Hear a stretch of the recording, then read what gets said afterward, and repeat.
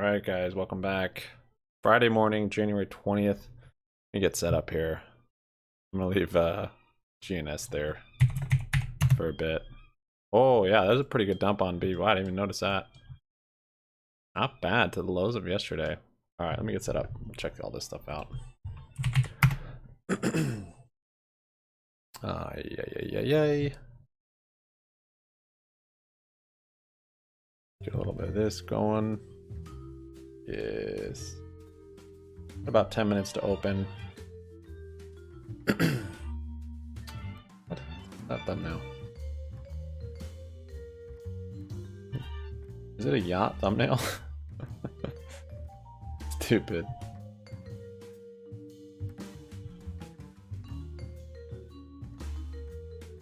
Thing's broken. Not showing up as that on here, but on the search it's showing a yacht for the thumbnail. Okay. Morning beta. Morning. Hey boob. Jesus. Dale. Morning guys.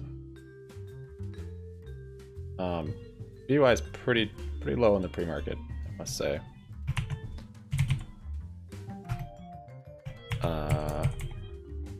But that doesn't mean it can't just rally today. I had a price of under $3 is what they're going to try and get it.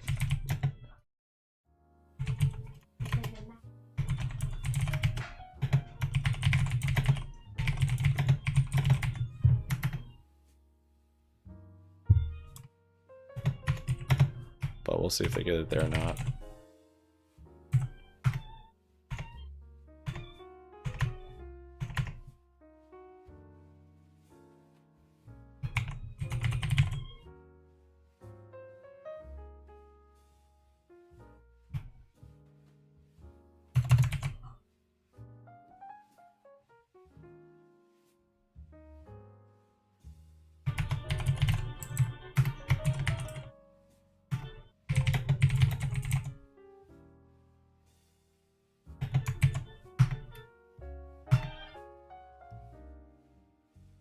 Dude, it's a freaking yacht, isn't it? By chop? Chop or down. I'm not bullish. We're still in SLD. GNS, 147%. Whew. Could have gotten more right here. I did. I got a little bit more. I was gonna get another grand worth, and then I was like, I'll just get like 500 worth. Oh well. I don't think this is. I mean, there's a lot to talk about GNS. What's our pre-market stuff going on here? So GNS is top of the board. Hellbiz. Oh, Hellbiz. I almost closed you out too. GNS top of the board, 145. Hellbiz, 140% after. These are after hours pre-market movers. So the top two are my holdings. I don't think I've ever seen that happen.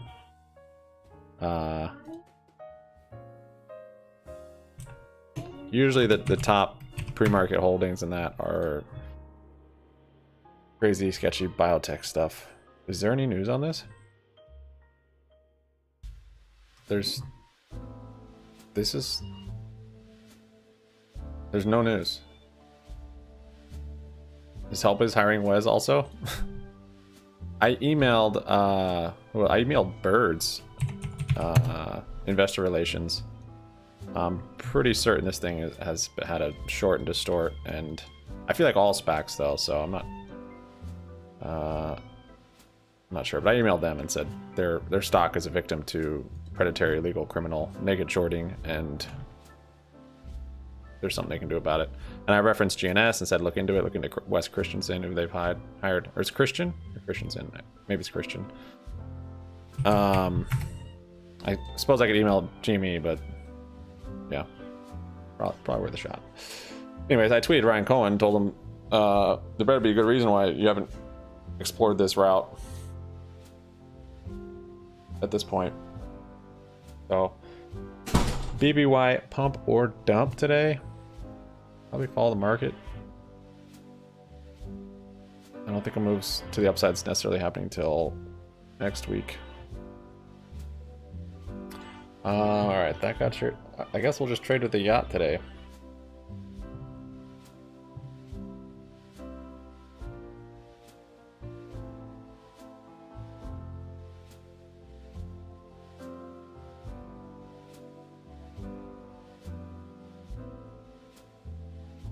Alright, see what you guys shared in here. I don't know if you can hear that classical music in the background. I've got double music. Got our jazz going, and then got some classical too. Let me get that shut off here though. Yeah, I don't know what's going on with the hell this. BBY, pretty big dump into open. 7.92%, 7.92%. Still holding this level though, so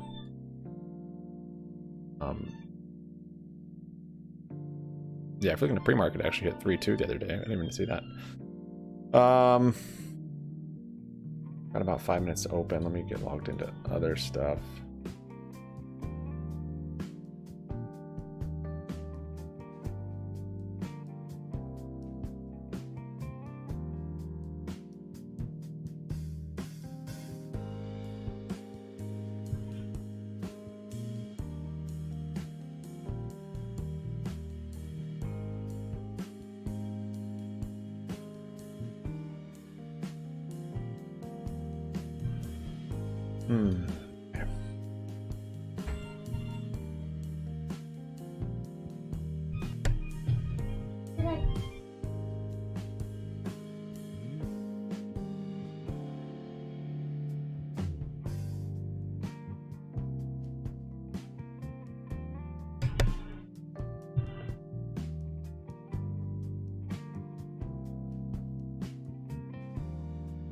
The E-Trade desk or web browser power E-Trade is so annoying. It doesn't update prices of shares in the extended hours. I get options, but what the heck, definitely should do shares. Let's see how you guys are doing. Got 5 likes. Appreciate it, guys. Thank you. Thank you for those. Squeeze time is immaculate with short friendly and distractions this week. Otherwise on YouTube, mention GS. Yeah, we watched all those videos yesterday on live stream. No, I don't think there's any sort of special tricky timing. This week was supposed to be a bit of a sell-off for GME and BBY, so yeah, I don't think there's any sort of distraction. This is great that GNS is moving.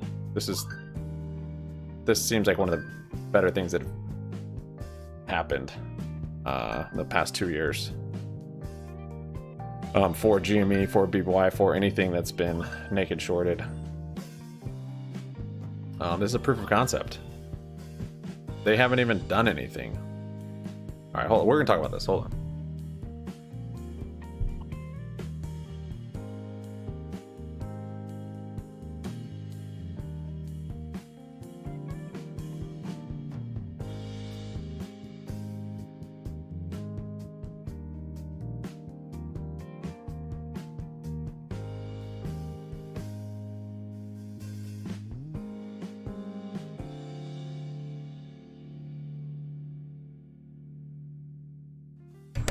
Okay, minutes open.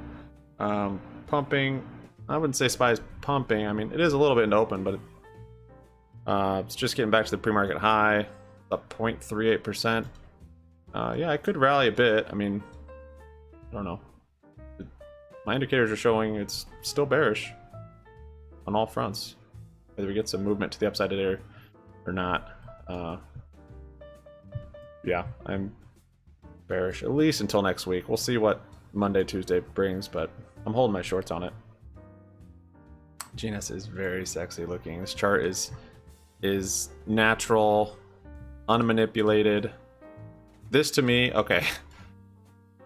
So GNS is just announcing things that they're maybe going to do, and what I think is going on is yes, there's illegal activity to suppress the price of GNS.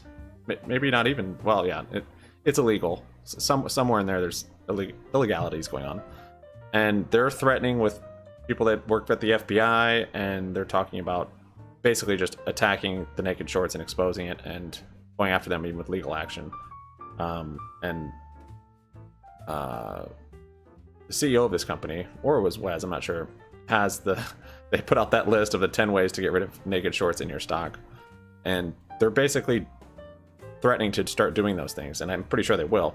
And just from my understanding, just from the talks of that, is what we're seeing this price action from yesterday at 50 cents to now $5. So I believe this is, see, look at that, market just open.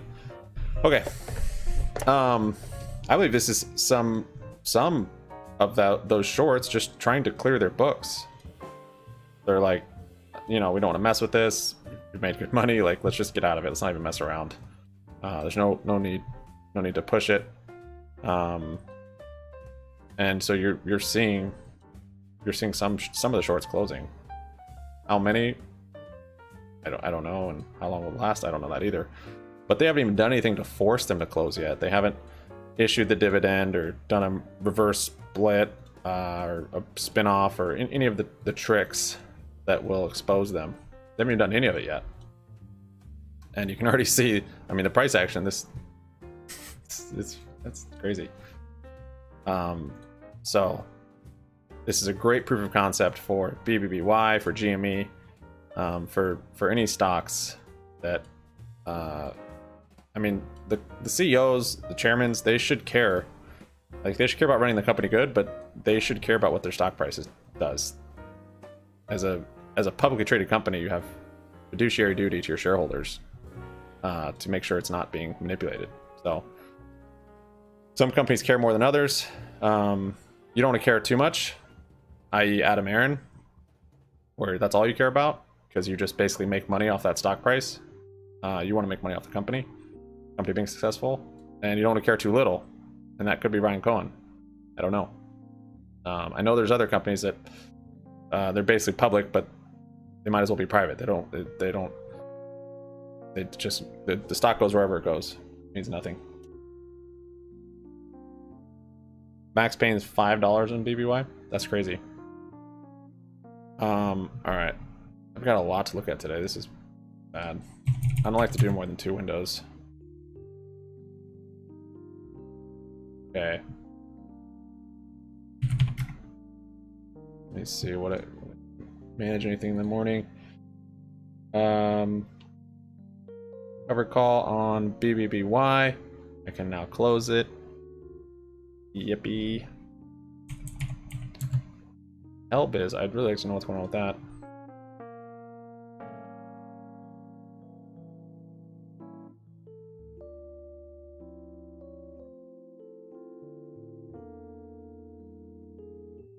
Let's see.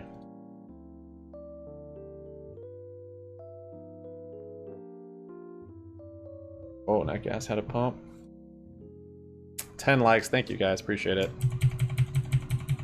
Spy just dumping it open.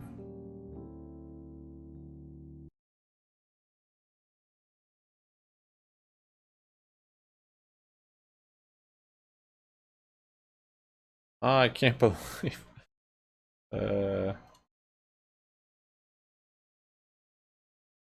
BBBY just totally inversing that.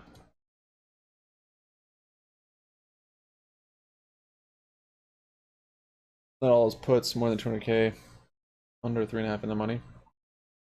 I don't know. I'm just looking at the call side of BBY. Like, I'm thinking they want to get it below 3.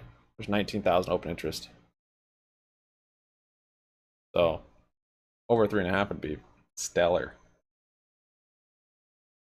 Your broker doesn't support it? What? No. What broker is that? I think I can even get it on Webull.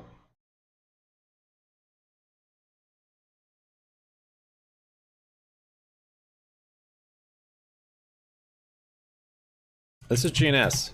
This is what I was just talking about. So they haven't even declared a special dividend or a date or next dividend date or anything like that. I think that's the first thing they're going to do. But they haven't even gotten to that, and they've got,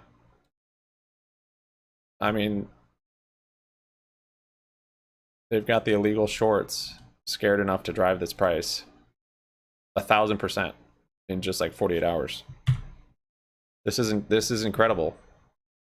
I don't know. So SPY's just flushing here. See if it breaks the pre-market low. This thing is holding up so good. BBBY is holding up really well also. From Germany. Scalable capital. What do you have? You have like eToro there? Is that eToro? You could try another brokerage. Let's see. 1.5 put. Oh yeah, I wanted to do covered calls in GME today. Wait, I already had covered calls. Oh, my puts I wanted to close today.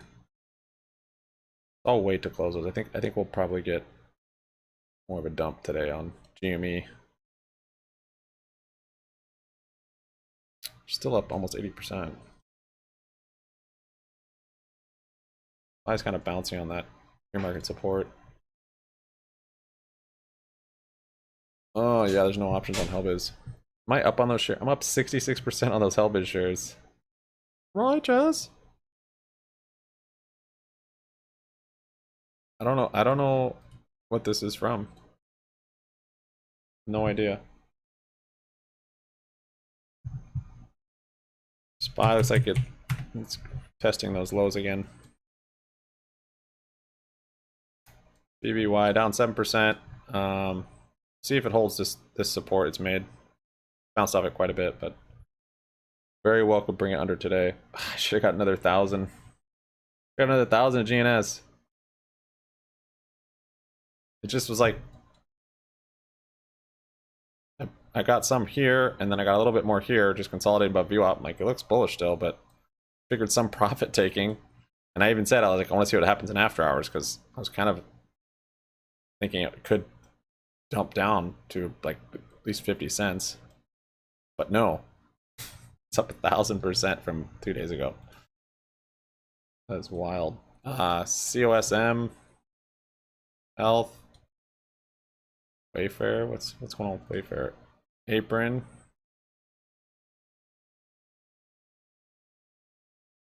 Arrival. And Netflix is up from their earnings. Birds is still solid.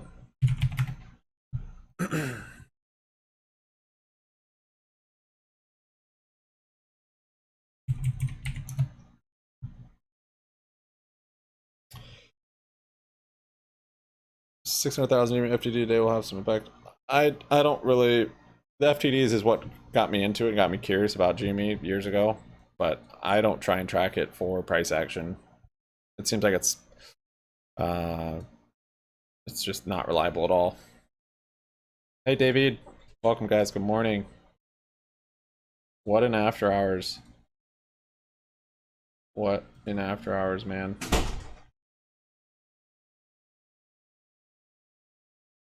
Uh, 14 likes. Thank you guys. All in on birds, baby. Woo!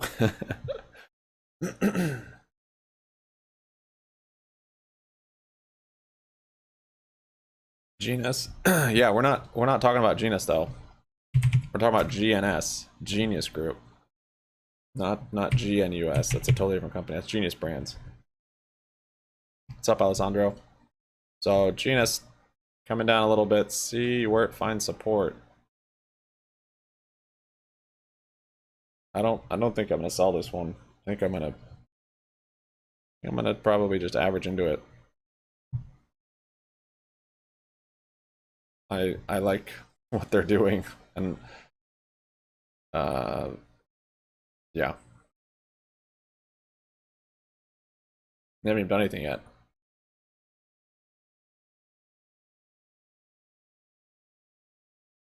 Just what they're potentially going to start doing, and the effect it's having is magnificent. BBY or GME just dead at open, no volume and not moving. BBY is having a little move up here. Should I close these? Not a good time to close them.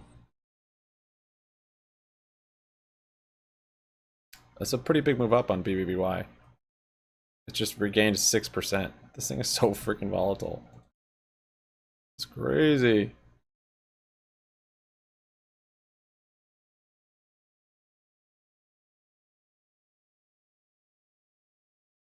I don't know the name of.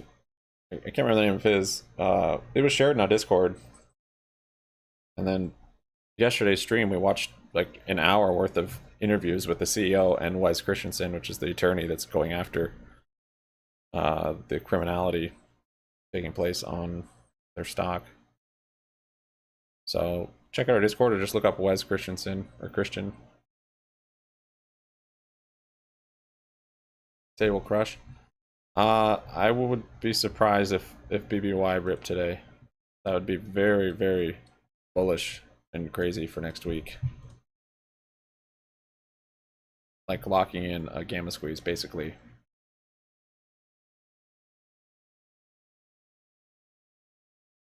Child entertainment? Yeah, they do like education, I think.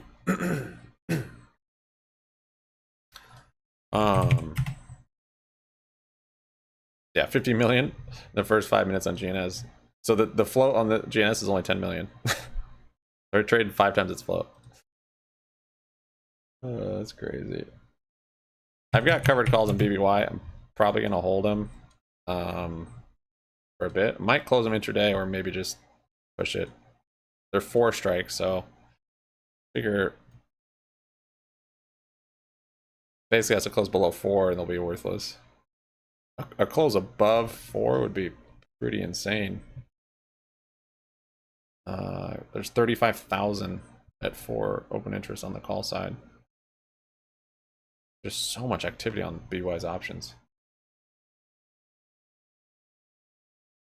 Yeah, check in Discord. I think it was under the media that was shared multiple times. Actually, I actually saw a clip of the Wes Christensen like days ago. I didn't know what the video, what it was from, but it was just hype because it was what he said. It was like, oh, maybe he's talking about BBY. That was kind of the hope. I don't think he was, but he could have been.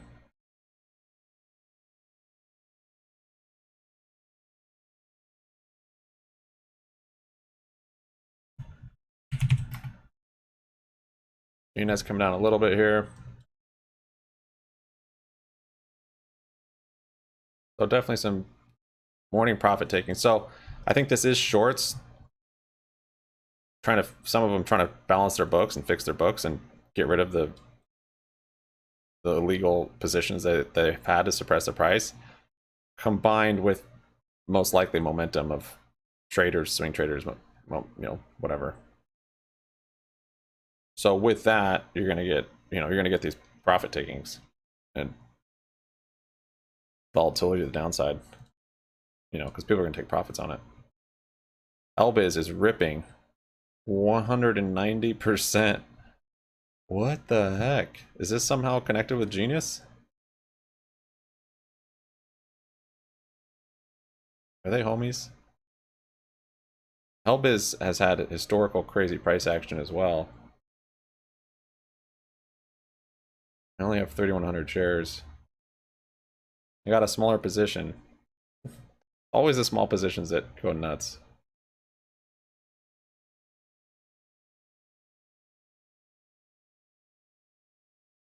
SPY's kind of ripping up. There's people speaking right now. Might be moving the market.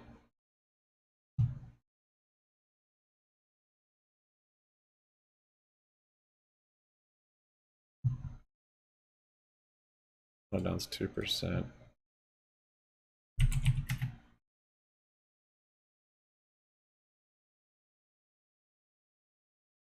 Crazy. Yeah, the pre-market movers today, the biggest gap ups, the top 2, I'm a shareholder. I've never had that happen. And a recent shareholder. I've swung trade Hellbiz before. GNS is new for me. Um,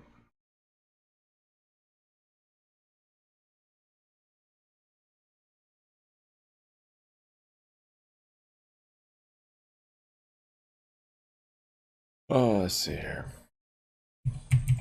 Yeah, I don't know any news on Hellbiz, but it is going crazy. Thank you guys, 17 likes, I appreciate it.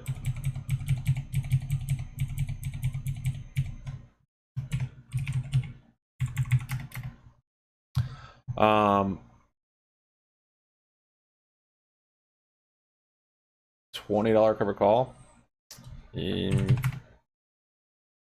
just, it hasn't moved much though. Since it hasn't, there's a little pop. Yeah, if you're just gonna scalp it, it's good to try and open it in the first hour or so with volatility, but if you open it right now, and even just a move up to 19 and a half or close to 20, that thing's gonna probably move like 100% value. So if you can stomach that and hold through, you know, if that's your plan, depends on your risk tolerance.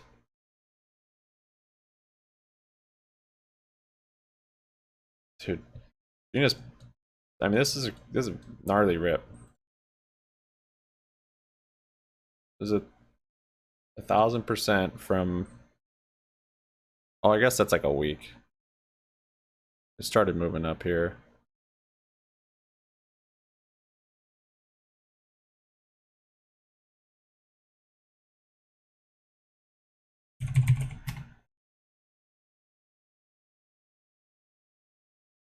Oh, that's true. Today being OPEX, end of January OPEX, we could get some crazy volatility, I imagine.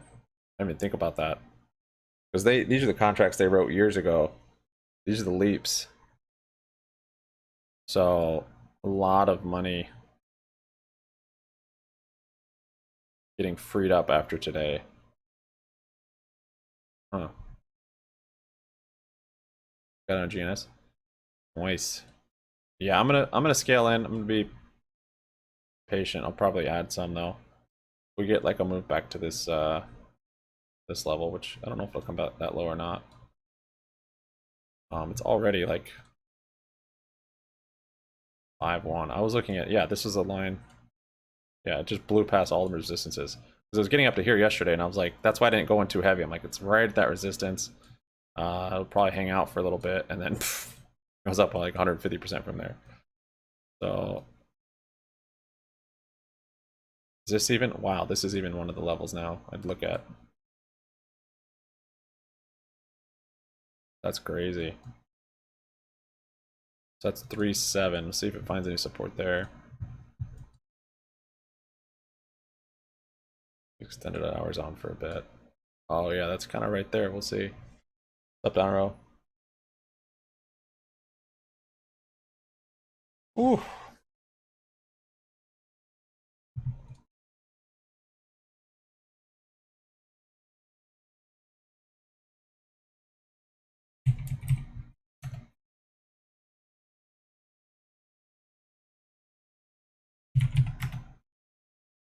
GME, it's totally dead right now. That's the sketchy part about covered calls, because it could wake up at any moment and you're gonna be down on them, which if you're fine with, then ride it out for sure. How bouncing baby Bobby broke the basket. What?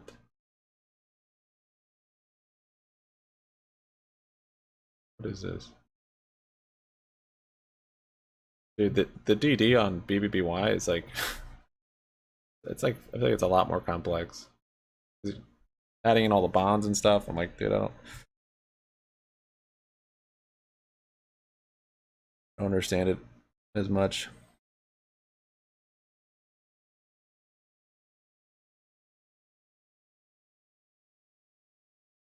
That's why I haven't had the same conviction on BBY, but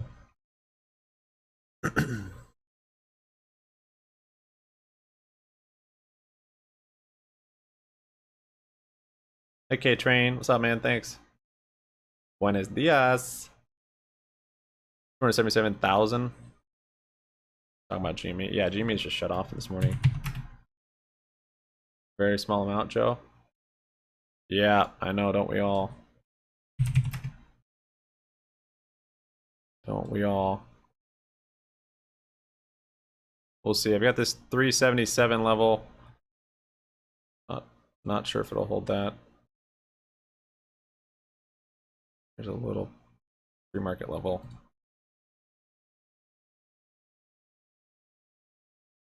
It just blew through the resistances from that I had from yesterday, though.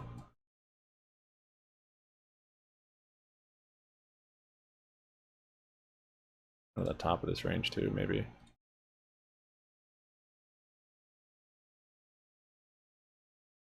Keep extended hours on still for a bit.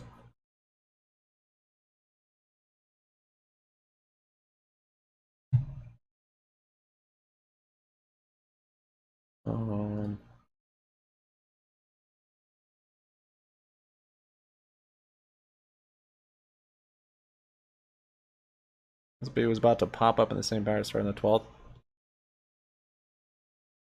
Maybe next week. Market orders? As opposed to limit orders? BBBY released a 10Q filing during the market hours.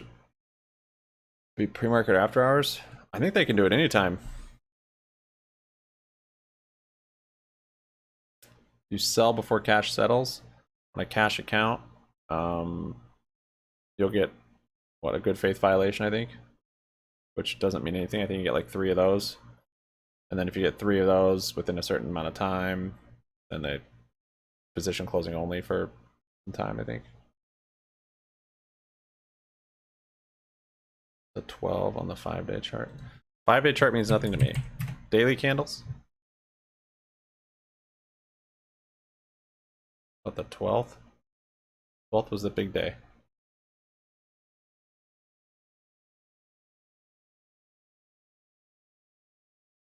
You just picked the biggest day that BBY had and said, do you think that's what we're gonna have?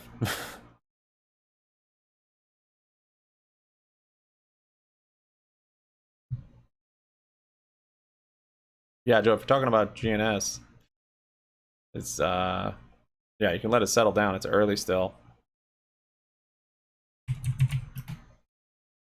SPY's moving back up a bit. Could be pretty volatile with this OPEX. That's right.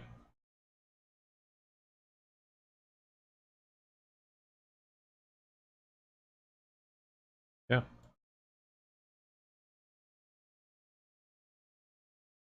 They take your first one, exactly.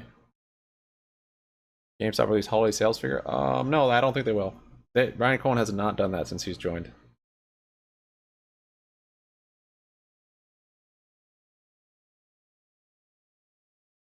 $13G filing right now. Are you serious?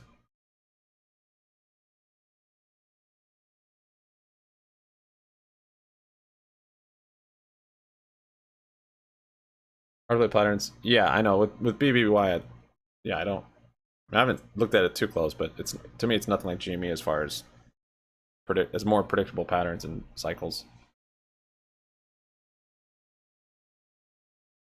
90 days settle cat. Yeah, that's right.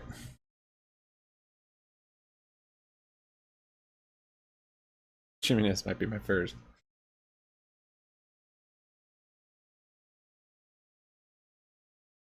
A lot of us talking about cash. Yeah, you guys got it. Okay, so there's a little move up on GMI. GMI, 1942, but super slow and penny stock like action this morning on it. I'm not bullish on GME today, so if it is a nice big green Friday, that'd be sick, because those have more recently been followed by big green Mondays. We can get this rally started. Being that this is a yearly options expiration, I don't know. Maybe that'll cause something. What happened last January OPEX?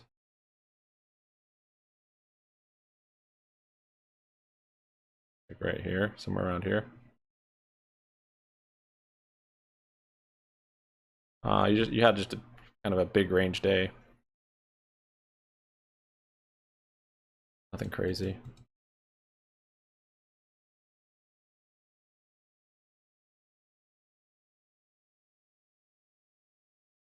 Yeah, I might do some cover calls on it today as well. It hit right at that resistance we had.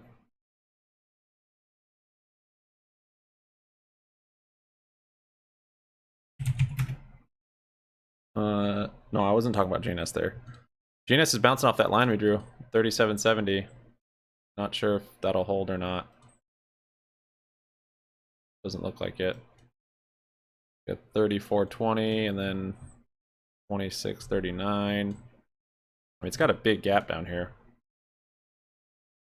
Got a gap all the way to 2240.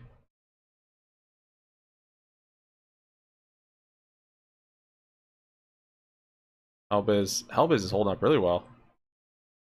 Don't know the catalyst on this. I love it. 233 million volume on that. And it's only been 30 minutes. What is happening with this? No way. It is the same thing. This is what I'm talking about. Yes. It's happening. Board of Directors has begun examining measures to address alleged illegal short selling of its stock. Hellbiz believes that certain individuals and/or cause may have engaged in illegal short selling practices that have artificially depressed. This is your next one, guys, if you want. I mean, not saying it's going to make as big a move GNS, but this is, unless if they're just faking it to try and get some price action. But as far as I've seen Hellbiz, they have not been a pumper like that. But there's always a first. CEO will disclose he will meet with third parties that have indicated interest in working with company to resolve potential short selling issue. I wondered if it was the same thing. That's hilarious. Values having to create.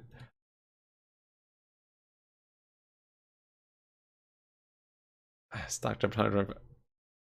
So I might get more Hellbiz because I like Hellbiz anyways.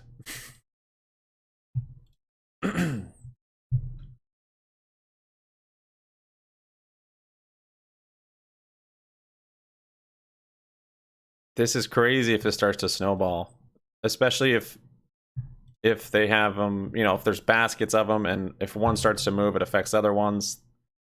That this could start to get out of control.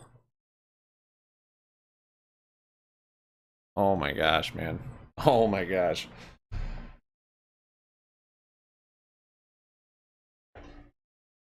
Oh. I mean, you could trade scalp GNS, do whatever you want with it. But yeah, they haven't even done anything necessarily yet. Look, this is the move on Hellbiz. This is just from announcing that they're doing something similar to GNS. This is crazy.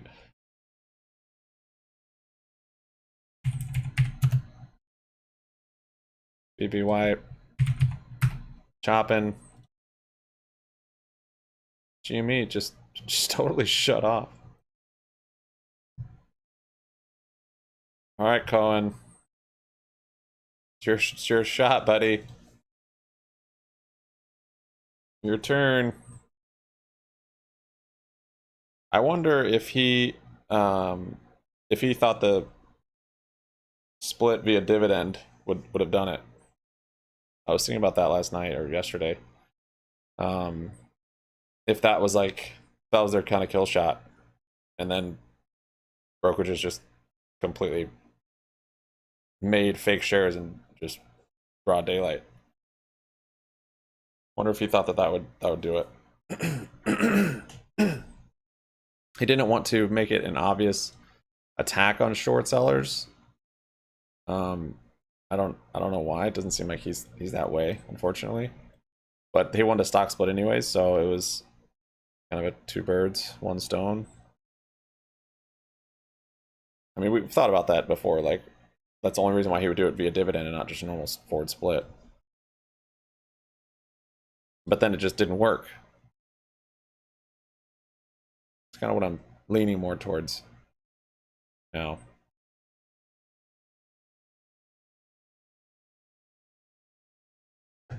There's several stocks who joined the lawsuit. Yeah. I mean, you're talking about like a class action lawsuit? I don't feel like that would be as good. But I don't know, I guess if it moves the stocks. Us as shareholders though, if it ends up settling in a class action, it's gonna be freaking worthless. Because Jimmy sucks. I know, I don't know. I don't know. Gotta hold our chairman accountable.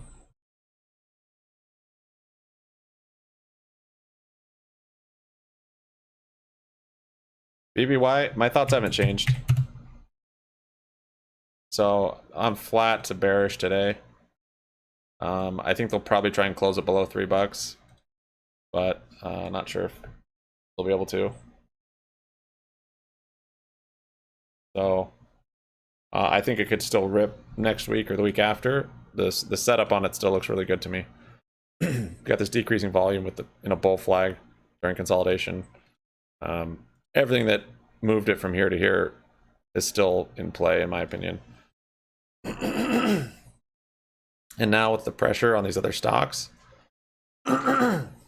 hiring Wes and all this, like, I don't think they'll voluntarily start closing positions, but this could be messing up some margins for sure. But maybe BBY will. You know, they have a different CEO, different chairman. Who knows? Maybe they'll say the same thing if they have any idea. That's the thing. Like, a lot of companies probably don't even know. They don't understand. They haven't even like looked into it. It's like they don't know about the stock market. They know about running a company. So the companies that know a lot about the stock market are probably crappy companies, and they're just sucking the tea of the stock market, always offering shares and just using it like a piggy bank. The good companies that don't care about the stock market are, you know, probably just good companies and aren't taking advantage of it being publicly traded. So a balance between those is what you want. But the ones that are good companies are just going bankrupt, or getting close to it, and then when they actually need some capital from their stock with an offering, they can't because it's been naked shorted down to like 15 cents, and there's nothing they can do then.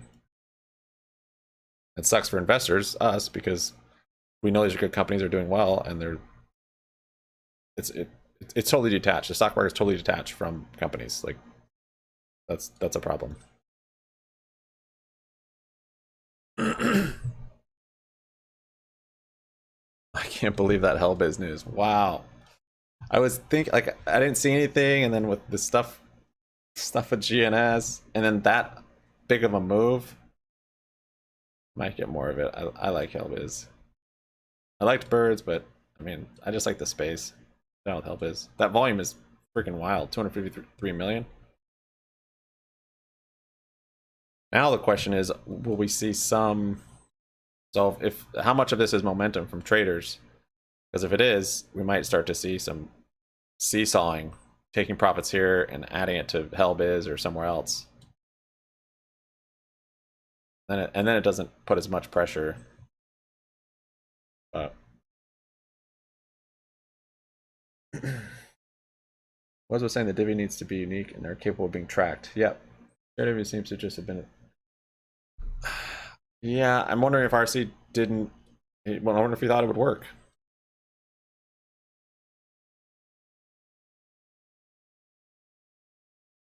That investigator bringing multiple CEOs. Interesting. I didn't catch that part of it.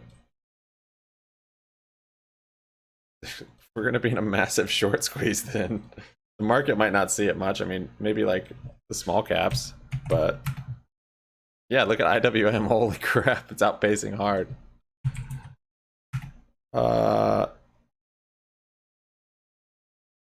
That's crazy. Yes, I'd put AMC on that distraction, that's for sure. And the swinging pendulum.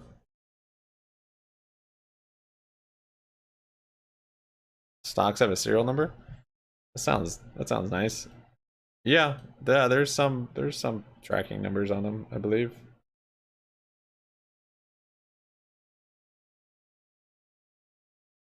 Flat to bear still 2020. You dick. You're really getting bitter about GME. Good though, I like it. No problem. GNS bouncing right on that level. That's pretty good. 3770. Back up to VWAP. See if it settles below that or not. I kind of want more Hellbiz. Dang, man. I've had a good amount at one point, but I guess my price point was probably pretty high. What's gonna be next? What's the next crazy shorted? SPY broke the high. Wow. GME's getting some pull from it, even though there's zero volume.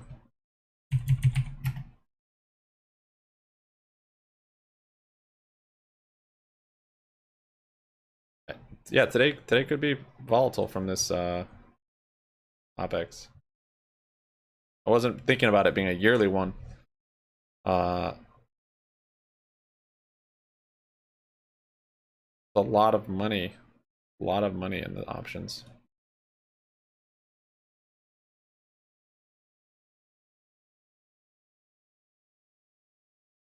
Alright, I might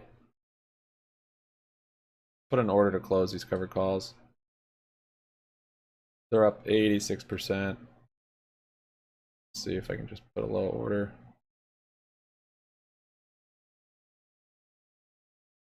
Three.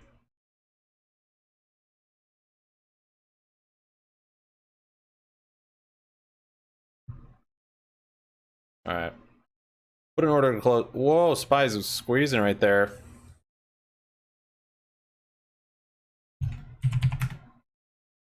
Broke the highs. GME is not getting anything from it yet. I'm wondering if these, I mean, these are tiny market cap stocks that are ripping so far, but if we do start to see a lot of them start going, if we'll see a market pull up with it. I mean, looks like IWM kind of is. Yeah, this thing's, I don't track it that close, but it seems like it's NASDAQ, Russell, they're moving. They're probably pulling the SPY up. I'm holding on to my my short, my futures short. Wait.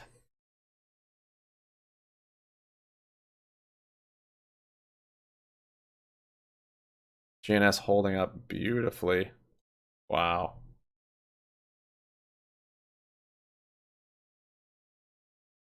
What was it saying to watch for something big? Yep.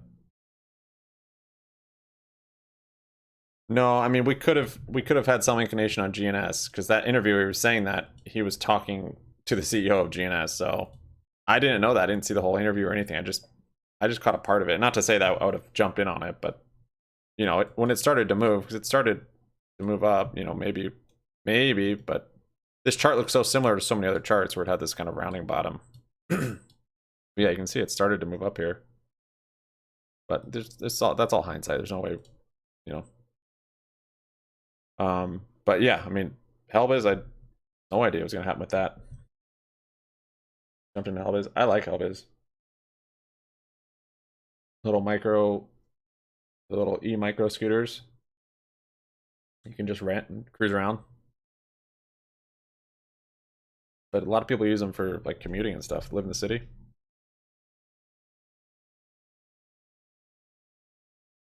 I know, it traded the whole float so quick. GNS traded 50 million in the first 5 minutes.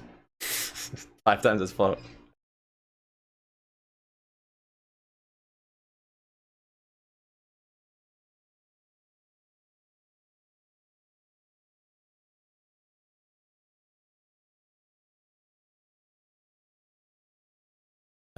Being bitter helps. Helps you yeah, it helps you sell cover calls. Yeah, I mean puts on long puts on GME are the killer for sure. I know I would have done it more, but that little voice in the back of your head saying it could just go insane at any moment really limited a lot of us, I'm sure, from leveraging those shares, those huge shared positions we had. It might be a good tell for when to dump.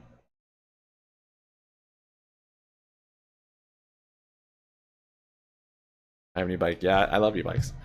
Helbiz, I think they're, I don't know, they might actually have bikes now also. I know they just have, like, they had scooters, that was their big thing. I'm heavily invested in their competitor Birds. Unfortunately, I picked the wrong one. But I did email Birds. I emailed their investor relations, so maybe I'll email them again and say, hey, you know your competitor Helbiz? Yeah, check them out.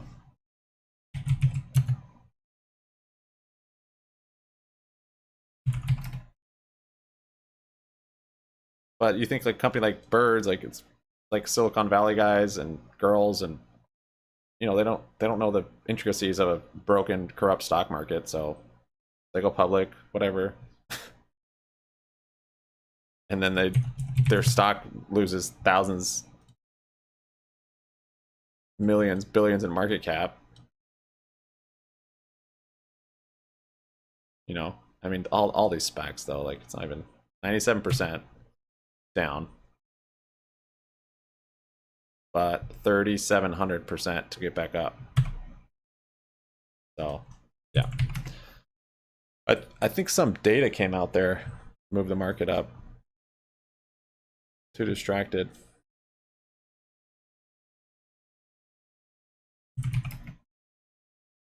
I'm a little sketched about cover calls in GME today, just with how there's no volume yet. Seems like volume can come in and get a snap.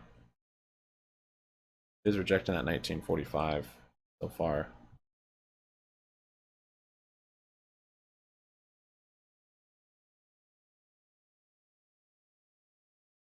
JH likes BBBY above that 357. Oh, I'm more about that 340.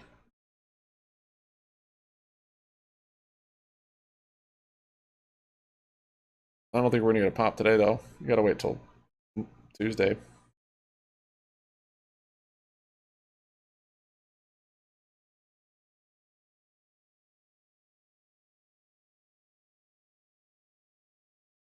Yeah, this is. What's this one?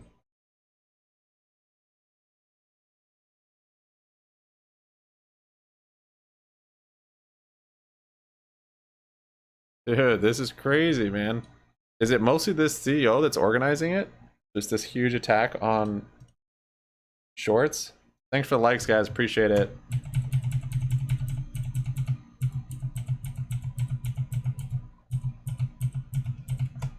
25 of them. Well done. Um,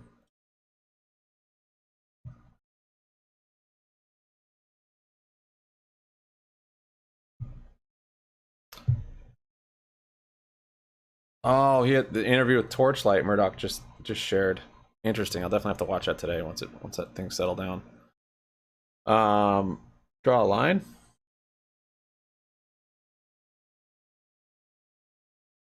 Yeah, BY. Just trust me, bro. It looks good.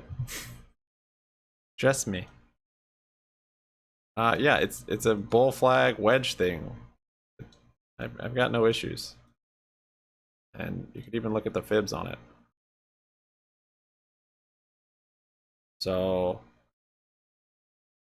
the next support, fib level wise, would be that $3 right here. So many freaking lines. I ain't tripping. 10 minutes, 3-point support uptrend. Gotta turn off that. Yeah. What are you looking for? I just see a flat support here. Talking from down here.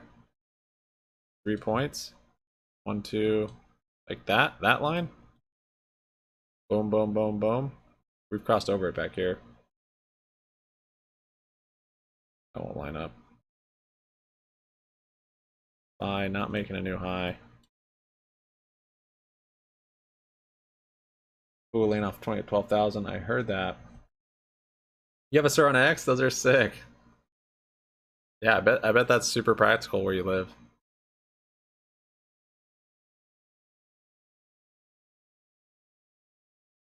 Birds gang waking up. 4.3%. Listen to that voice for so long. Yep, that voice died. It's kind of a constant, continual battle, but slowly dying, which is making me smart and make money on GME. Highest development ever recorded. Yep. I know, I looked at that daily candle. I was like, what the heck? Look at that daily volume. It's glorious. 283 million. We've been over 45 minutes. Whee!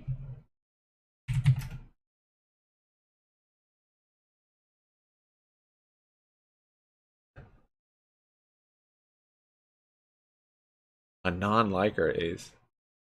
How dare you?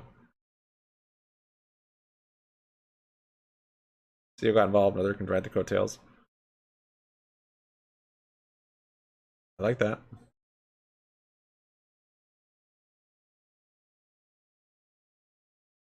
Hellbiz is another one like GNS. If they're legit about it and they're not just trying to get their stock price to rise shortly, which I think they must be, that volume is not a joke. Then this is a longer term play, kind of like Donner was saying. I mean, you can do it short and just scalp it, but the real fruit of this move, I mean, we're talking actual short squeezes, like a real short squeeze. So, and especially, look, no options. So you're not going to get a gamma squeeze, but just a straight up natural short squeeze, which is what we're starting to see on GNS.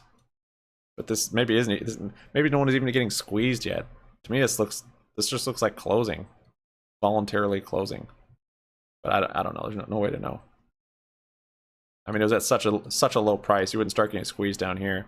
Even up in here, like, who was shorting it here? I mean, maybe some, but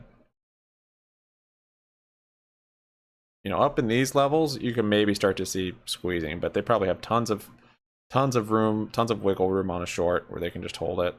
But it's the illegal stuff that I think we're seeing them just be like, all right, we'll cut out of, we'll basically just balance the books and just have legit shorts. I don't know. That's just total speculation, but yeah, I don't think this is like a one or 2 day thing. Like, it might settle down. It could be weeks, could be a month, and then they announce something. I don't know. But just the fact that there is all of this price action from just kind of hints at it, whispers at it, them discussing it is crazy.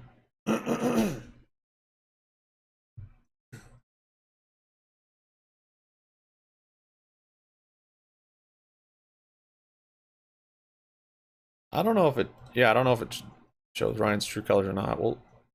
We'll see. I mean, yeah, I would hate to think that he's one of those CEOs that just doesn't care about his stock price. He seems much more savvy than that. I mean, he's a big investor, very successful investor. So his priority is the company, which is good, is what you want with the chairman and CEO. But there's a balance to definitely protect your investors and your share price and your stock. So it seems like he hasn't wanted to be that guy, you know, that more Adam Aaron. But he might be time to because the passive sideline approach doesn't seem to be working.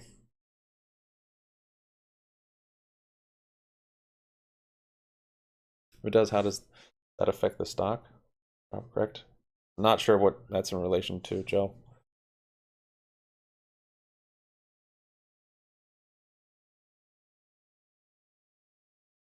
The borrow fee is annual. You're not talking about that much money to hold shorts. Only it's messy when there's a margin requirement due. Excuse me. Several 100,000% under. So you're just saying short squeeze is a much longer time frame thing. Will take time. We're actually seeing a short squeeze and not just some voluntary closing.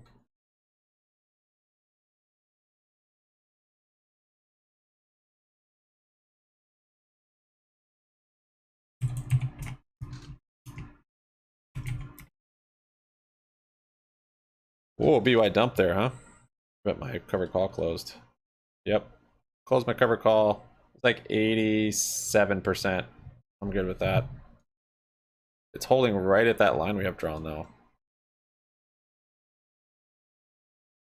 Is the low. Yeah, that's that low. So after hours it went lower, but that's a more solid low. We'll see if it holds there. Still think they're going to want to get it below 3 by close. I think a stay over 3 is definitely a win. But regardless, I think we'll see action on it in the next couple weeks.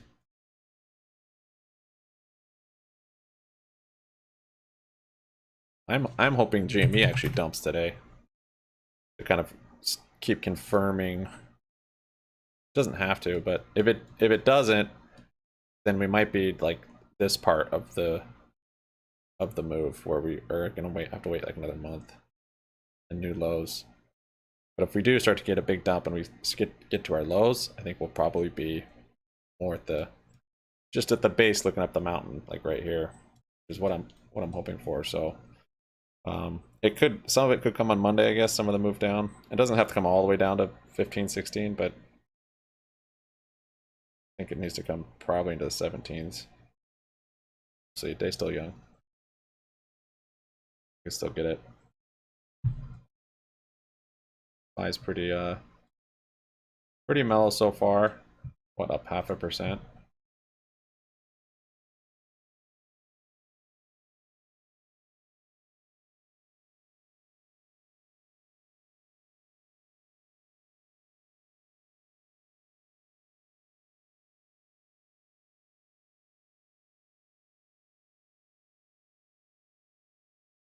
I can't get over the Hellbiz. That's the news on Hellbiz. That's crazy.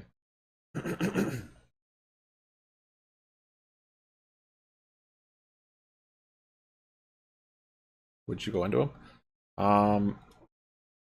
I would probably get into Hellbiz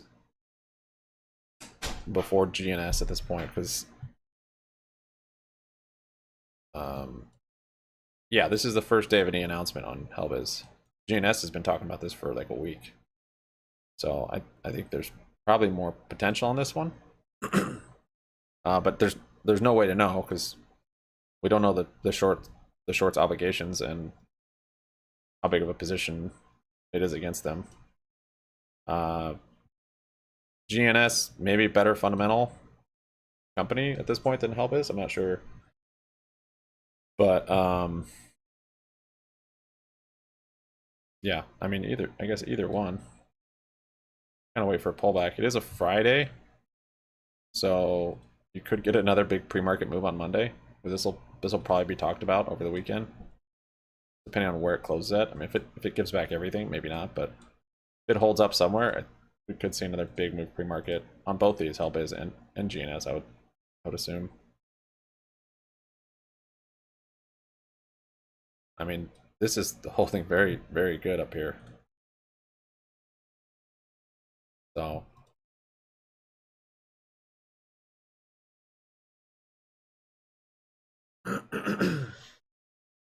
LYT, that's another one.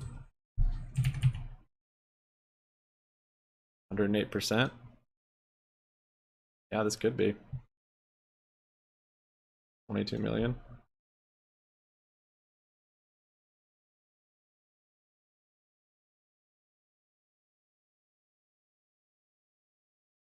Yeah, this one's moving. Wondering with stuff getting so squeezy if that'll pull the SPY up significant amount or not. These are all just such small market caps though, so probably not.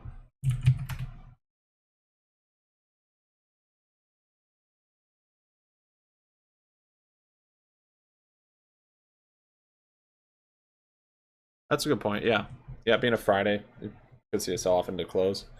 But if they do hold somewhat of a good level, regardless, I think, yeah. So you might get a good entry today, or gap up on Monday. So that's maybe something I would look for. And our bankrupt Party City up 10%.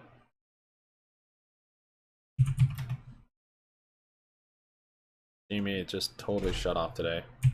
Probably not going to mess with cover calls in there unless it starts to move.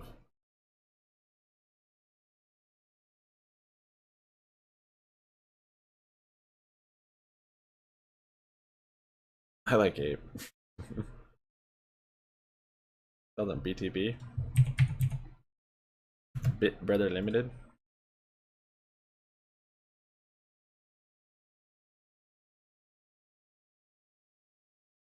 A lot of volume there also. No thoughts on this. What happened? Earnings? Reverse split. Which caused it to rally. What's interesting to me is that that causes shorts to close potentially more than a forward split. That's what it seems like. And then a dump. I don't know. It seems like they had really bad news. It's holding right at that support. Could play it for a bounce. But it's possible it just flatlines down here for a while too.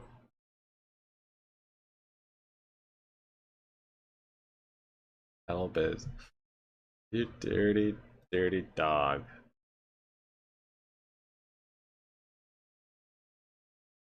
That's awesome.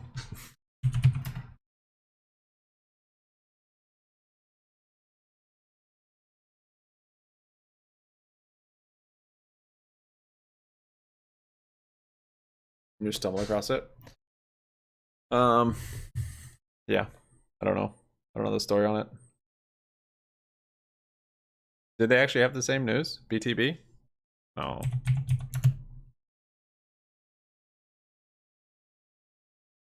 Oh, they were offering shares. That's what that dump was from. That's a massive dump for that.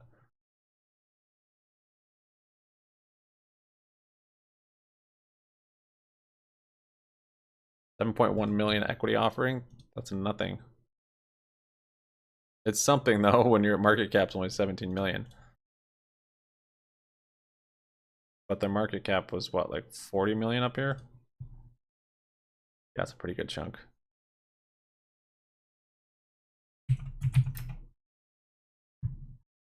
Task force. Oh. But it's moving up a little bit. Little melt. Bed bath. Looks like it wants to hold that support for now. Still early. Oh, really? Yeah, I want to see that. See, that's my concern is like companies start to just ride, like you say, ride the coattails, but even ride further down the coattails where they actually aren't even doing anything. They're just basically saying they're going to just to get some stock price movement. That was my first thought on Hellbiz. I was like, hope that's legitimate. The Genius CEO though, he's like on a mission, so in that sense, that might be a good play, better than some of the others.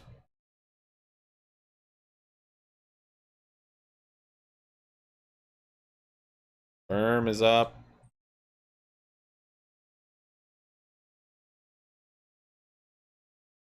Looks like wants to make a new high.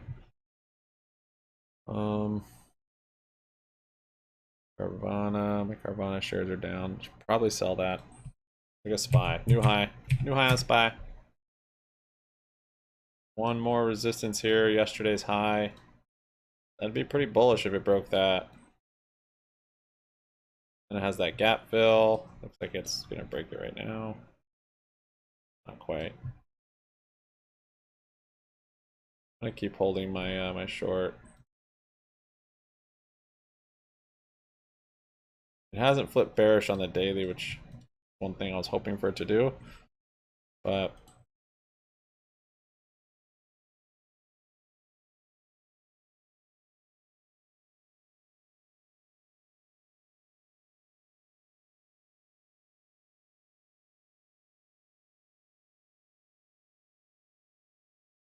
yeah, if anything, maybe just making a little head and shoulders here.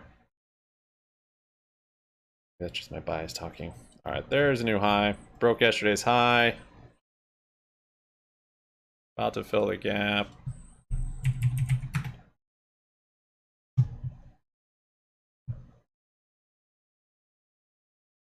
See if we're getting news or data.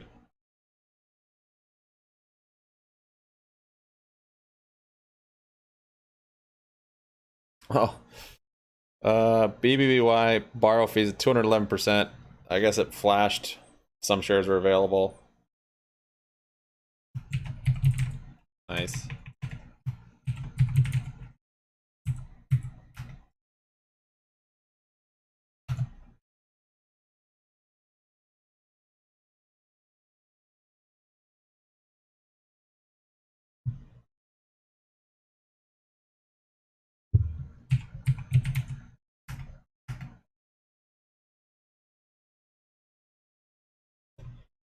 Okay, today we had existing home sales. We already had. Waller speaks at 1 o'clock. We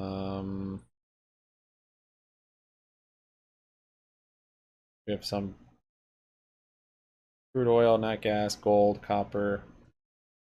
Some data on those. So not much. Looks like Waller's at 1 o'clock. See if that does anything. Got Euro close in an hour. Buy's kind of rejecting that.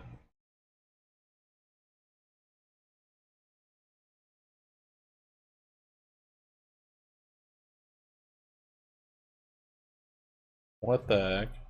A car recently drove into a metal barricade outside Sam Bankman-Fried's home in California, his lawyers have said, with 3 men getting out of the car and telling the security officer guarding the home, "You won't be able to keep us out."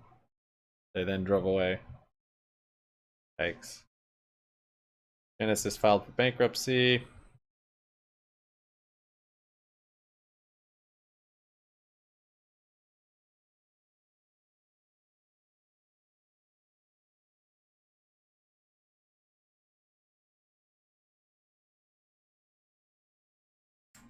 UBS says 2023 rally may turn out to be a head fake.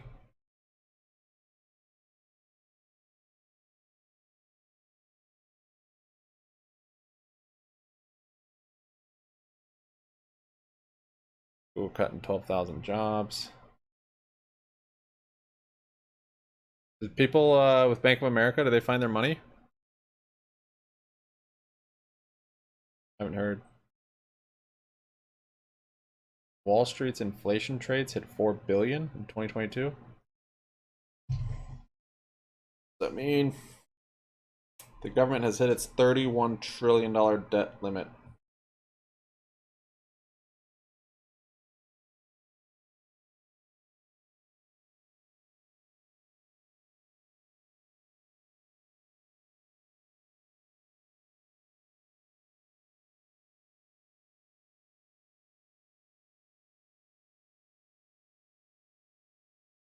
Wayfair's cutting employees 10%.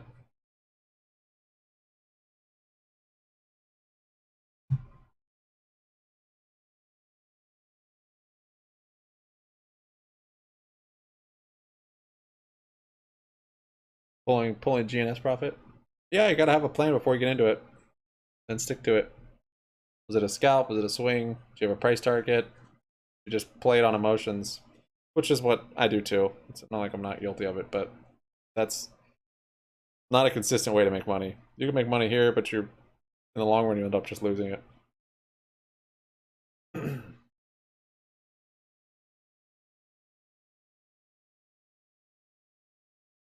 Can't force lost profit. Magically hang himself.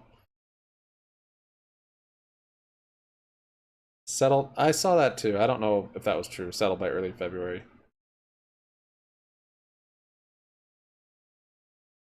Just a number.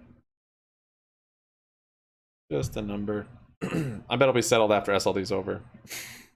I like that. I like that tin that Lennox shared.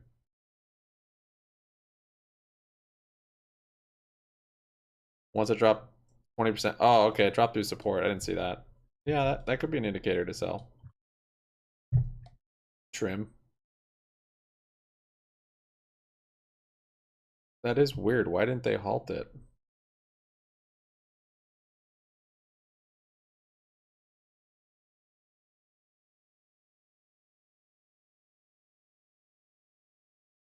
They were halting it so quick yesterday on the upside. Now we need them to talk about going after market makers and the SEC and FINRA. I want to see what a stock moves when that happens. They'll probably just get delisted right away. Oh, this stock had difficulty with paying bills and got delisted. Sorry. Move along. Yeah, it broke that support, so bit of a flush. I have not sold, and I don't know. I'll hold it. I'll probably add to it at some point. Albiz also flushed at that same time. That's weird. So these are going to be correlated now? That's super strange. 1030, 1035. Yeah, that's crazy. They both flushed through that support at the same time. What the heck?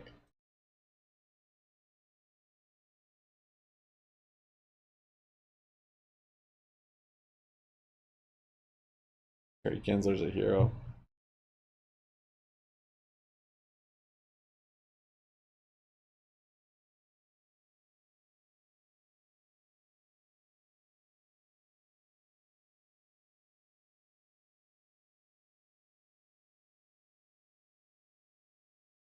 Yeah, I saw Lennox's post on that. It actually was basically lined up with exact what I was saying, thinking. So we'll see.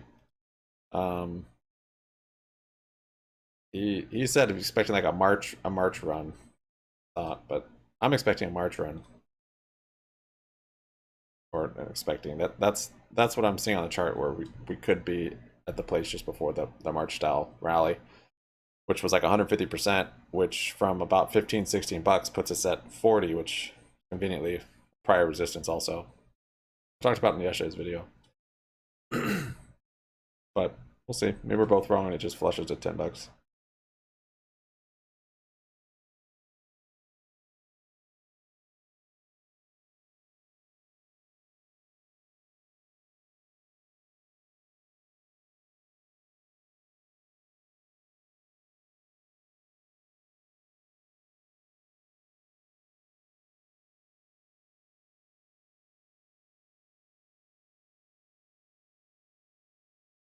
Wash sales, so you just can't realize the losses, right, on your taxes. Why does that matter? Why do you say you gotta be careful?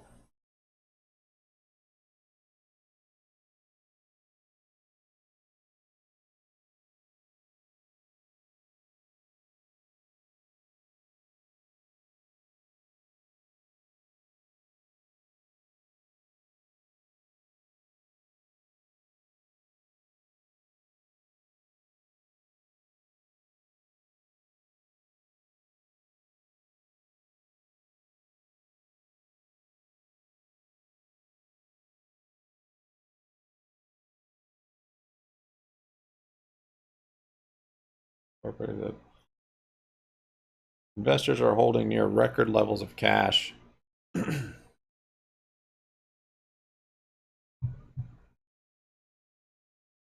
Yeah, there's gonna be profit taking. It's gonna be volatile both ways. This is nothing though. This is all still just from the pre-market. Hasn't even filled the gap or anything. You got till all the way down here to fill a gap. So it was holding up good and then it broke that support. So just look for the next support. Maybe this 260.39. If not that, I would Might hold that 2150. I'm more curious about them both dropping at the same time, Helbiz and GNS. I don't like that. Or maybe I do, I don't know. I don't know what to think about it.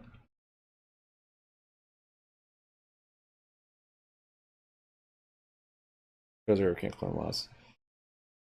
Yeah.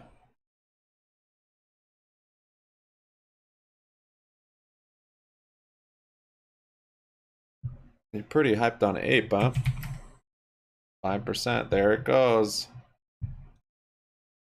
There it goes. AMC did make that move the other day.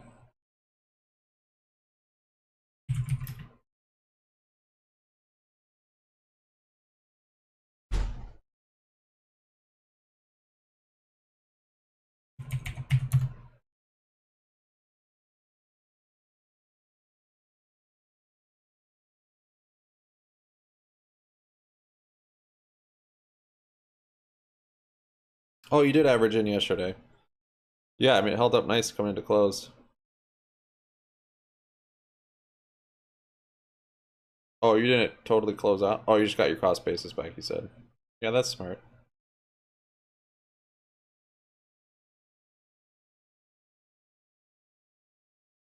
I think Ape, in and of itself, was the tool to not only dilute when shareholders didn't want, but also to guarantee that shorts had to close.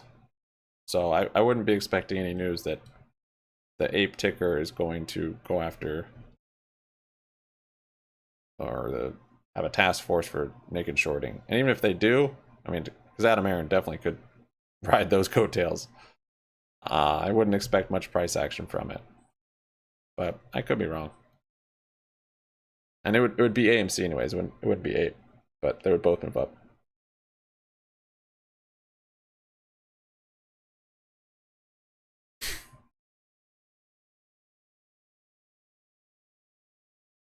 There's the tweet. Helbiz board of directors has begun examining measures to address alleged illegal short selling with stock.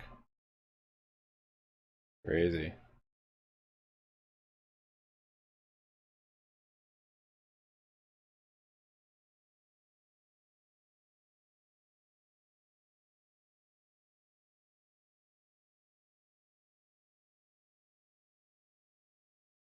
Market up or down? Both. But it's definitely going to the right.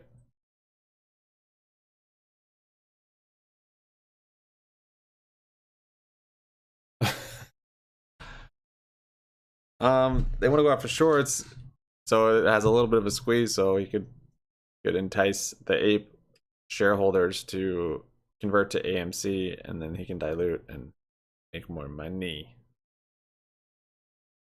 The middle finger pattern. Yes. The old middle finger.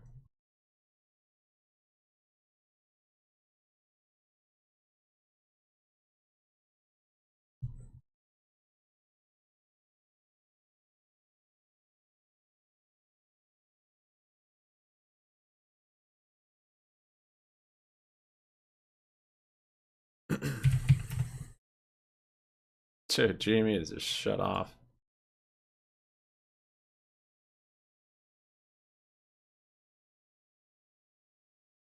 Once these options get into the 80%, that's gonna be a trigger to go long. I'm gonna go long anyways, but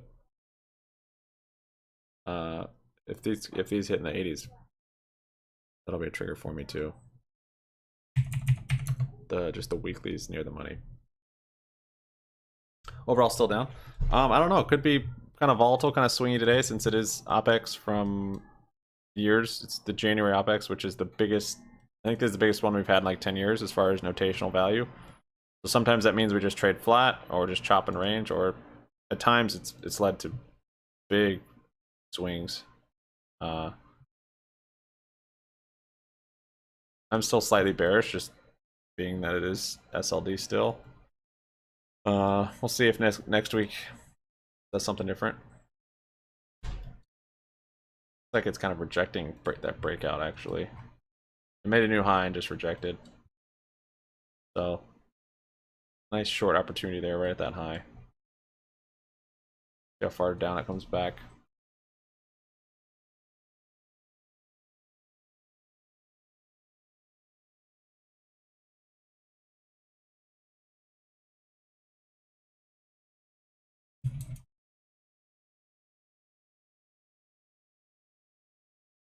Yeah, Barker I think's later.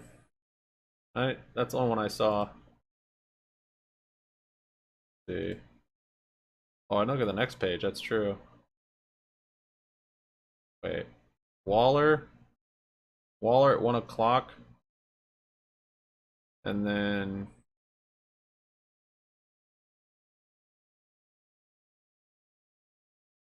Hughes. No, no, no, no, no. Yeah, Fed Waller at 1. I don't like how this bot, like, you have to keep doing it.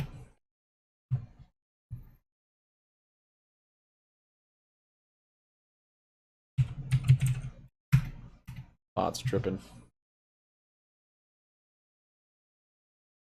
Alright, bot's broken. I don't know. Waller at 1 o'clock.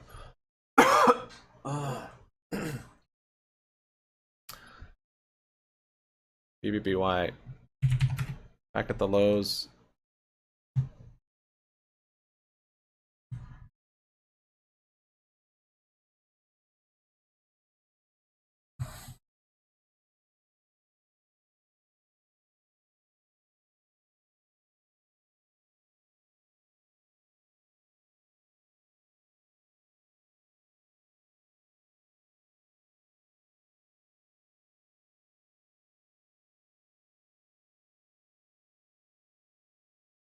Fed's George was talking earlier today. Maybe causing some of this move.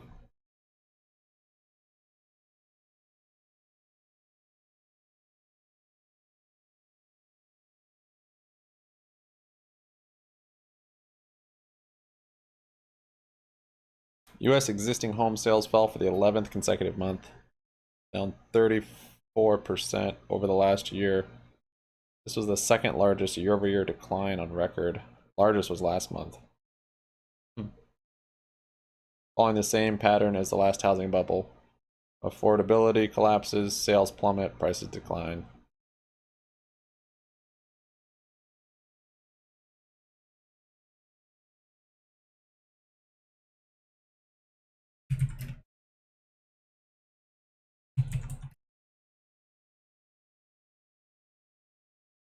The moon. Regulators should realize the current market is tuned for low interest rate times, so it's more useful. I wish companies are faking it.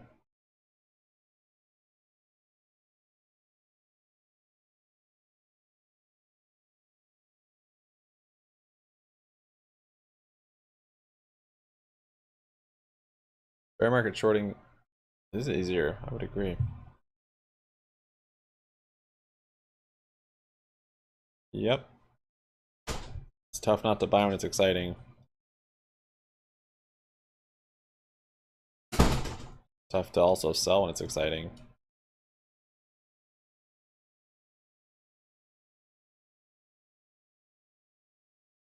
But it's only been like an hour. So just find where it consolidates, finds a floor, and might start going back up even today.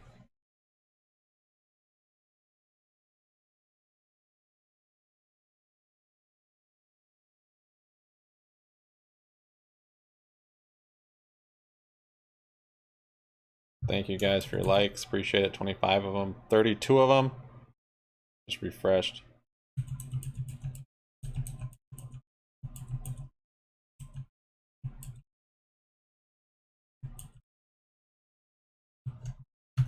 Legit.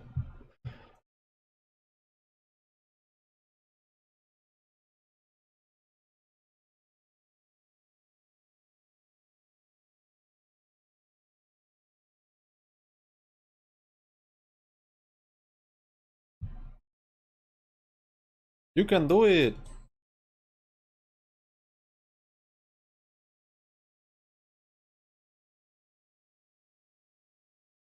I mean, it's done quite a bit the last 2 days. 1000%.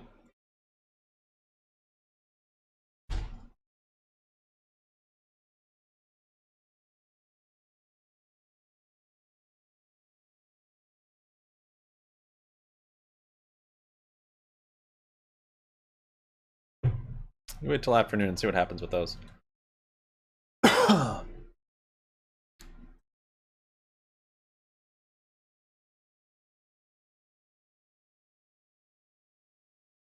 We get some of the fibs.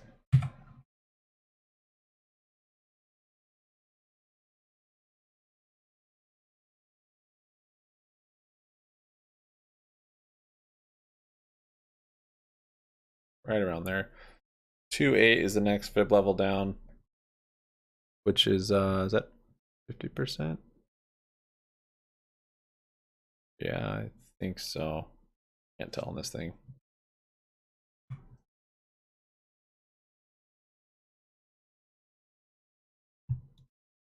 Oh yeah, I want to do cash secured puts on GME today.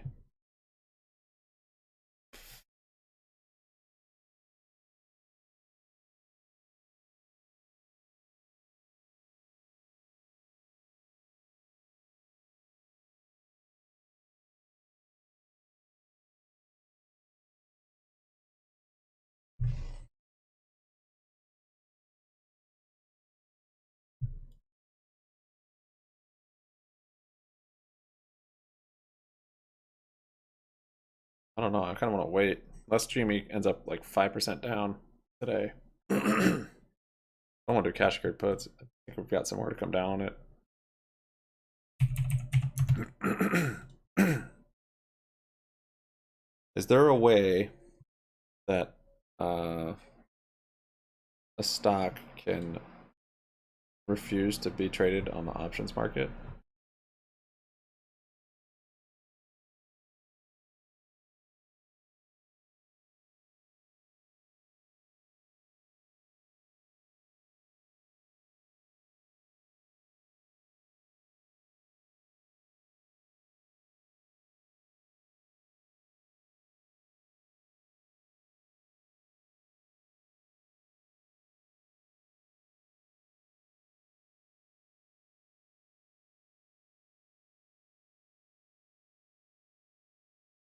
Two years ago, 30-year mortgage rate was 2.7%, and median existing home price in the U.S. was $304,000.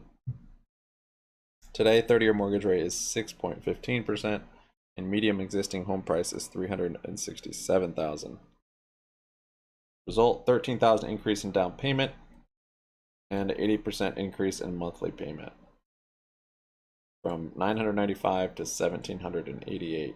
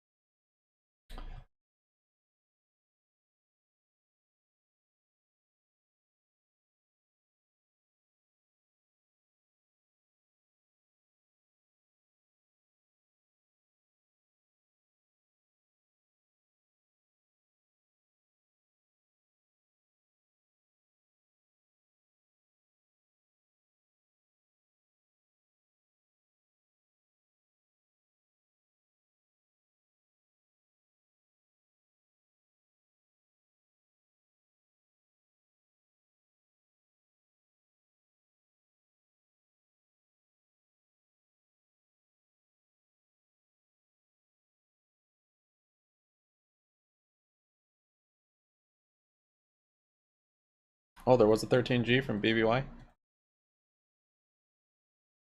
BlackRock owns 14%.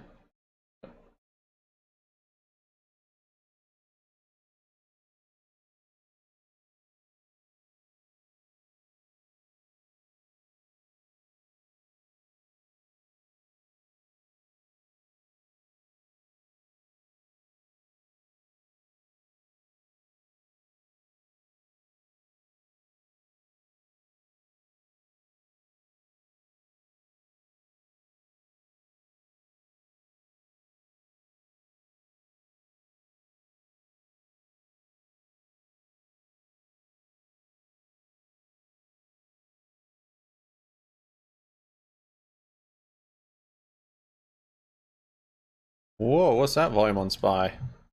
The heck? Might see some weird stuff with this options expiring. Like that.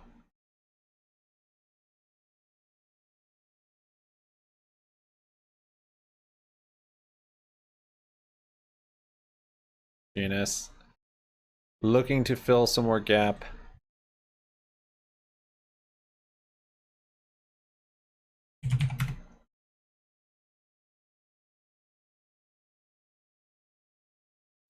Yep. GNS broke 3. See if it finds support. Might fully fill this gap today though.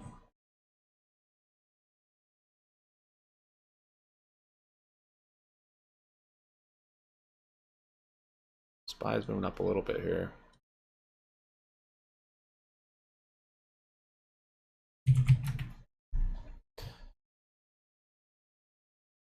I think GME's it's got to get volatile at some point today, or some kind of volatility or close. A tear. Yes, a tear. That's holding up nice. Wonder if this one's next to join the task force.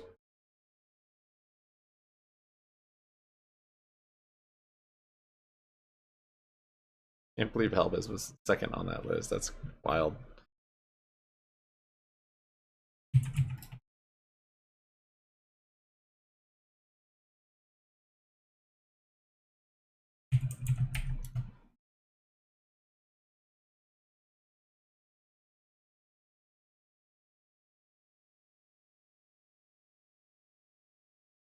Means BlackRock's gonna start lending their shares out to like borrow fees.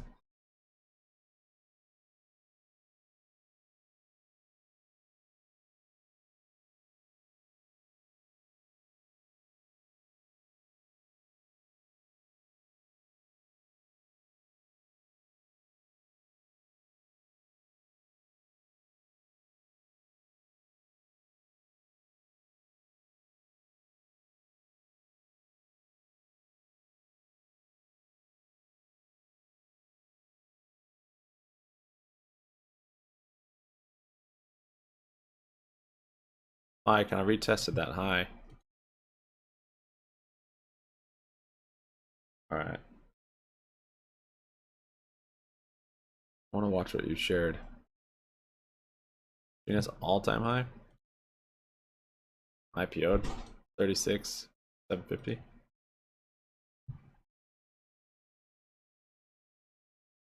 This thing hasn't even been public that long. Since April. You got right to work, man.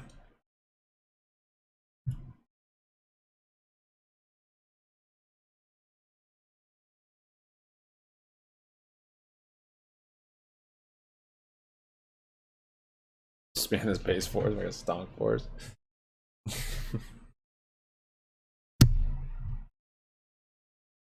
I wouldn't say like a rock. It's not being halted. It's definitely some profit taking though. I mean, it's up 200% after hours, after it's gone up 1,000% in the last week. There hasn't really been any profit taking. It's just been consolidation before more ups.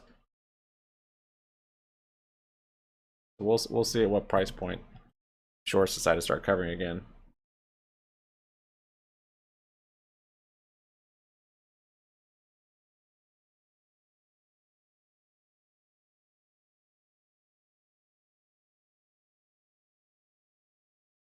Fidelity that with GME?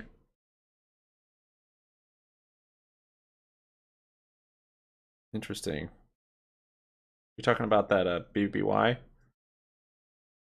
news?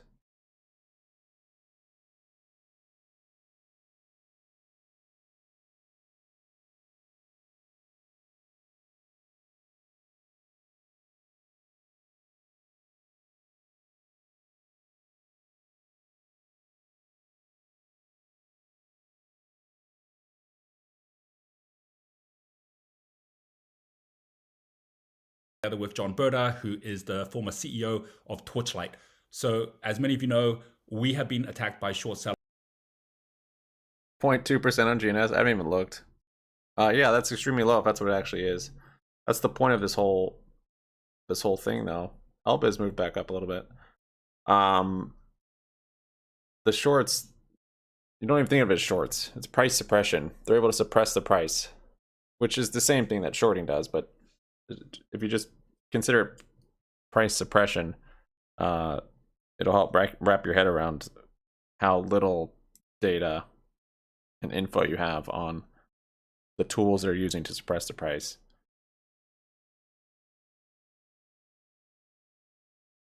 My boy BlackRock acquires shares, put them in an ETF and make it available to process why. Yeah, it doesn't mean a whole lot to me, I guess. But that is interesting. I kind of remember something like that about GME.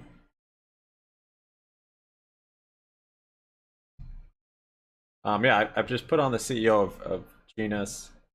I guess he's talking to Torchlight here. Sellers at Genius Group. I was looking for support from other CEOs, ideas, what they were doing. John Berta took his business Torchlight from the same place as us, 30 cents a share, $80 million convertible debt that they couldn't access, like being in a situation where it's like, hey, I can't raise money and I can't do anything with this listed company. What did he do? He ended up actually taking action, announcing he was going to do a merger, finding a merger partner in Meta, and within 6 months, he went from 30 cents to $11, and he went from something like 4,000 shareholders to over 65,000 shareholders. He was able to raise SPY $80 million. Squeeze and broke through that high. Still has a little gap to fill there.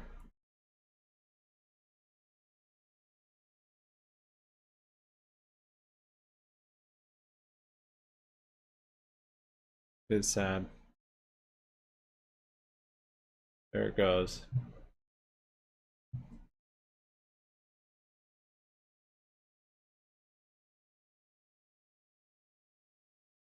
Gap filled.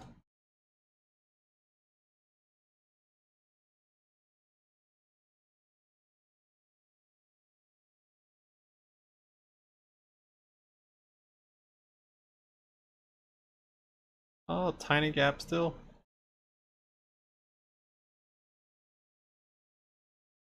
Point 10.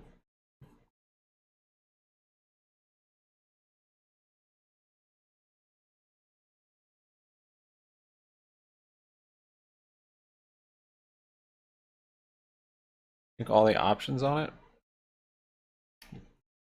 You mean like the open interest and stuff, or what do you mean?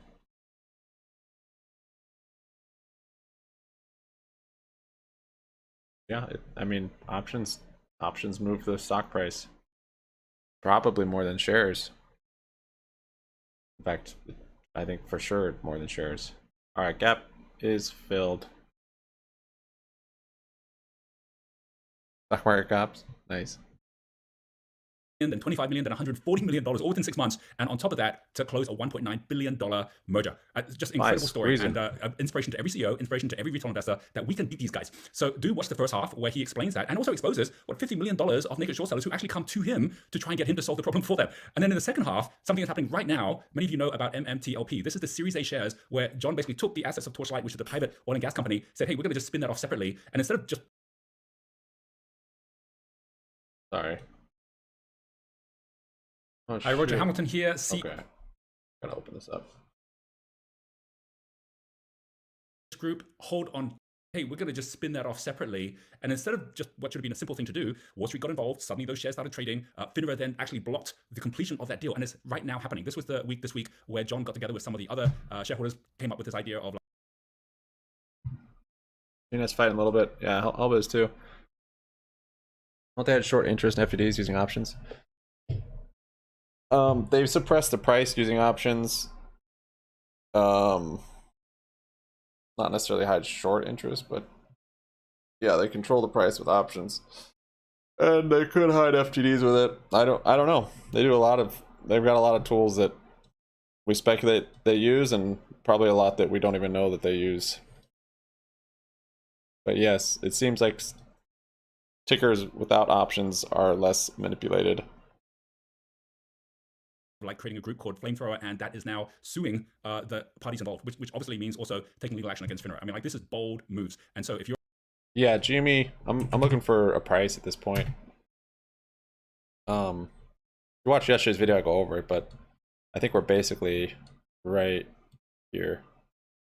We're either right here and we've got like another month before a rally, and we're gonna see a new low, which would be like $10, or we're right here and we start rallying next week. But I'd like to see like 17 hit somewhere in the 17s. Possible to come down that low, but yeah. Hopeful we hit that today or maybe Monday, and then big move up like this 150%, which would put us at $40. But yeah, I go over it in yesterday's video. Check it out. So I'm not necessarily looking for volume because it seems to just melt up on low volume, and then half the move's over by the time the volume kicks in.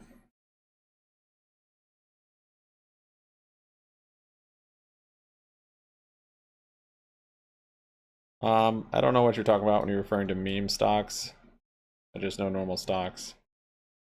But I do have a position in GME and BBBY. And I'm often trading SPY, which to me that's the biggest meme. But, you know.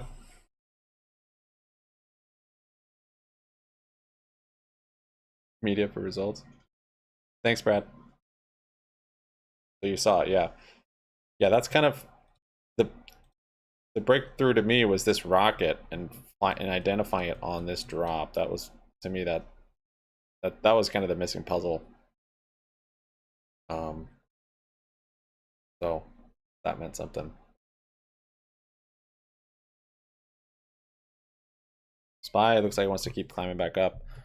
I mean, if it's a pretty squeezy day, it could move back up here, 392. It'd be big. It could though. There's a big option is expiration.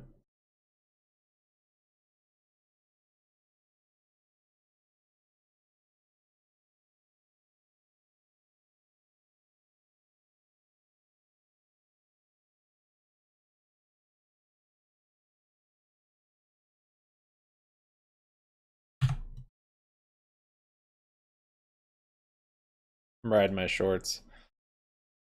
Oh, just chill. BBY bouncing off that bottom. Elba's maybe finding support there. Same with GNS. It's peculiar if these move together now. That is kind of strange. Oh, is GNS a meme stop too? Yeah, I do. I got shares of it yesterday. I'm not thinking BBY will break out today, no. I think next week we could see new highs on it. I'm not familiar with the notes at 517. I think it was pushed up because of them going after the manipulators that are suppressing the price. And the news of that scared some shorts and decided to balance their books, so to speak. Yesterday's over when it comes to SPY price action. It's not over till next week. A video game.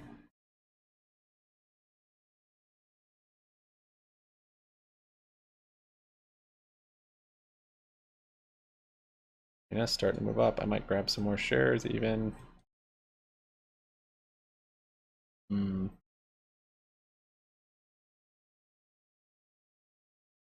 Still pretty hot on that hourly RSI.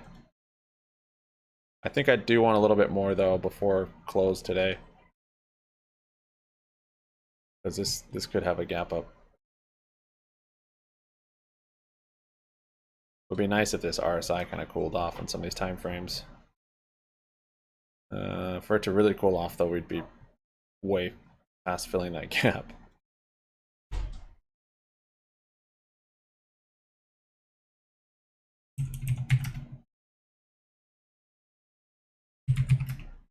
Or to take profit. I don't know. I don't have a plan like I've been telling you guys to have a plan. I like the idea of it. I'm kind of waiting, I guess. I'll probably just be a shareholder and see what happens with the dividend. And when I bought into it yesterday, I wasn't planning on selling it this soon, so that's why I haven't taken any profits today. I've just been like, this is great. But yeah, I'll probably ride through a lot of volatility and probably add on some lows. and then see what happens once they announce a dividend and next dividend date, and see what happens around that date. And because I mean, they're working to basically force the naked shorting out of their stock, so they haven't done anything yet to do that. They're just working on it and talking about it. So to me, this is some shorts that are just front running and closing. So I want to kind of see what happens when they actually do it. Same with Hellbiz. I mean, I like Hellbiz for the long term anyways, but my SPY puts, I know my short on SPY is down quite a bit today, but I don't have an expiration because they're futures. Yeah, I'm down $560 on my futures, my MES short, but yeah, I don't have to worry about it. Just let it ride.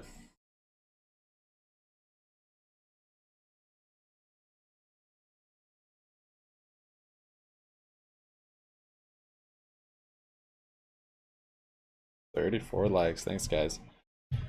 You own meme stock, Google, and Apple. Yeah, I've heard about that fruit company and then that eye company. Those are cool.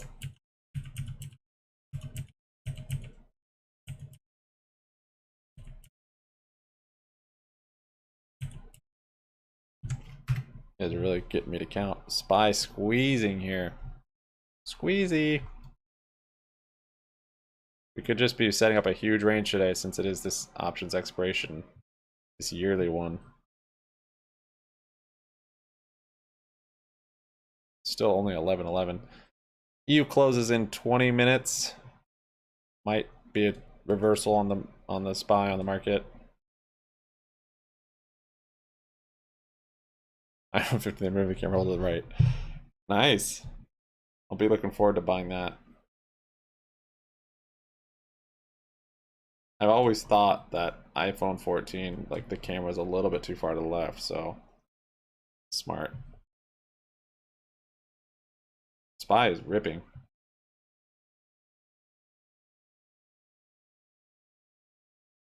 All right, we're listening to the CEO of GNS talking to, I think, the Torchlight CEO now about the actions they took to get rid of the naked shorts in their stock.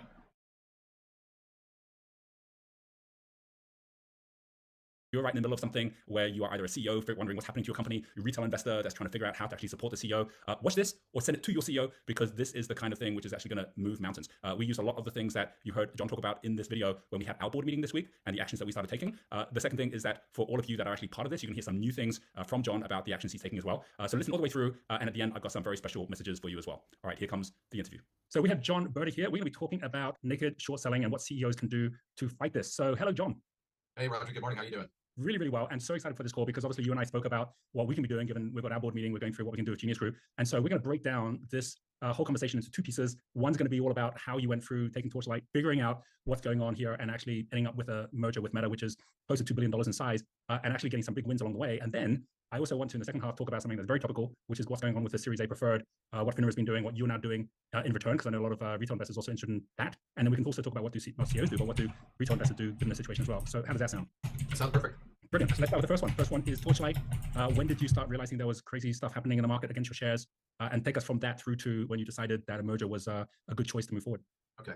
First, just so everybody knows that I'm here on my own capacity. I'm no longer the CEO of Torchlight. I have no involvement with Meta Materials, nor do I have any involvement with Next Rich Hydrocarbons. And we're having this conversation as you and I, Roger, and these are my opinions. So I don't want anybody to think I'm speaking on behalf of either one of those companies. So, but you are also a very interested in a very concerned investor still, right? Like I'm still a large shareholder, and a lot of my friends and family and acquaintances are large shareholders of both still. So this is very important for us. But well, in answer to your first question, back in 2014 is when I first started noticing that we were being targeted for naked shorting, and that was a result of my inquiry with NASDAQ at the time, as it related to a short report that we receive every 1st and 15th of every month, and a discrepancy in that, and it was off by about 2 million shares. Without going into a tremendous amount of detail, after inquiring with NASDAQ, my rep got back to me and said, "Hey, look, this AMC's crap. It's crap. No fundamental basis behind it. At least with my speculative GME position, there's fundamentals behind it, and a CEO that is trying to run a profitable company. You know, the NASDAQ report is wrong.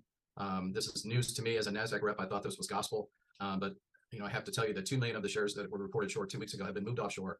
And since they're no longer in the U.S. purview, FINRA does not count them as being short. Therefore, your short report is basically completely erroneous and useless. And so that was my first aha moment into, you know, being a NASDAQ listed company, thinking to myself, okay, you know, I've been told all along that everything that they're going to report to me is exactly how my stock looks. Well, that was clear-cut information and proof that that wasn't the case. So, I know. I mean, what's interesting is at that point, 2014, there was others like Patrick Byrne and Overstock saying, "Hey, look, I'm getting shorted." Musk was talking about it at that point, but right. most people just thought these guys are crazy. This isn't happening, and now we know the whole offshore side of how naked short selling works is a huge part of what's not actually getting tracked at all. Well, I think the problem in that is that the attorneys, the SEC counsel that we all have as issuers, as well as the board of directors that we all have, you know, we all just have the mindset, well, that can't be right. You know, that's an impossibility. There's rules and laws and regulations for that. Well, the reality is they don't follow the rules and the laws and regulations. So it's just like being a bank thief. You know, you're gonna go in and rob a bank. You're not a law-abiding citizen. That's truly what happened to us, and that's truly what's happening to a lot of companies that are in the public space currently.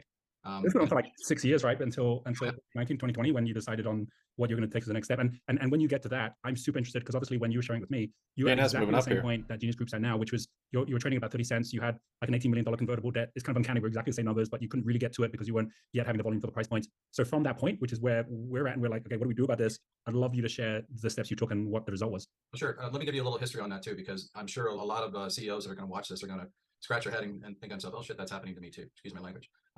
After 2014 and through 2021, when we did the merger with Metamaterials, it became apparent to us that all of the things that Patrick Byrne talked about in his videos that are going to happen to us. So you're going to get a short and distort report issued about you. There's going to be a massive short position, and then they're going to drop these reports. And then, by the way, there's going to be an investigation open on your company. All of these things that Patrick Byrne talked about, after I saw his video, I'm like, every single thing he talked about happened to us. So it's not, this is their blueprint. This is not necessarily the market maker's blueprint, but the hedge funds that actually short and distort and try to drive your stock price down in order to cover are talking about. I would argue that those particular short and distorts may or may not actually have borrowed the shares, but typically the short and distort guys are looking to buy it back and move on to the next victim. However, market makers and people who really aren't privy to the locate rules have no intention of ever covering, and they're naked short, and their game plan is to drive small companies like ours out of business so they never have to cover, and they never have to report a sell ticket to the IRS to pay taxes on it. So that particular business plan is well and alive today, and I would argue that there are probably hundreds of stocks that's happening to, predominantly in the small cap space, and because companies like ours have to continue to raise money to advance our situation, and they know that, and so they take advantage of that pattern of raising capital. Right. But yeah, dude, he's going nuts. He's talking to the Torchlight guy now. he's starting a movement. Argue that it also happens in the large caps as well. If you look at Tesla, for example, and all the trillions of dollars that have been sold short in that, and certainly they've been winning for the last year. But Elon Musk was able to turn the tide on them, back 2 years ago. But last year they're getting their way with things. So I would argue if Tesla ever investigated the true number of shorts, and if all of those shorts were borrowed, I would argue that they probably find out that there's a lot of shorts in there that are just created out of thin air, stolen money, so to speak. Sure. So, now, what's interesting about all this is I'm going to kind of get you up to 2020 with all this. Obviously, COVID hit worldwide. It was a worldwide panic more than anything else. And then we were sitting in a board meeting in May of that year after the pandemic had started. And I was talking to our board members and saying, look, we have really what we have going for us right now as an oil and gas company is we have great assets in a time when oil and gas is negative 37. So two things are going to happen. One, we're not going to raise any capital to drill, so we're in jeopardy of losing our primary asset and New Oro Grande asset. And two, our shareholders, some 4,000 at the time, need the benefit of us acting on their behalf. So we decided at that point to take advantage of basically our NASDAQ listing and our shareholder base and said, look, let's find a company to merge with. We'll keep our oil and gas assets for a rainy day, and we'll give our shareholders the benefit of that type of transaction. So fast forward 6 months, we met Metamaterials in a Zoom call. And we basically, after having that call with them and really doing some initial due diligence, signed a letter of intent with them and signed a definitive agreement in December of that year. When we signed the definitive, we had about $18 million in debt. We had the requirement to get rid of all of that debt, as well as come to the table with $10 million in new capital in exchange for the 25%. After we signed our definitive agreement, we had probably 5 or 6 million shares short. And, can I just add just one thing as well at this point? Because again, I'm listening to what you're saying as a CEO of a company similar to where you're at right now, and there were two ingredients which you overcame by being very creative The first one, which is the fact that you saw the value of the company being a high value to someone else who wanted to be a Nasdaq listed company like Meta, but you also were like, hey, like we've got all these assets, like we've got like the oil and gas going. How do we protect that, or at least like know that wasn't the main thing they're buying? And the way you set up Series A preferred to then basically be able to still keep that as a separate company that is going to be able to work. We're going to get into the story in a moment. And then the second thing is the fact that you had to get rid of debt and do a bunch of stuff, which at that point you didn't know how you're going to do, but you just had the courage to go, look, like no, it's not an option. We're going to figure this thing out. And if you hadn't made that decision, then it wouldn't become a self-fulfilling prophecy of what then happened after that. That was 100%. That was the best move we could have made as a management team and board. And it started to work out for us in December when we signed that definitive agreement. We started to get, like I said, when we merged, or we signed a definitive, we were 35 cents a share US. And both companies started to get a bid, and it started to get a lot of press, started to get people following us. And then we traded up to 75, 80 cents a share at that point. We were able to get $2 million of our notes converted. All of our notes had a conversion feature in them, so we just had to reach a certain point and then to work with those people to get them converted. We announced that, and then a couple weeks later, we had another 2 million shares converted. That's true. Yeah, GME should look into a gold mine.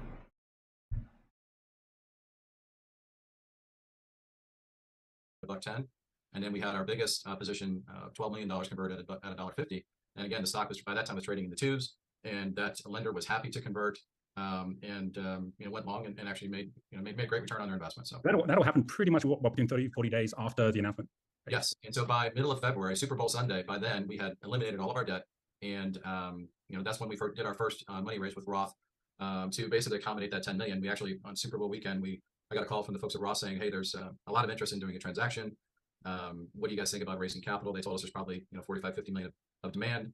So I'm gonna hold just for a second on that one, right? Because any CEO who's listening to this is gonna be going, wait, hang on, how did you go from basically like not even being able to convert debt to suddenly having $50 million of demand? So one thing I do want to share, because we're breaking down, I went through with you some of these, you were great at sharing what we could do with our board, but breaking down what are the top things you can do to expose or scare away these naked short sellers. And one of them is either doing a spin-off or doing a merger like you did, where they know the day is coming, where the brokers are going to have to report who the shareholders are, because everyone's going to need to be part of that next step coming. And if everyone knows this is going to be happening, then those who have been naked short selling are going to have to get out of that position at some point, right? So I'm just going to give that as an overview, because the numbers are mind-blowing, what you're about to share. But for everyone who's listening, especially CEOs who are listening, this is like really critical to realize this is so much bigger than we think it is. So yeah, carry on with the story. You would think that the shorts would be going down at this point and the shorts would be covering, but that's not what happened. The shorts continued to double down as more people got into the stock, as we continued to build our audience. By the time we got our proxies approved in May, and come June 1st, I think we had probably 65,000 shareholders at that point from 4,000. And our short interest went from 5 or 6 million up to 10 times that, approaching 50 million. And those are shorts that were reported. Right. And so yeah, so back at the Super Bowl Sunday, when you got that call about the 50 million, I think that's super interesting. I mean, I never even realized that when you've got these guys going short, that they're desperate. I mean, like they'll even come to the company to say, help save us, right? So how you decided what you were going to do with that 50 million and what you were going to do with the guys that you weren't going to help, and what that then did with your share price. Yeah, so as a CEO, my background is in capital markets, and I used to be a principal in a fund back in the 90s, in late 90s. So I knew all about the fund business, and I knew that bad financings will kill a company. In our industry, a bad well is not going to kill us, but a bad financing will. So when I spoke to Roth and I let them know that finally our board has agreed to do something, we basically said we're going to raise 25 million under one circumstance. I get to approve who's in the book. And the reason why that was so important to me is because our stock was trading at $2 3 days before this, and then they pushed it all the way down to $1.60, and then came to us and say, hey, you want to do a deal at $1.20. Well, when you start to see who raises their hand and asks how much they want, well, one fund wanted the whole thing. Guess how much they got? They got zero. And the reason being is I knew that fund had been shorting us down. And so, I'm just very adamant about being involved in the money raising process, because if you don't, your broker dealer is really kind of an interesting situation. The investment banker has you as a client, the issuer, but the capital markets desk, their clients are the funds. And so there's a meeting of, their heads kind of butt a little bit, because the capital markets guys want to get the best deal for their guys because it puts them on to the next deal. But the investment banker's responsibility is to do the right thing by the issuer. So there's that dichotomy that goes on in a bank. But we were able to look at the book, and we were way oversubscribed. And I got to pick those people that I knew had supported us in the past, and basically said, look, you're getting allocation. And everybody else that came out of the woodwork, or that were Reg M violators, or known short houses, they got zero. And the reason they got zero is because they weren't looking to invest in our company. They were looking to play the market. Right. And so they got zero, and lo and behold, we announced it on Monday after Super Bowl. And the stock, typically what happens when you announce a deal, the stock trades down to that level. But then when people started to actually understand what we did and who we did it with, the stock recovered, because all those people that were short didn't get any allocation. And so now they had to go back into the market and buy it. And so that was a victory for us on that day. We raised the capital we needed. The shoe was exercised. I think we raised $27.5 million, something like that. And everybody was extremely pleased with the way it turned out. And then we went back and forth with the SEC for a few months, and then finally got our proxy approved. and then did our shareholder meeting. And it was in June, right first week in June, that we started trading options. So keep in mind, Torchlight at this time had never traded options. We were getting tremendous volume on a daily basis. We were already heavily shorted. And guess what? There were no shares to borrow anywhere. And the borrow rate was through the roof. So what do? You create options. And what happens when somebody starts creating options on your company? They pair up puts and calls and create a synthetic share and sell it short. And then, move on. A lot of times they'll just tear up those contracts, move on. They sold the share short. And some of them will cover at a lower price. Some will just say, you know what, screw it. See where it's now you got naked synthetic shorts as well. Exactly. And what's interesting about that is the OCC is completely aware of this. And the market makers that actually are market makers for options as well. And there are some big ones, the typical ones you would expect. They, on the 21st of June, they got a notice from the OCC saying that they did not have to settle their short position, that they were going to try to get the Series A preferred shares to list, to trade, so they didn't have to settle at closing.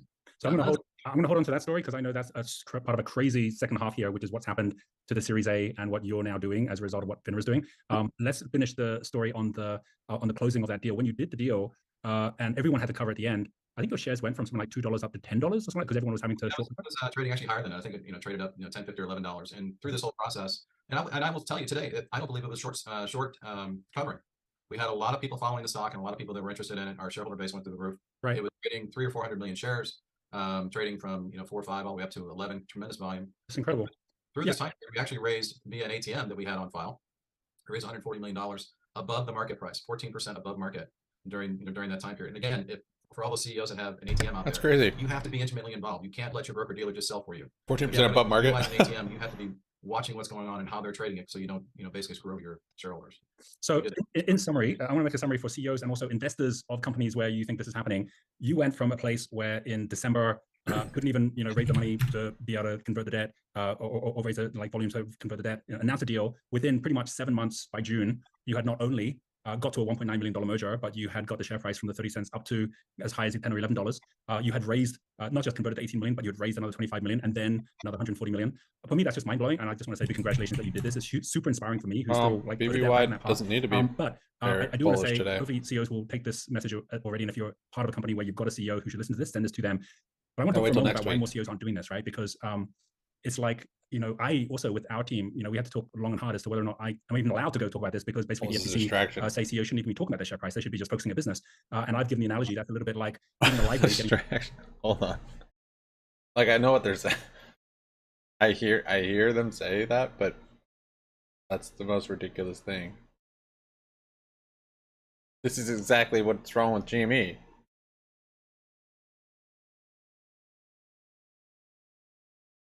Those are bots or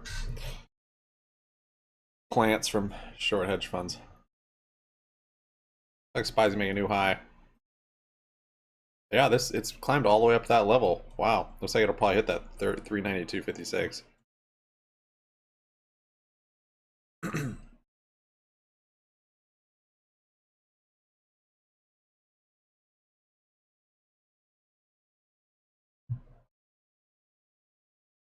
Being robbed, shouting thief, and basically getting kicked out for not following the keep silence sign, right? And so CEOs are like, oh, we better not say anything. And at the moment, and they're getting robbed right in front of them, right? So what would your advice be for CEOs out there, or what investors should tell CEOs in terms of where their priorities are? Is it to just play ball with the SEC and FINRA and everyone else, or is it to actually have the shareholders' interest and the company's interest at heart first and do what's right, and then justify it to the SEC and everyone else why they're talking about this stuff later? Well, I think that's a great question. So first of all, when you're talking about your company, everything you're talking about certainly has to be public information already. Nothing I've ever done or nothing I've ever talked about is, goes against what the company has already put out. It's always factual, and if it's my opinion, I make sure everybody knows it's my opinion. But it's really an interesting dynamic because the board and your SEC attorneys are going to tell you, keep your head down, focus on quarter over quarter. This is just nonsense. It'll go away. And the problem is, it's not nonsense.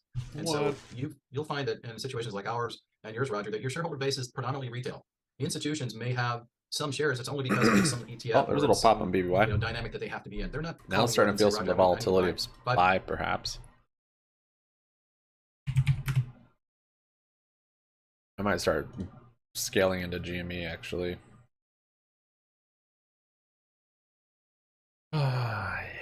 Yeah. Being at OPEX and January, we could get a Friday move. SPY is pretty squeezy on its own.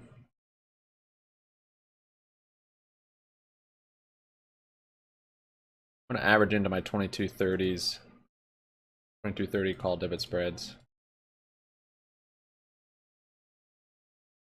for February.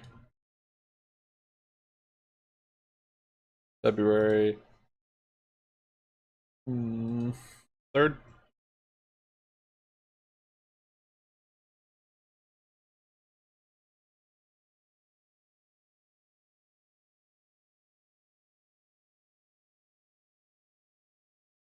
Yeah, I got a few more.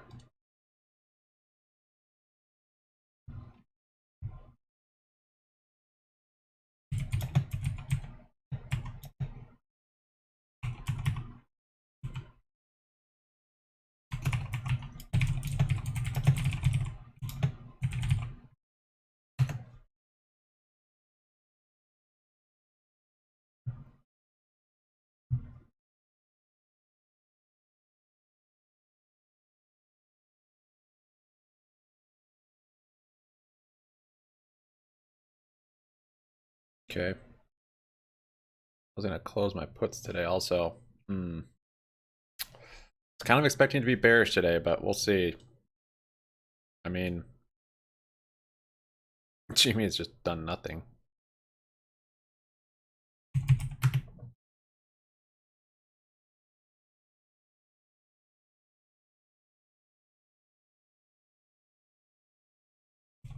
SPY made it up to that resistance. The rejection and back down to 387.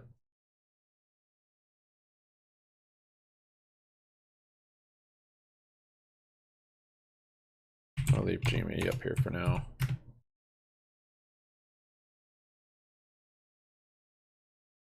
Million shares of your company, I think you're going to, $1 billion tomorrow. That's not what's happening. So I would say inside of Torchlight, MMTLP, and it's my personal belief, this is still inside of Meta Materials, that the shareholder base is predominantly retail still. And so therefore they're looking for their leader to stand up for them and say, hey, I've got your back. I'm going to do everything I can within the law to protect our company, because it is our company. It's not my company. It's not the board of directors. It's our company. And so CEOs need to do that. And I will tell you, when I was the CEO of Torchlight 3 or 4 years ago, the folks from Share Intel came to me and said, look, I think you're going to find some interesting things in your stock. We just, we decided after having board meetings at the end to not do anything. And, we didn't really have the capital, even though it's not a whole lot of capital. In a small company, sometimes it's like, oh, that's just, you're going to put 50, 60 grand into investigating that, and it's going to take some time by some people. Well, I'm kicking myself if we didn't do it 3 years ago, right? Right, exactly. And of course, if it hadn't been for a conversation we had together, the advice of lawyers like Wes Christian, who's just unbelievable at his depth of knowledge, that obviously we're both working with, I wouldn't have the toolbox to be able to then fight all this as well, right? And the same for every CEO, that they need this, and every investor needs to send this information to CEOs so that they realize this is even happening. Because 6 months ago, I didn't even know what was going on here. Let's go on to the second part, which is TLP. And as you said, it was meant to be straightforward, where you're going to basically take preferred shares, turn it into a private company, and then suddenly you're getting traded for most likely the reason you're talking about here. Do you want to just walk through how you found out that was happening and what's going on? Absolutely. So, we did the merger. Everything was fine. We issued the Series A preferred share. And in our proxy statement, it was crystal clear that this preferred share was not going to be traded, that the company was not going to take the steps for the Series A preferred to trade. It was merely a placeholder that was issued to all shareholders of record on the record date, and which means that you were a Torchlight shareholder, and you got a 1-for-1 share of Series A preferred. And that preferred was going to entitle you to either the proceeds from the sale of the assets, the oil and gas assets, or entitle you to a share on a 1-for-1 basis if the election was made to spin out the company. So that's where it's at. In June, I want to say 25th, 26th, somewhere around there. That's when the Series A pref was issued. And I, went on my merry way. Meta Materials took over management. The ticker changed, and I was just basically kind of, semi-retired at that point. And it wasn't until probably 3 or 4 months later that I got a call from my broker and says, hey, your Series A pref shares in your account are now worth $6 million. I'm like, what the heck are you talking about? That's impossible. Series A pref is not supposed to trade. And so I got to the hotel, looked up on OTC Markets. He gave me the ticker. And I'm like, well, not only is it not supposed to be trading, all of the information on OTC Markets is fraudulent. It's all my management team from 2012. And so it's got our former CEO listed as CEO. It's got me listed as president. It's got all of our old board of directors, a website that's defunct, an address that's defunct. Everything on it is pure fraud. It's mind-blowing. And OTC Markets said, and I have all the records and receipts. They basically said, look, FINRA approved it. We're not going to change it. We're not taking it down. And then I do know that, the company at that time, because I'm no longer management, the CEO and CFO of Meta Materials inquired along with their counsel as well. And I believe they were told that if 2 market makers got together and wanted to trade this, they could do it. And I will say, this is my theory on this, is that because we use DTC and because that Series A pref had a CUSIP number, we did it for ease of distribution to get this information out to everybody, that they turned around and there was some loophole that allows them to trade it. I don't know what that loophole is. but a loophole doesn't stop you from committing fraud. And so we don't know who filed the Form 211. We have our thoughts based upon the first orders of that day and tracing where they went, what market makers they went to. But we'll get to the bottom of that as well. But what's interesting about that is a lot of Series A pref holders saw this and they saw liquidity and they said, well, heck, I'll sell my shares. I might have 10,000 shares. I might have 5,000, what have you. And a lot of people sold their shares, probably 2, 3, 4 million shares. Well, you have to think to yourself, why is this trading? Why would somebody go through the process of getting this to trade unless they had a problem? It's not just to make a market and make a penny here and there. They had a problem that they needed to solve. When we did the merger, it was my theory that there were a significant number of shorts that didn't cover, and now they had the responsibility. Looks like a top here on SPY. That line we drew, that 392.56. Deliver a share of Series A pref as well. And how are they going to do that? Well, my theory was confirmed about a year later because I was given a PDF from the OCC that basically in clear context and in writing said, we are not going to require you to settle your Series A pref as part of the dividend because we're going to see if we can get the Series A pref to trade. Wow. Now that information only went out to the options market makers, didn't go out to the retail public.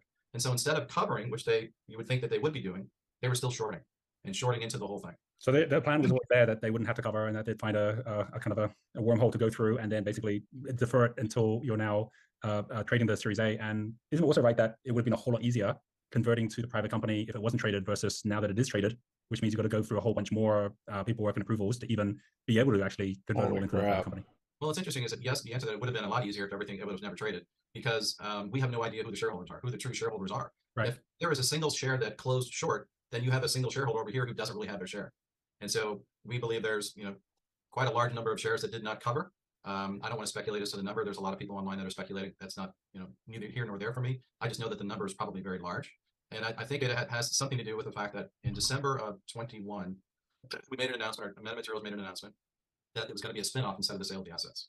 So first quarter, Wilson Sonsini, who was the counsel for Meta Materials, working with the SEC on the correct way to do everything. After many, many meetings with them, came back and said, look, you need to file an S1. And then when you spin it out, it's going to be a private company with no CUSIP and no DTC eligibility. Okay, everybody's on board. Drafting the S1, it finally gets filed in the first week of July. It was quite the document, very lengthy. And we go through 3 or 4 rounds of comments. During this period, we are, actually, let me back up something real quick. When we announced that we were doing a spinoff, instead of shareholders actually selling their Series A preferred, they started to buy.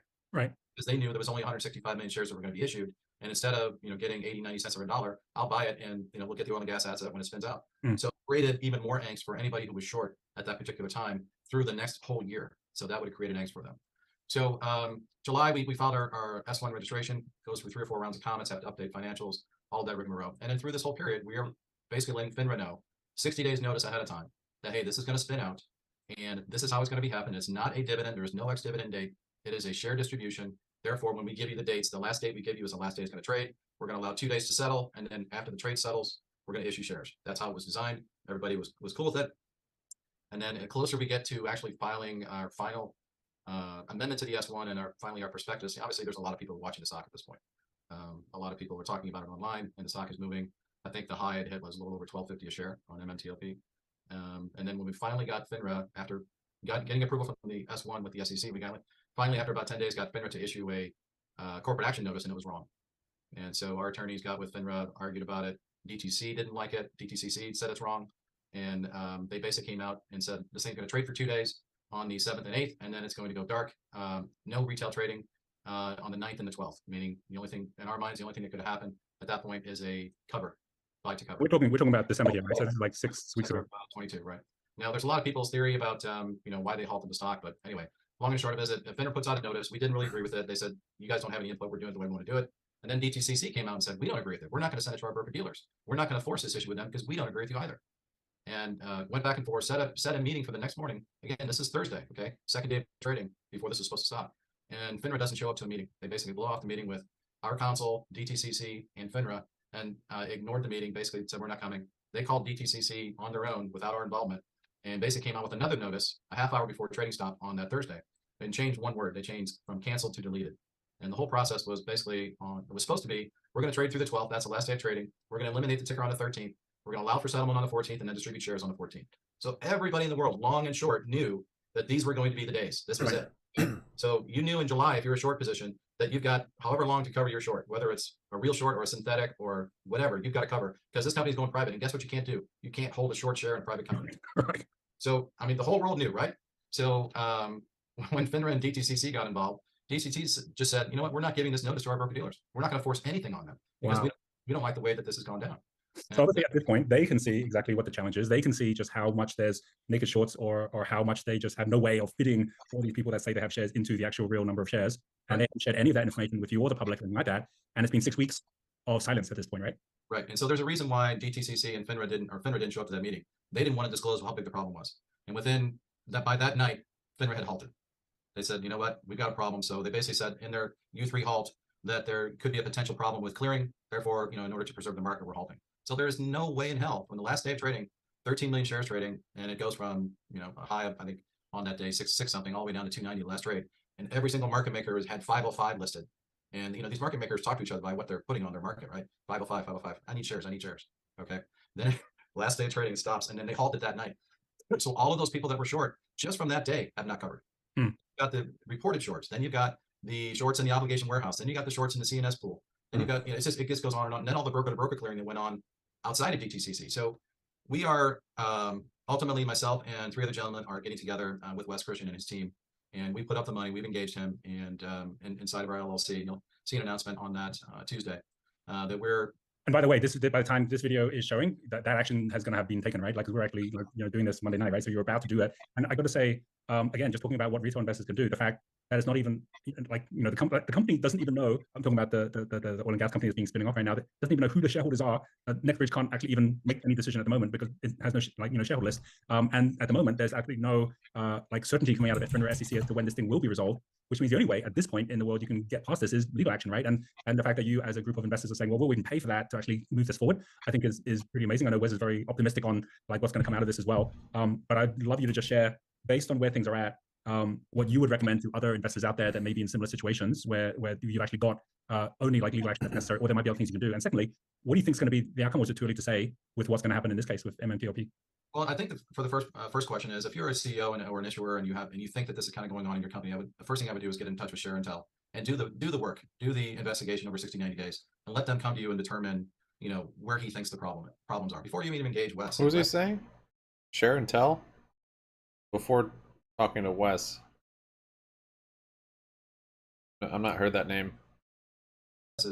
He is a bulldog, but that information that's required is only going to help Wes and help him do the job he needs to do. And by the way, that was what Wes said to us as well. He says, hey, work with Share Intel, get the actual proof. Oh, Share Intel. Is, we are living in a very different time from back in. I'm assuming only insiders, CEOs can use Share Intel to. It probably gives them a lot of data on, I guess, their shares, how they're traded, where they are, what's going on. 2014, where we actually have got enough, ability to track. And Share Intel was so sophisticated, they not only know where this is happening, but who's doing it. And then, of course, Wes can then really take action, which is where we're at right now. Right. And I think the cool thing about it is there are enough of us who are willing to stand up that we're, just kind of strength in numbers, as they say. I know you have a big following, you have a lot of shareholders.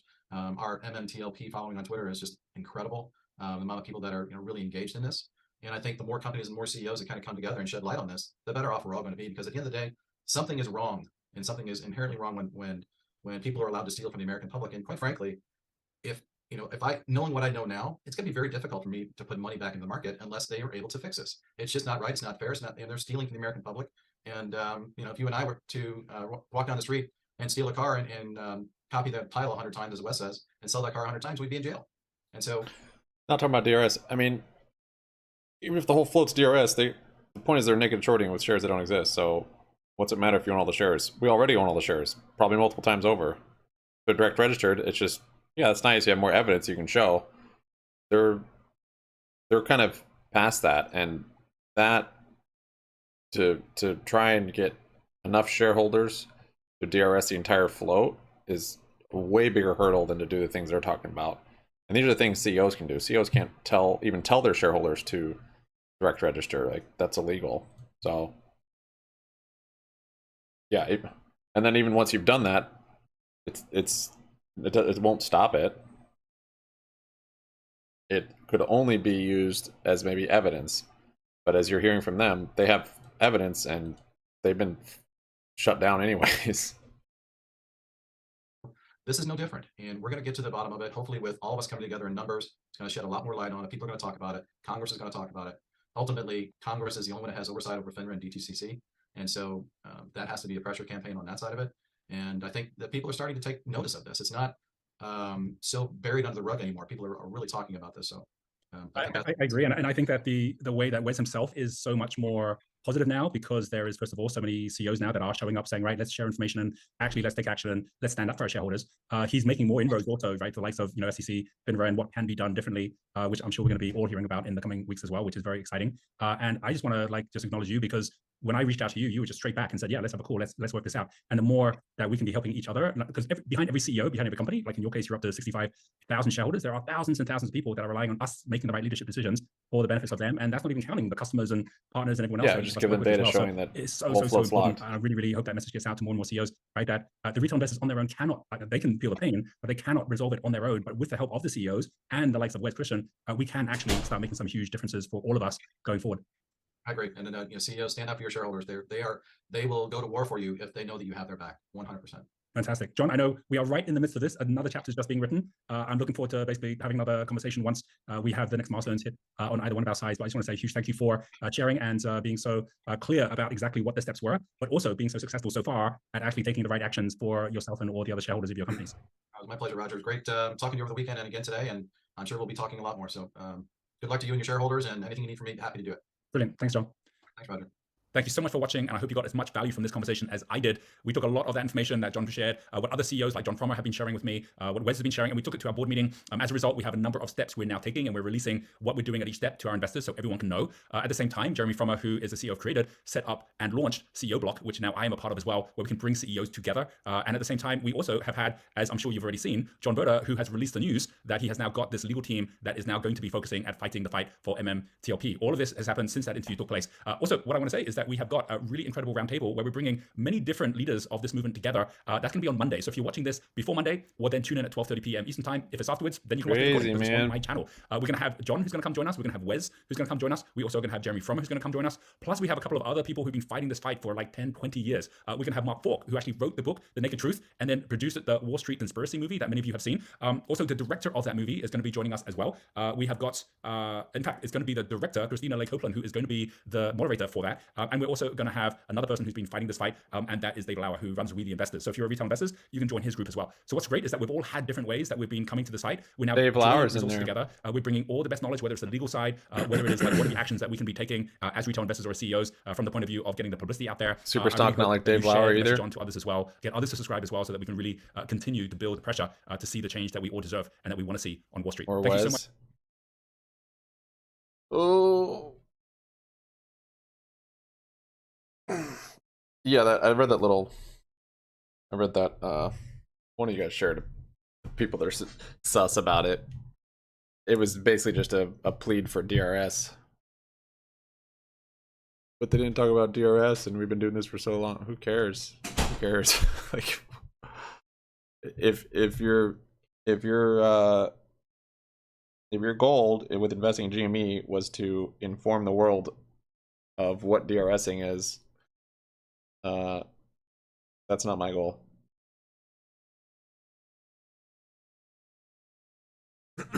Once you get locked into a cause, it's hard to see through it clearly.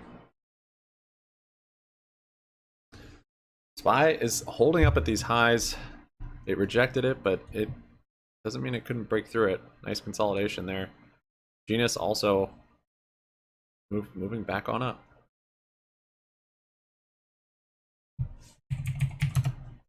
BBBY holding up pretty well, down 8%, kind of at the lows.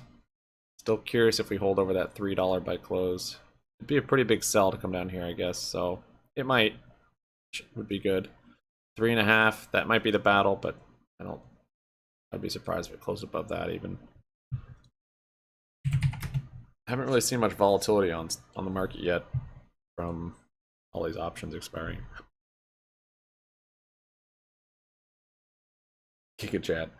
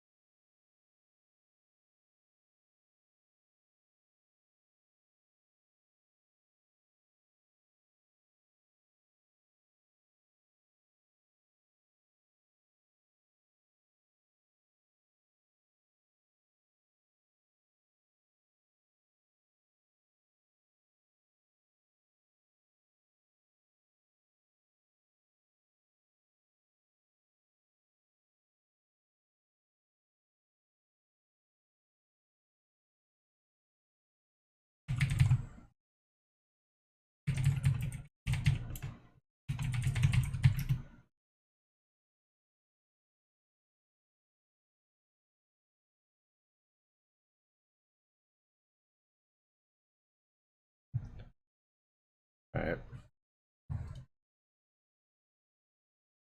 39 likes. Thank you, guys.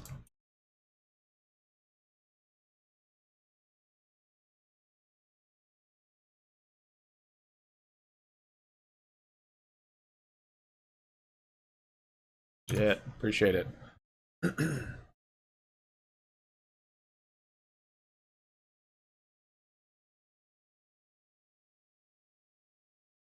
No, let's hear what these guys have to say. But we really Nothing about that. do. I mean, we feel the same way. There's so much negativity out there. Batman? And expectations are so low that Look at there's you, you are a strong Batman. chance that we get a lot of upside surprises. Ooh. And these stocks have just been obliterated. That's pretty I cool. mean, the Nasdaq lost a third of its like a value spaceman. last year. Yeah. The FAAMG, which is a little offshoot of FANG, was down 38%. And so we think that was a huge overreaction that's now set these stocks up to really outperform this year. And so far in just a few weeks of the new year, they've done just that. But looking at Alphabet specifically, This is one. I mean, here's a this is stock that one. This one looks lost like your third of its value last year. There's a zip on this 30%, one. zipper, yeah, fake one. That one looks like your future EPS sheriff. dropped maybe 9% Like a space last sheriff. year or something. So huge this overreaction. And Batman. all of these companies have great balance sheets, strong growth typically, great operating margins, great free cash flow, great return on invested capital. And now for the first time in a long time, they're trading at really reasonable, if not cheap valuations. And something that I'm sure you're both combing through the sheets, but Quentin, you noted how the balance sheet, no Just for debt you, for BMX. Meta. Google looks cheap. And my concern This here one's too big is, for you. Doug, you're saying this year, Leave that one on. if This you one's got too into long. the NASDAQ mid-year have last that year, one. you really Third is did not this. do well because it started to hit those lows in October Huge. and bounce around So that level. So huge. it went lower. You wanna leave it it made on? new lows from there. How do you, Why are you and wearing we that can't shirt? possibly time the market. So Quint, what are your 3 favorite tech names? Doesn't have to be FANG. Also, And what would you do with the timing to get into those names? Yeah, so I'm a fan of our guests, Alphabet. That's probably my favorite here. Google or Alphabet has an incredible balance sheet, unbelievable numbers across the board, and now trading at a valuation that's very attractive. Meta, even though it's well off of its lows, is also very attractive in my opinion. And then I really throw in a smattering of other names out there, really in the semiconductor space. But I want to comment on one thing really quick, Nicole, and that is, let's not forget what took all these names down. What took all these names down was not economic. What took all these names down was higher interest rate. And when you factor in higher interest rate or a higher risk-free rate, All right, take this and one. valuations out there are basically based Go put this one upon away. a risk-free rate, then people all of a sudden just went out, hit a sell button, and sold growth across the board. The business. The Federal Reserve is haven't investigating really Goldman changed all Sachs that consumer much, business. But the valuation projections have.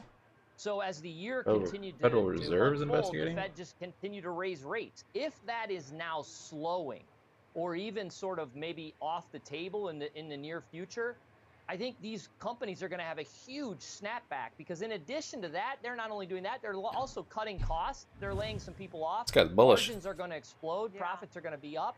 These stocks are going higher. Yeah, understood. I mean, we're still in a rising rate environment, but I guess we could say some of it has been baked in, and that there are some good longer-term projections for these names. So, Doug, what are your thoughts? I mean, we just had Netflix out. They surprised us, adding more subscribers than anticipated, right? 7.7 versus under 5 million. It was pretty, and they did miss on the earnings, but it was a wow moment. I mean, no one expected that. So what are your favorite names? I know you mentioned Google, Alphabet. Doug, what are your favorite names, and what kind of timing would you see getting into those names? Yeah, we love Meta as well. We think Buy is it's rejecting dirt that cheap, high. and every possible Pretty mellow day bad so news far. is baked into that Might get a price. big move in the last And hour. then, the other one we've or been 30 looking minutes at even. recently is Tesla. It's gotten really reasonably priced here. 25 times forward earnings, something like that. And this is a company that can grow at 30 to 40%.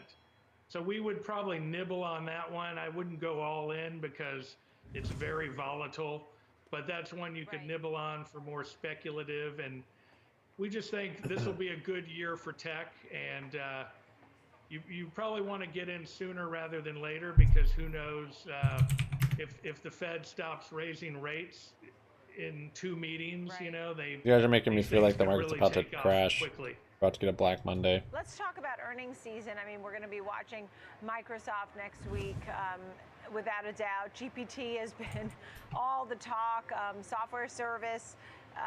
Your thoughts, Quint? What can we expect from Microsoft? Yeah, again, I can't believe how low volume and flat GME is today. This is really, this is weird. 2.29, and the street, the Wall Street That whisper bear number flag. is 2.25. So expectations are not high. I think it's more about what they say. I think it's more about some of the metrics, as we've seen with Netflix. Netflix numbers were not great. I mean, I want to be very clear. They missed huge on EPS. Revenue was basically up 2%, but they had a 4% price increase. What they're doing is they're showing, hey, we're still adding subscribers. You thought we were going to be losing subscribers or really having slow subscriber growth. Business isn't all that bad. And what the stock is doing is it's showing you the reaction of people on the wrong side. So all of these businesses, sure, you might have some one-offs if all of a sudden Amazon comes out and says, hey, the cost pressures are still there. We're really struggling with the massive hiring that we did. That might be a one-off. But across the board, I think, again, as Doug mentioned, we're set up for some upside surprises here. And to get back to your first question, I apologize for not answering it sooner. I like Doug's idea. You nibble here. You maybe move out of some of the defensive names and start nibbling into the tech here. Wonderful to see you both, Quint and Doug. Thank you for a good look at a lot of these tech names. Quint Tatro, Jewel Financial, Doug Astrop, Exponential Investment Partners. Thank you. That's going to do it for us here on Trading 360. I'm Nicole Petalides. Thanks for being with us. I will see you at 2 p.m. Eastern Time for the watch list. Keep it right here. Fast Market is next.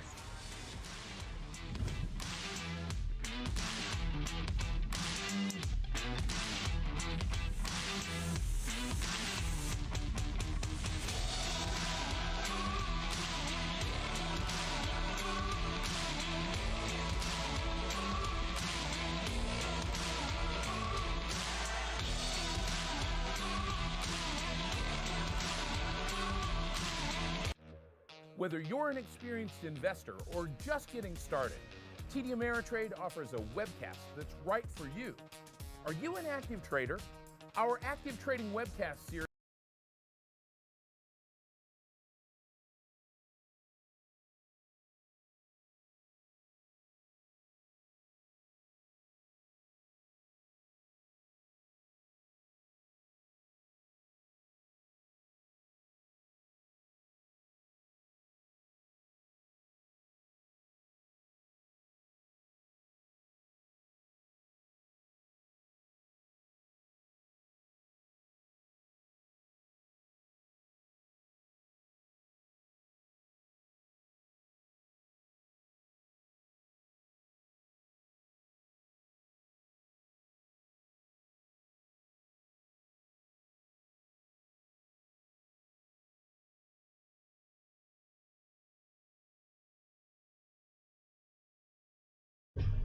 Envy GNS, they have a good CEO. I was waiting for some hate on Twitter from my post.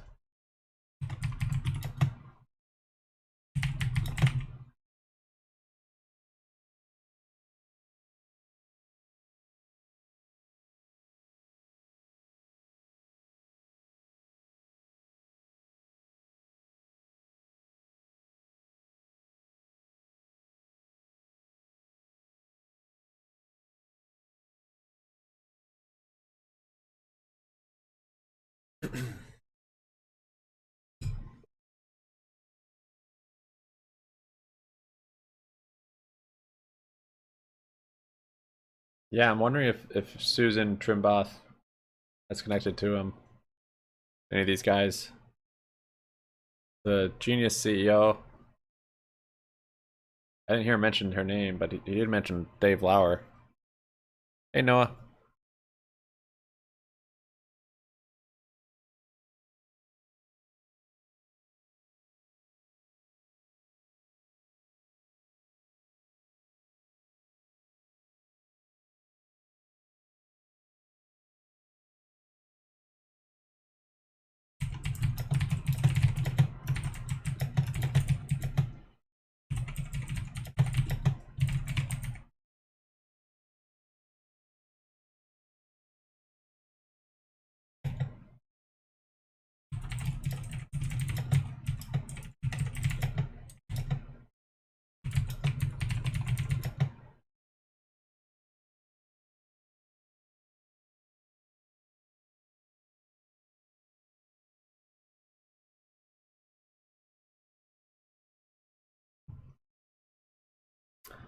Well, welcome. All good to get a W. Love their CEO. Pretty slow right now. I am just looking over Twitter, but yeah, I'm cycling between Hellbiz, GNS, GME, and BBBY mostly on this one, and then Spy on the other monitor. You just missed some nice interviews from the GNS CEO talking with the Torchlight. I think it was a Torchlight CEO, the former.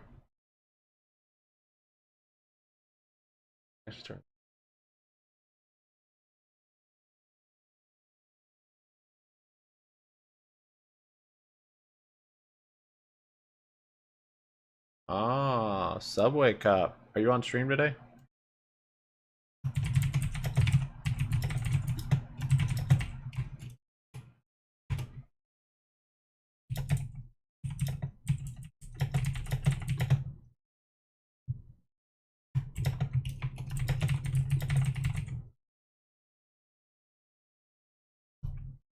Subway Cup said it started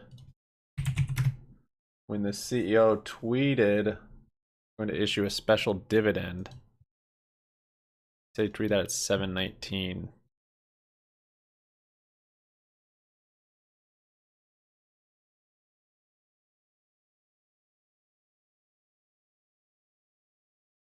I'm assuming he's talking about right here.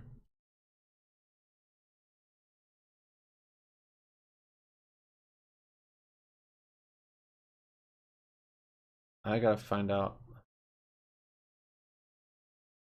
what his name was again. See that tweet.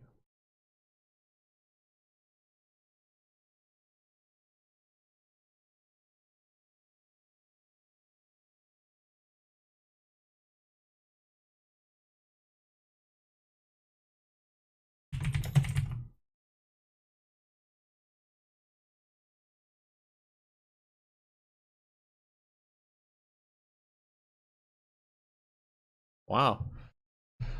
I didn't get a lot of backlash on my tweet. Guess it wasn't harsh enough on RC.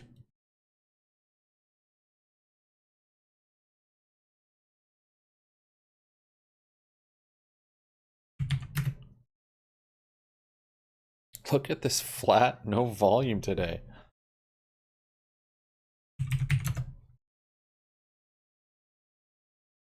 Only fueling some of that momentum, with shares up about 6 6/10% now. But this new year for Netflix really comes with a new leadership plan, as well as a renewed interest in cracking down on some of their account sharing. The company did say Reed Hastings will transition out of his role as CEO into chairman, with Greg Peters tapped as the co-CEO going forward. This is also fueling the momentum we've seen in some of its streaming peers like Paramount, Roku, Disney, and Fubo TV. And as you can see, in terms of its actual earnings and sales, the figures did disappoint slightly and fell pretty substantially in terms of adjusted earnings year over year, while revenue, on the other hand, did rise. But its actual top and bottom line, not necessarily a point of strength. The number that seemed to please the street was the fact that Netflix added about 7.7 million paid subscribers in the fourth quarter. This was well above the 4.5 million they had been expecting, and also down from a year ago. Now, the CFO said there is no country where streaming is more than 40% of the share of TV time, and in many big countries it's still less than 5%. So for that reason, he sees an incredible runway still in the shift from linear TV to streaming.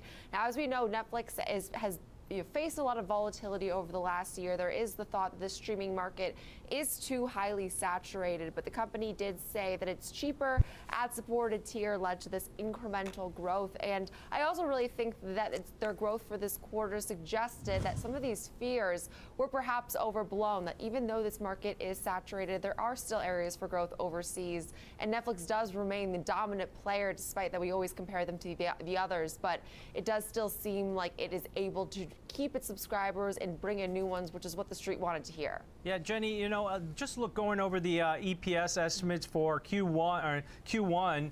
So next quarter, they're a little bit lighter than maybe the street anticipated. That was probably the only caveat or downbeat, reply in this earnings report.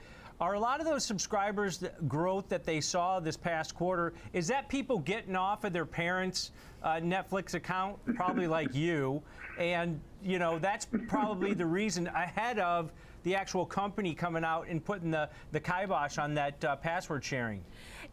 Okay, first of all, I am still on my dad's Netflix. I'm going to you ride are. that out as long as I can. I have no shame in that. It's expensive. The streaming market is expensive right now. But I think that's a really good point. And I think that is the mindset that actually bodes well for Netflix. That if you do suffer from this streaming fatigue that many of us do, and you're paying too much for all these different services, is Netflix really at the top of your list that you're canceling?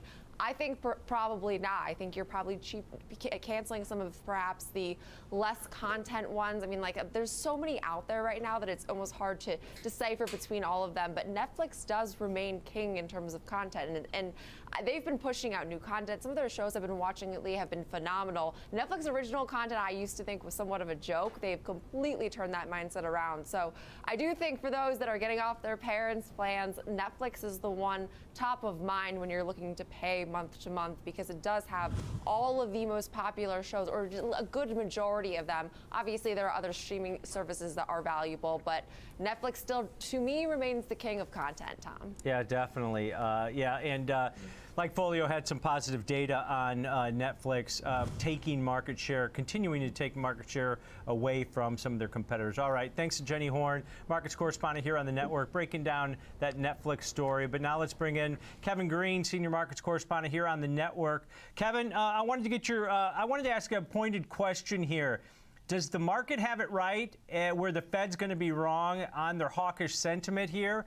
Or is the Fed finally going to be right over the last 2 years? They haven't been right. So what's your take here? Yeah, I do believe the market's wrong, so I know I'm going to get a lot of flack on Twitter for that. But unfortunately, I mean, Tom, when you look at the overall marketplace itself, when you look at the Fed funds futures, I mean, we have a 50 basis point disconnect when it comes to the expectations from the street, as well as the expectation from the Fed. And when we have this rate cut being priced in September, I mean, the only reason why the Fed would cut rates in September, it's not going to be a mission accomplished moment like George W. Bush. It's going to be more of a situation of the economy starts to really suffer and they have to make drastic changes to their policy. So I'm not sure if we do see that type of economic environment, the equity markets would be able to sustain that. And that's where I believe that the market is particularly wrong. Also, when you look at some of the VIX, the VIX moves in the VIX right now, it's very interesting. It's not so much the fact that you don't have a lot of people actually hedging their positions. You could make a case that maybe zero data expiration options are also taking away some of that implied volatility that we would see in the VIX, because that would not be calculated in that figure. You can also say that maybe the market's just exhausted, but we go back to that point that we talked about a couple of days ago. Institutional investors, hedge funds, those are going to be the liquidity providers in the marketplace. Those are the ones that provide support. Right now, you're not seeing that, you're not seeing the participation as much as we would see in a nice firm bull market run to the upside here. And in fact, once again, from a future standpoint, they're actually increasing their short positions on the marketplace. So I do believe that there is an overall disconnect that the market's really not pricing in. We're trying to have as much hope as possible. And I know the bond market has a lot of power. They shifted the Fed a year ago. I know we all remember that, where the Fed had actually leaked the story out regarding the rate hike here. That was the bond market. I don't know if they're going to have that much strength this time, because if they do pivot, then the Fed's not going to have any type of credibility. And you can make a case right or wrong about, do they care about credibility or not? It doesn't matter. At this point in time, this is the direction that it's going to go. And a rate cut I just don't believe it's really likely. Yeah, credibility. That's a key word here when talking about the Fed over the last year and a half, 2 years here, because they've lost quite a bit of it, in my opinion. But, Joe, to Kevin's point here, we're not seeing maybe that liquidity that we would expect when you got a market rally to kick off this year. Maybe it's people getting back into the market after, some tax loss selling at the end of 2022. But, that disconnect that we're talking about here between what the market's reflecting and what the Fed members are saying really are two different things, and eventually this is going to come to a head and burst, or what? Well, remember, the Fed's actions that they took last year, $500,000 in the take first. a while for those to kind of make their way into the economy, and they've started. We're starting to see it in earnest these last couple of weeks. Volume take a look is at the so beginning of low. the week. We don't spend a ton of time talking about We're gonna have the crazy Empire State Manufacturing liquidity number, but just that showed pour in, massive and maybe contraction. crazy volatility on Industrial production GME. was down by 0.7%. PPI, I think, some people could celebrate the fact that prices continue to come in. But We're like half we're average at a volume point so far now today. where we're going to start rotating away from inflation data and really kind of keep an eye more on the economic data. Retail sales were down 1.1%. We're like less than half. The initial claims came in below, so that was good. But on the flip side, continuing claims continue to mount. And, here we're talking about more and more layoffs, as we're going to get into a little bit later on. But, Wayfair, Google, Microsoft, some of the bigger companies, especially Bring the that tech IV companies down a out little in the bit. Bay Area are announcing layoffs. It's going to make its way into the rest of the economy, and it's starting to. And I think where the disconnect between the bond market and the equity market and the Fed is occurring is I think the bond market is signaling that, hey, It's coming the down a Fed little might bit. not have a choice Really, when it holding up comes pretty to the nice. second half of the year. They might have to slow down that With path Elvis. even more so. I mean, we're looking at a 10-year right around 3.4, 3.45 in that area. That spread between the 2 and the 10s come in quite a bit. And I think the reason that's occurring is because that 2 year's coming down, and the 3-month is staying high. So what is that signaling? That's signaling that the bond market is looking towards the second half of the year to really see that pause in the Fed. Equity markets, they're forward looking. They're starting to anticipate that as well too. I just think that when you look at the combination of some of the economic weakness that we're seeing and the potential for some earnings weakness that will be on the horizon here, likely from the Q4 data that's coming out, that might put a little bit of a halt in some of this rally that we've seen recently. Yeah, I'm interested in some of the names that report next week, not only Tesla, Visa, MasterCard, see how the consumer's doing, because they've held up in specific areas. But you mentioned those layoffs, and we've got some of those up here right now, Joe. And I'll go back to you, Kevin. 12,000 jobs announced by Google Alphabet. It didn't seem like they wanted to do it. It's, they overhired probably, when the pandemic started up until the end of last year. Now you're seeing the fallout here where they've got too many people. But, there's still businesses out there that need to hire. They haven't been able to because the job market's been so tight. Is this kind of, I guess, a theme for the overall market or the economy and the corporations? Or is this just a rebalance where these companies that couldn't hire because they couldn't find anybody now might have those people to get hired? Yeah, I do believe it's a rebalance here, Tom. Even though you are seeing some of the headline news, Wayfair, Google, as you're talking about, when you look at some of the ADP data that's coming out, mid-sized companies and small-sized companies are still hiring at a rapid clip. That's what's actually bringing those jobs numbers up to such a high pace here. And at the end of the day, they just were not able to be competitive when you're looking at a multinational corporation or a mega cap name that's out there right now. Now they will be able to be competitive. But the problem that we're going to have, and I think Joe's kind of alluding to this, but the problem that we're going to have is, one, our labor participation rate is still not great, right? We're not seeing the type of trajectory to the upside that you would want to see. If that is the case, and we do see this rebound that does occur in the marketplace, where are those workers going to come?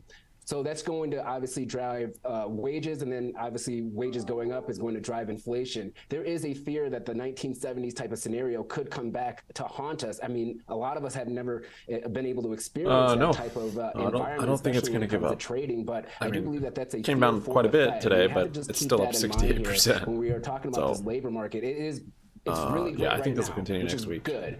But at the end of the day, if we don't get those individuals that are on the sidelines back into the marketplace, it's just going to squeeze wages again. If it holds up, going to just coming into the create weekend. this overall cycle in the marketplace. I don't think that's going to be very healthy. And mid-cap That and RSI small is cap super hot, companies though. and small size companies, they still encompass 55-60% of the overall labor market in general. So even though Google's saying, yes, we're doing XYZ amount, that doesn't mean that So Subway Cup said that this rally actually started it might just be when their the CEO situation. tweeted right now, it's just they're going to be offering a special dividend. Really hearing this from I didn't see the other tweet, places but in the marketplace, even if you're talking about retailers, Wayfair just laid off a whole bunch of workers, but that's not in the actual retail space. That the majority of that is coming from corporate, right? So I think that's what we also have to just keep in mind here. It's the demographic of those layoffs, and not so much just a broader market layoff. Everybody's losing their job, from the cashier at Walmart to the executive over at XYZ Corporation. Yeah, I can defiantly say I was not trading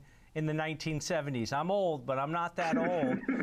But Joe, to Kevin's point here, on the layoffs, you know, the job market's still really tight. The Fed's mandate is to get that unemployment rate higher, right? Maybe squeeze those wage gains that we're seeing. They're going to keep inflation open. And then on the other side, you've got China reopening. That might this spur volume some is more wild inflation. today. What's your take here on the layoffs and, you know, the job market in general 1 minute, like a penny, as the Fed penny tries to stock navigate again. and put some pain in this space?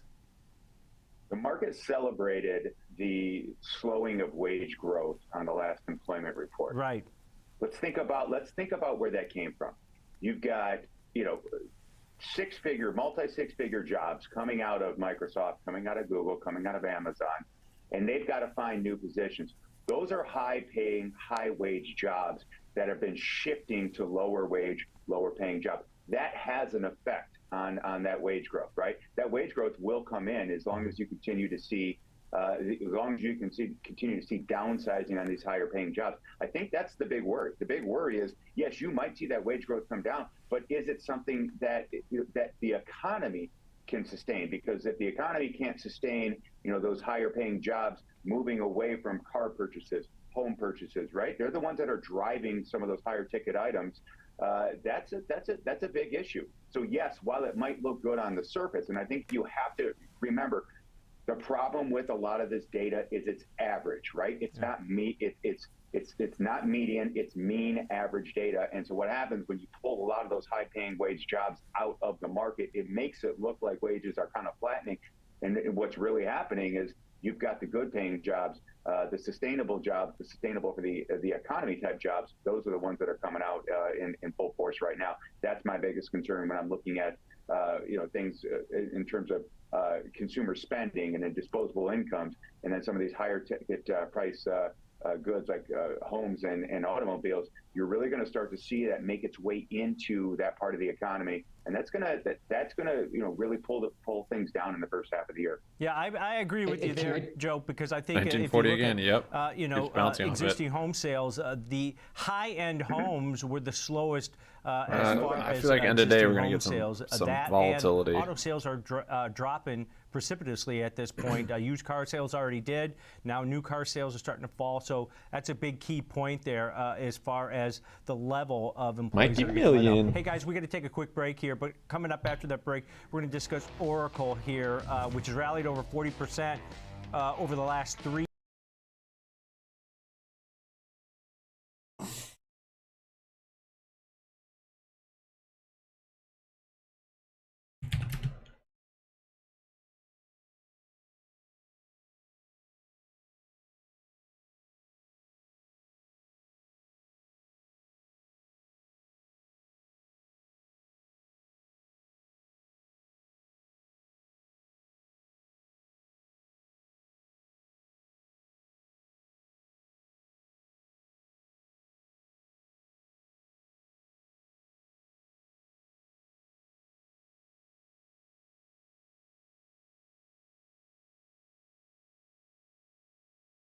Yeah, I was gonna wait till Monday, but I did actually, yeah, I started scaling a little bit today on GME.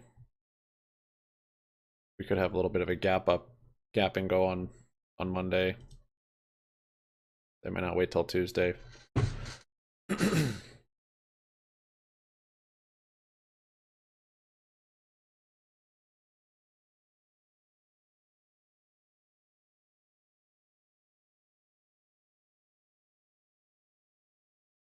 Got my shares. Patient on those. I was hoping to see like 17s.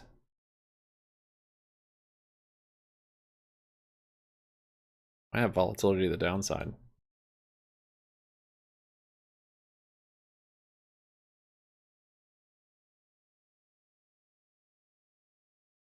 High's kind of hanging out at the high still.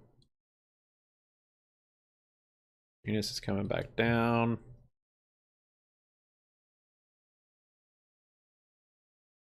First continuing to climb. Oh, look at that volume today. That's kind of a nice spot. Broke that resistance with good volume.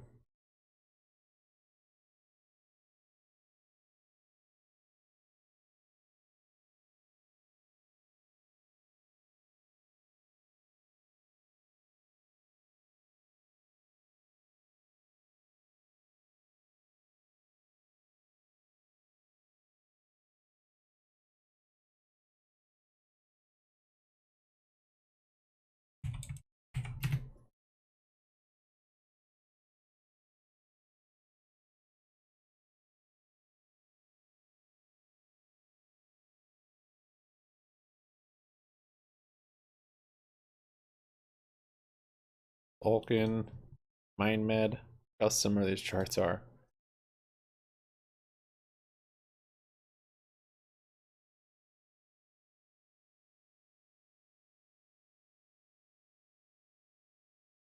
Looks like GNS is coming to test some of the lows here.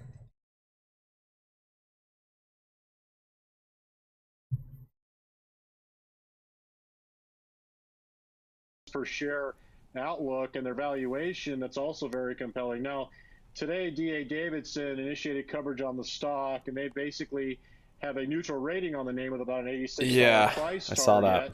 But if you consider the last quarter's earnings report, which was published back in December, the company demonstrated flat earnings per share growth on a year-over-year basis with 20% sales growth. I looked at the chart and it's Most not, of that is the correlation to the isn't that organic acquisition of that crazy. Healthcare database management company Cerner, which the company purchased last year. So the other thing is you got to think about is what's happening internally from the standpoint of increasing efficiency and operating margins from the standpoint of shifting on-premise licensing revenue to off-premise in the cloud. And in fact, last quarter, there was actually a pretty big shift where cloud-based license support revenue increased 20% year over year.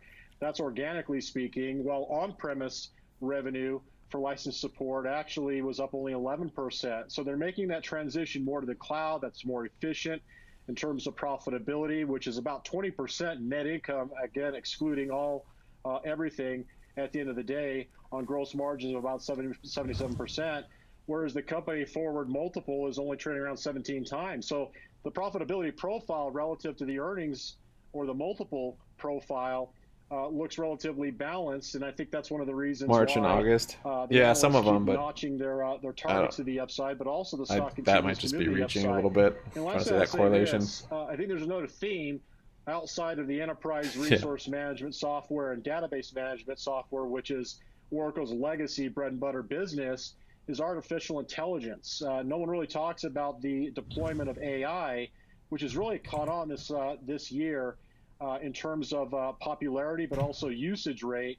And Oracle is actually a major player in artificial intelligence. And I think this is one of the reasons why Oracle and IBM, both of these legacy value technology names, have actually performed quite well in the last 6 months or so. Yeah, they got that big customer base, 430,000 customers as they plow into the cloud. You did mention, the effect that IBM, which is a legacy tech player, also kind of outperforming the overall market. They did get downgraded earlier this week, though. We'll continue to watch that. All right, thanks to George Tillis, Senior Markets Correspondent here, breaking down the backdrop here in Oracle. Now let's bring back Kevin Green.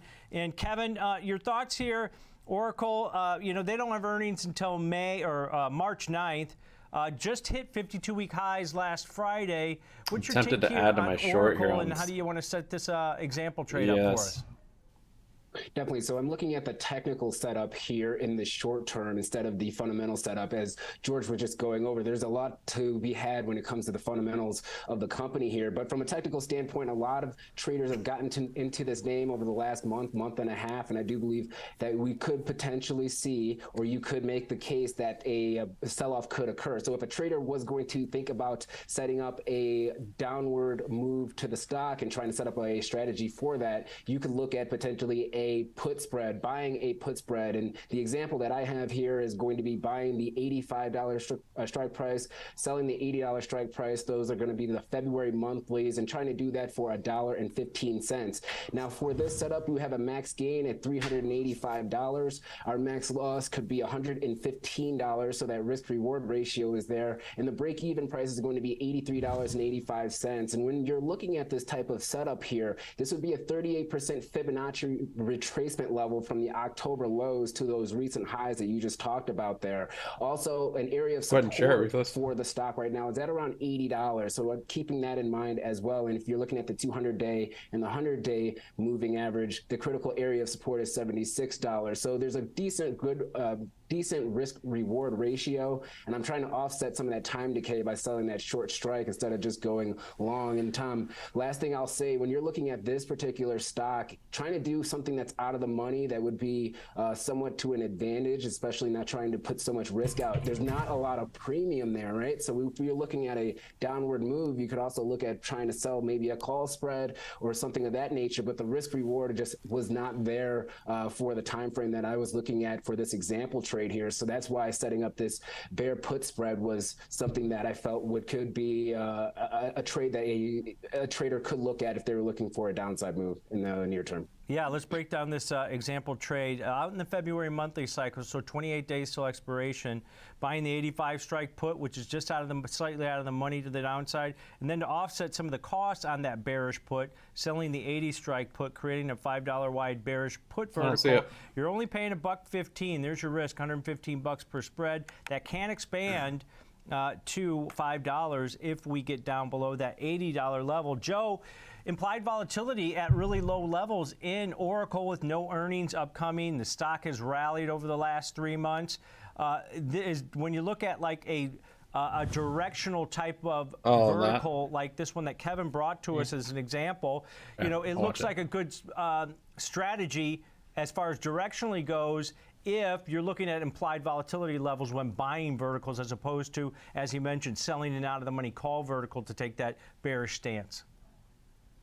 You got a couple things working for you, right? You have the implied volatility, which is cheap, which allows you, to buy this put spread at that low debit level.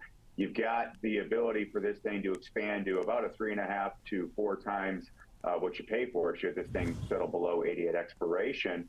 And then when you look at the technical levels, as Kevin mentioned, that 85 level is a bit of an inflection point, right? That was a level that had been resistant really over the last couple of months, popped up above that. We're going back and testing that. It looks like we tested that yesterday, traded pretty close to it again today. If it breaks below 85, there's some room to head back down. The other thing is this stock is trading 15% above its 200-day moving average. The move might be a bit extended. I think the whole get on the low-cost tech trade that we saw for the last couple of months, that might be a fade because that low-cost tech has expanded in valuations. I know George talked about the fact it's trading 17 times, and when you're looking at Oracle relative to some of the other tech names out there, that's still relatively cheap. However, it's not trading at what you would consider a value at this point. So if it does break that 85 level, it looks like there's some room headed down towards 80. That's where that's just slightly below the 50-day moving average. And you got a lot of room back down to that 200-day moving average, which is right around 75 right now. So the setup on this, when you're looking at cheap implied volatility, you're looking at risk reward, this could be good for a bearish trade. Yeah, and the break even to the downside, 83, 85.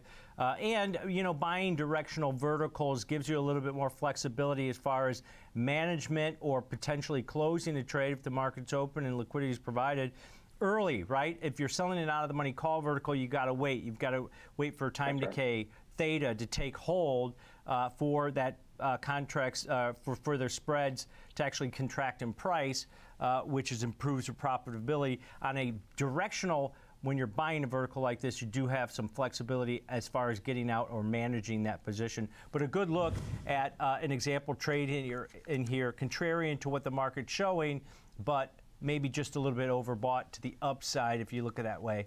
All right, thanks to Kevin Green, Senior Markets Correspondent, joining us today, breaking down markets and an Oracle example trade. But coming up after the break, Joe and I are going to be joined by Megan Brantley from Likefolio for a discussion on NVIDIA, which has bounced over 16% so far in the month of January. Stick around.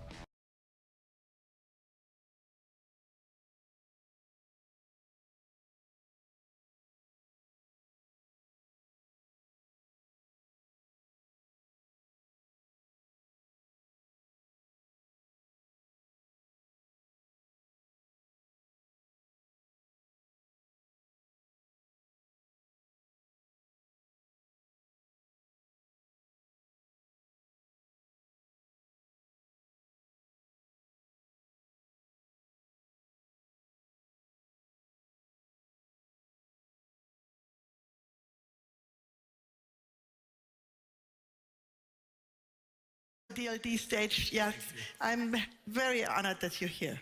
Thank you. The honor is mine. All right. Well, it's been a long time. I usually live in Hong Kong, but today I'm going to talk about Web3, digital property rights, and touch a little bit on gaming. My name is Yad. I'm the chairman and co-founder of a company called Animoca Brands. We're probably most known for our activity in basically helping build the Web3 ecosystem. We seeded companies like OpenSea, Dapper Labs, Wax, Decentraland. We basically incubated and grew a business called The Sandbox, which is probably best known for Metaverse Land, and over 380 other portfolio companies. But today I'm not going to talk about the business. I'm going to talk about our conviction on Web3 and digital property rights and why we think that's so important. But I thought I'll start a little bit about my own background. I'll go really fast. I was born in Vienna in the 70s, so I am dating myself, and studied music.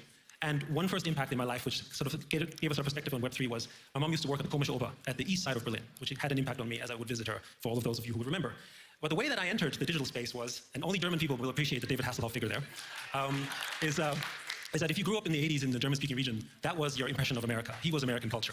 But anyway, and when I actually went to America, I had culture shock because it wasn't anything like it. But the thing is, I entered basically the digital space through an acoustic coupler modem with CompuServe, a pre-internet type service, when there were really only maybe 100,000 people online. And Germany had its own version with FidoNet. And I basically went on with an Atari computer. And I continued in that space. But today we are at a place where, whether you call it the internet, the metaverse, whatever, we're basically spending all of our time online.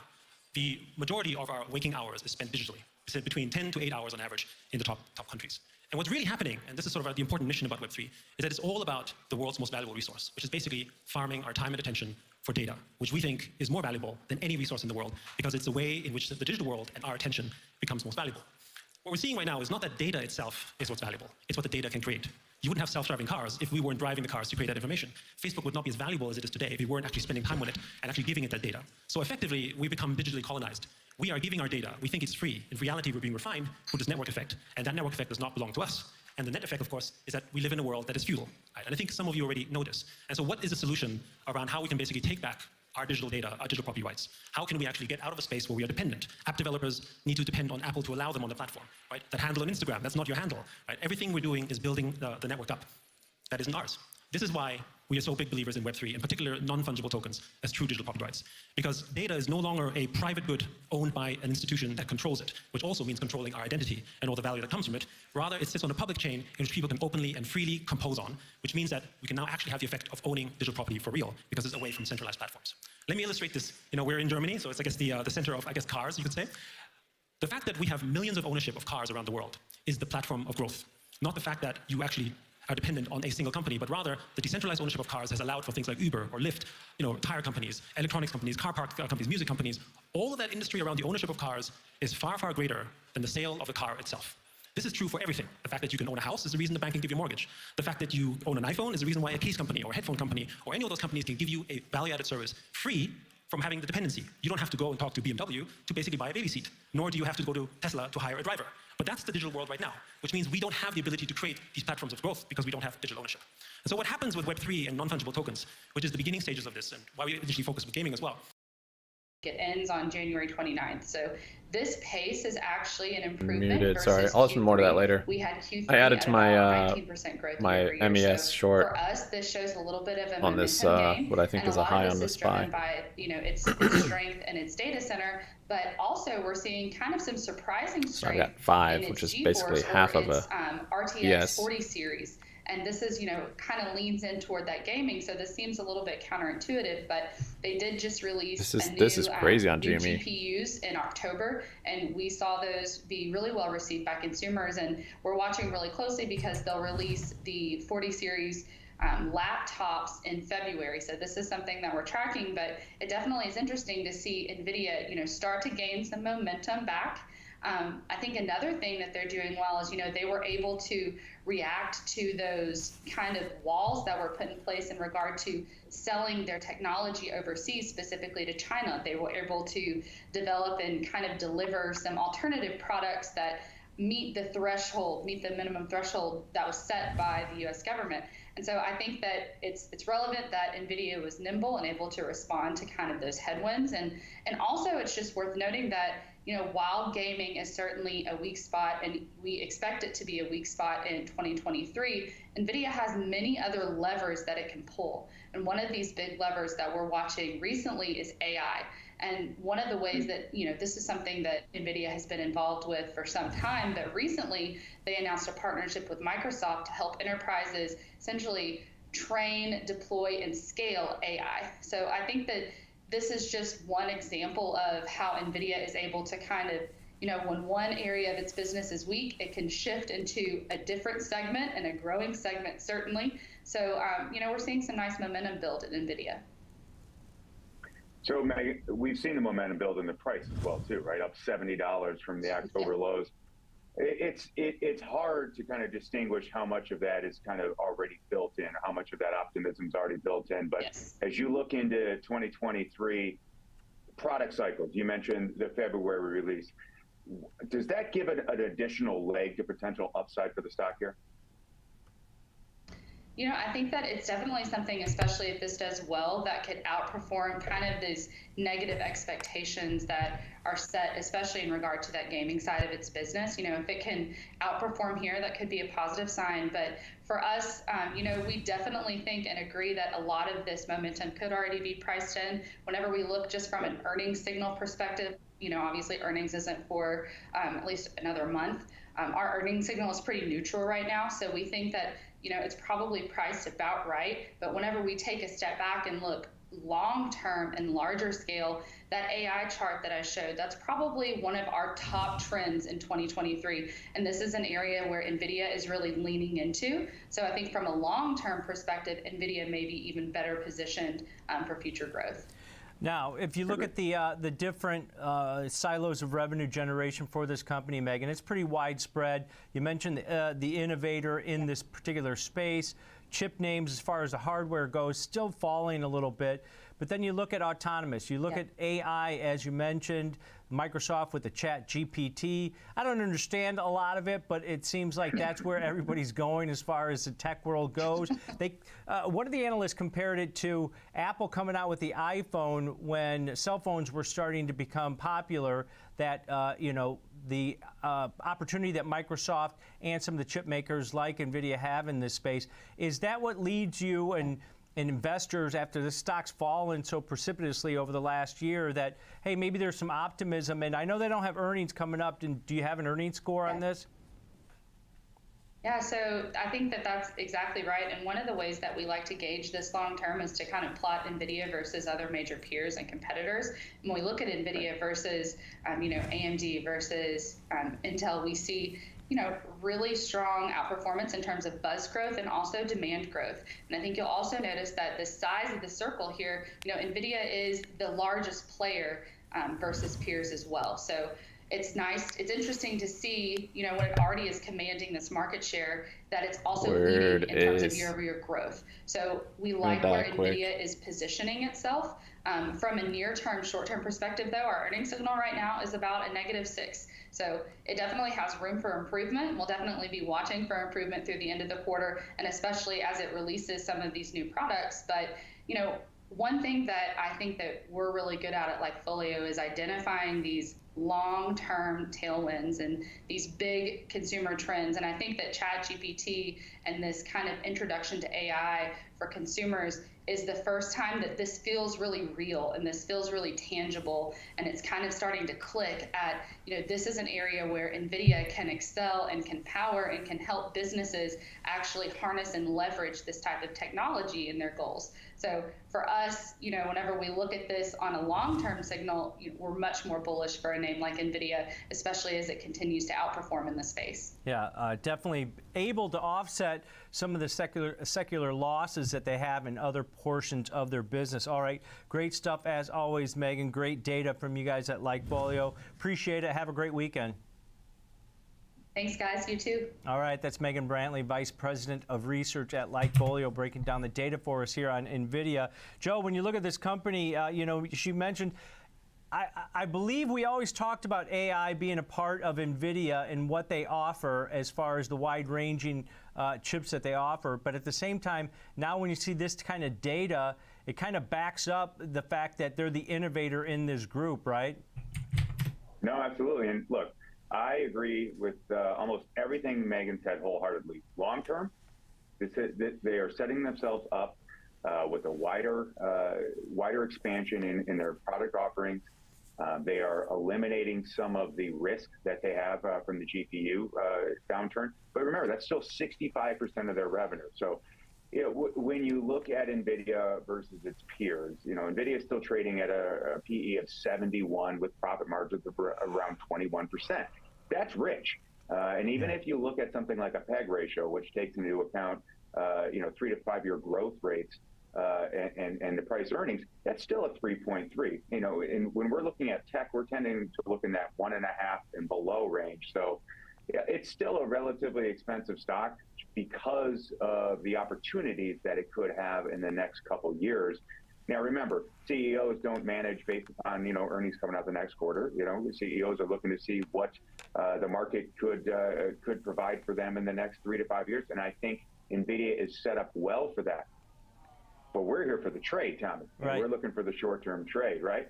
And so in this example, I'm looking at maybe fading this rally that it's encountered over the last 3 months or so. I mean, remember, this stock was trading 108 in October, right? Off its last earnings announcement, traded down to 108, had a really nice bounce off that. And what we're looking at this point, analysts still have a price target of around $200. We're not that far away from that. I'm going to add to my help is. But, earnings are scheduled for February 22nd. EPS is around a small position. I'm just going to double it, and the revenue is projecting an increase of about 15 to 20%. So when I look at all of this, it's just hard for me to not think how much of that is already priced into the move that we've had, and I'm looking at maybe selling a call spread into some of the strength that we've had. And the call spread I'm looking at is the February 17th 190 195 call spread. If you look at that 187 level, that's the high that we hit in December. That's 190 was basically the high that we hit in the spring, and basically the high that we got all the way back to May of 22. It's been a resistance level. It's not saying that you can't get above that level. I just wonder how much of that good nature has already been priced into this $70 move that we've had off the bottom. And so what I'm looking at is selling the February 17th. So that's the normal expiration, 190, 195 call vertical. I think I told you about $1 at the time when we were looking at it. I think you probably get a little bit more at this point. But what that'll basically do is, with the stock trading around 176 right here, it gives you the opportunity to have almost 10% of upside before you kind of break into that break-even point, which would be around 191. It's a trade that occurs before earnings. So if you do start to see some of this rally fade, because as we talked about at the beginning of the show, now the question is, when does the afternoon volatility begin?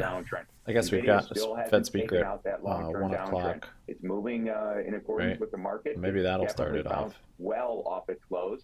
Fed Waller. I'm wondering if there's going to be some overhang around that 190 level. 15 minutes. You closed. We didn't do anything. Stayed flat since there. So whether it's to the downside, that was actually right when we hit our top. In this case, to the upside, where you're selling closed. A vertical Stop that rally. Now we're above just the flat. current market share price by about $15, selling the 190 call, buying the 195, collecting about $1. You mentioned it's probably about $1.20 right now because the stock has continued to move up as stocks are at all session highs here. But if you collect $1 on it, your risk is going to be $400 per spread if it goes above 195.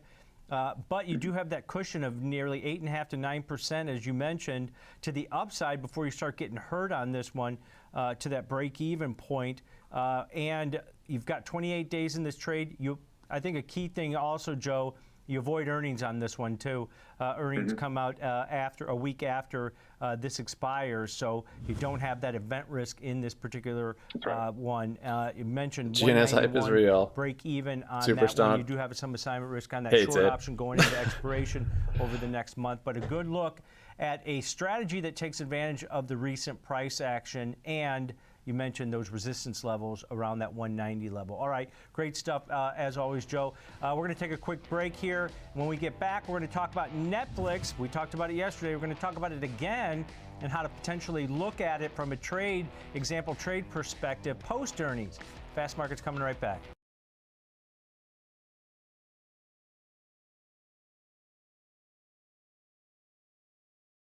Yeah, the GNS story is crazy. It's evolving very quickly. Elbis is up 100% today on the news that they're joining in basically with this task force against shorts.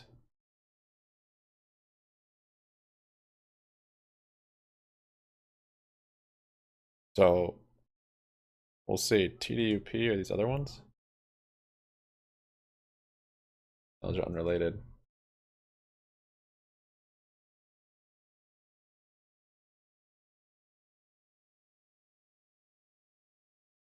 Yeah, I mean, they're moving quick. I mean, GNS has only been public for like 6 months. It was like April. Went public last year. So that CEO didn't let any grass grow under his feet. He's on it. And he's kind of starting this whole movement. It seems like he's the one organizing it more or less.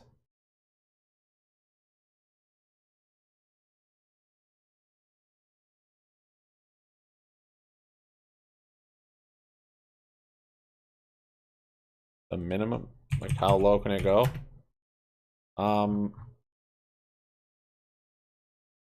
don't know. 280. I'd like to see above 280. I've got a pretty wide range on it, I guess. I'm a simple man. I don't ask too much of my stock price. Close above 3, that would be pretty bullish for the option chain. I'd put almost 20,000 in the 3 strike in the money.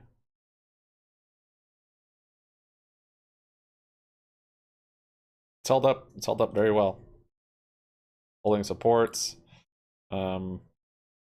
End of day, I think we are going to see some volatility though, just with OPEX. Elba is moving up a little bit.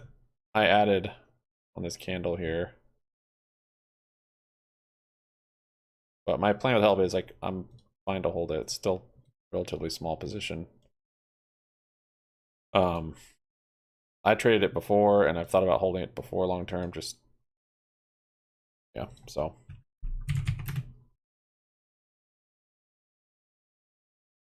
And now I'm much more keen on buying and holding it since they're potentially actively going after the criminals suppressing their stock price.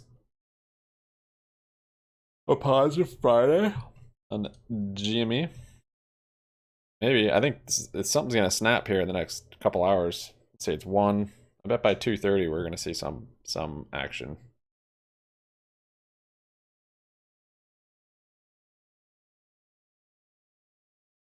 My fingers aren't crossed that we close green today. Unless it's one of those crazy days. Because is today a triple witching or is it just a big OPEX? It's just options expire, I think. So we shouldn't get that crazy ETF rebalancing triple witching move that we've seen. It's the revenge of dumb money.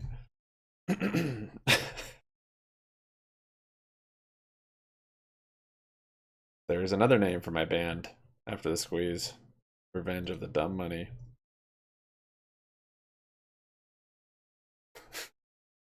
Whoa, nat gas dumped. I knew I should have taken that short. I really thought about it too.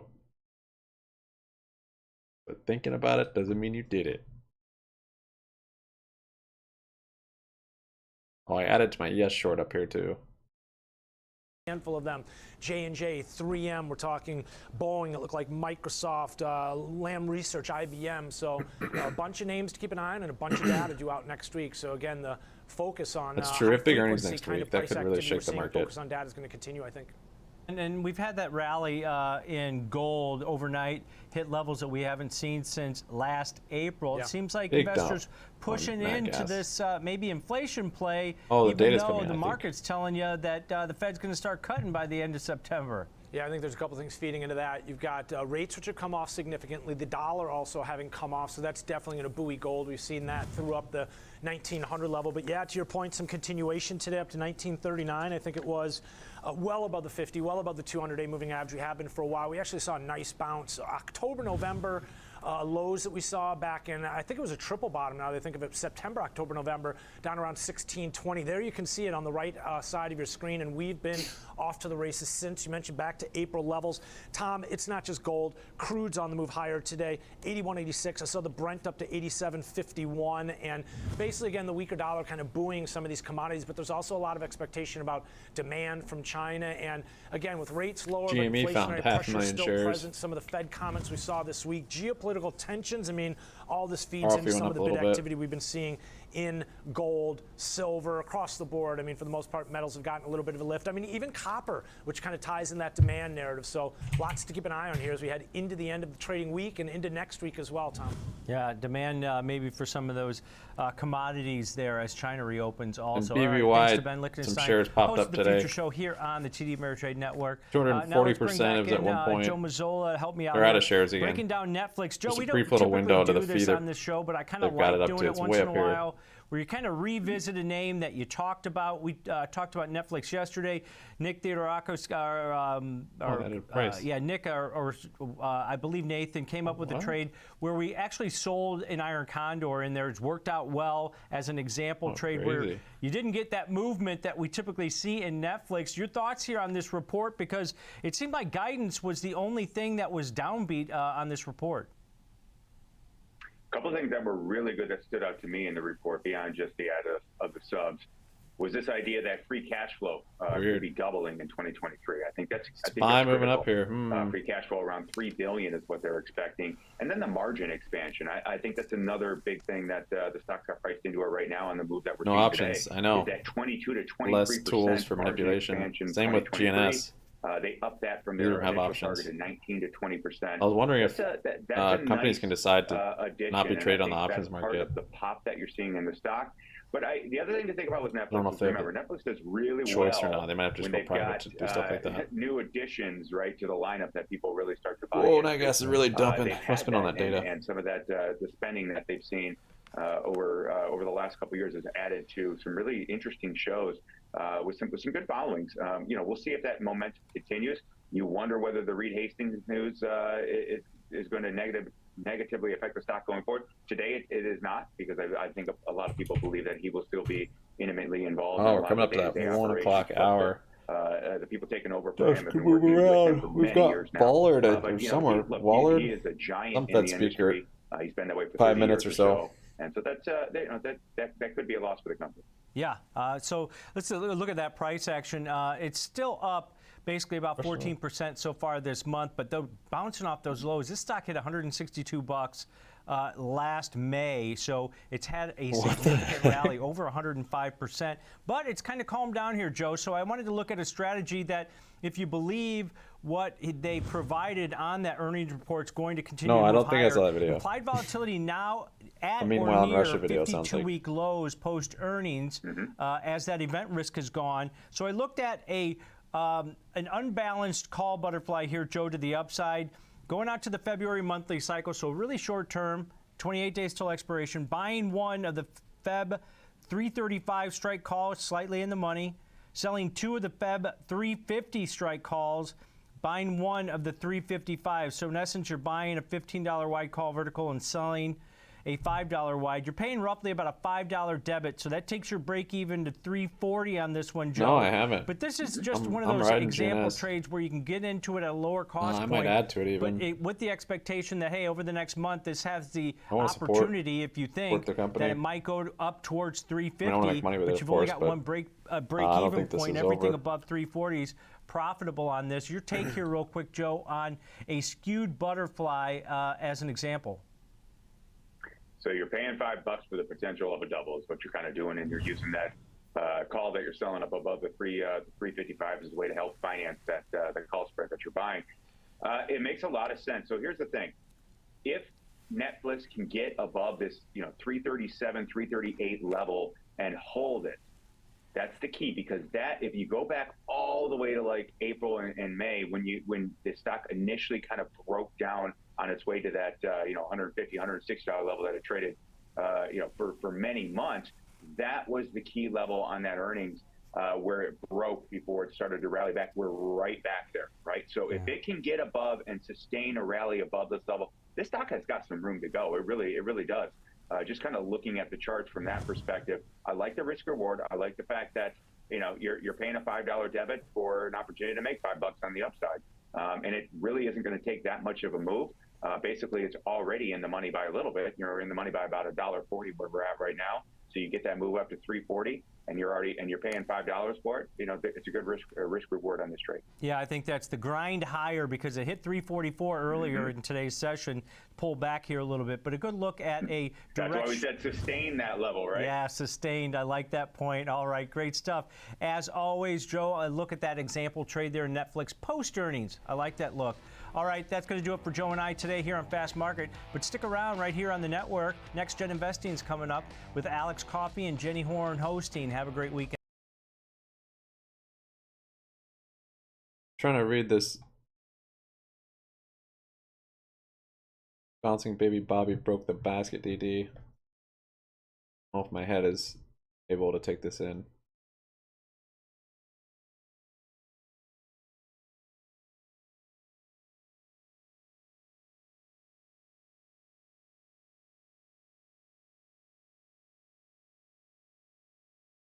Oh, yesterday BBBY filed an announcement with the SEC. Wait, they pushed back their 10Q filing, although did file guidance on the same data. Missed their deadline, were notified of noncompliance. Per SEC guidelines, there's no immediate impact to trading unless they miss their 60-day window to submit a plan to submit a report again.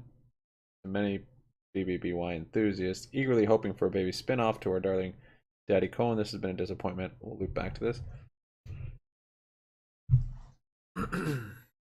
What was it about yesterday? What was the announcement to the SEC?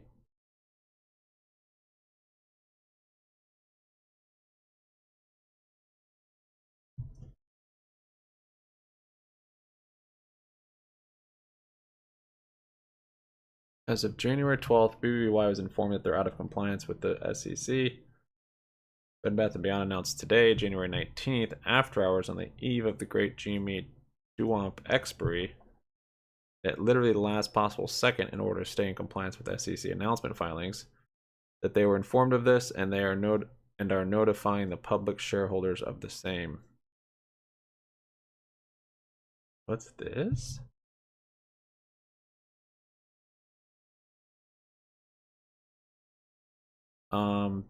This was shared on my Discord.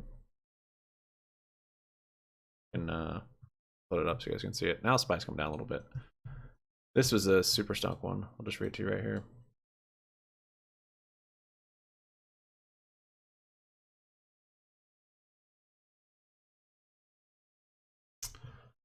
Let's see. That was kind of interesting. So yeah, this I just kind of skipped to the bottom a bit. What do we know? January 12th, they're out of compliance. And then yesterday, on the eve of the great deep out the money puts expiration, which is today, and literally the last possible second in order to stay in compliance. Written very well, that they were informed of this and are notifying the public shareholders of the same. So they're letting the SEC know that they are aware that they are out of compliance. But now I think they still have 60 days from when they were notified. Not sure. Per CBOE compliance at least. Well, there can be exceptions to no longer writing contracts for security that is out of compliance. It's no longer the walk in the park that it used to be. Regulations are followed. There will be no further BBBY options issued. No more duops added for next year and the following. If they're not, it's suddenly a hell of a lot of deviance from normal financial instruments.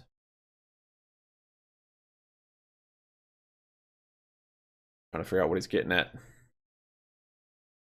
You're getting at here. Here's to my friends. What happens tomorrow and after? I honestly don't know. The GameStop duops are proof. Did they not roll yet? And were expected to? I think so. Possibly. We'll see what happens at the end of the month. Did they swap into BBBY duops? Possible. But there aren't nearly enough to account for both original sets. Why's getting that volatility? 1 o'clock. I think Waller is maybe speaking also. Or one of the Fed guys.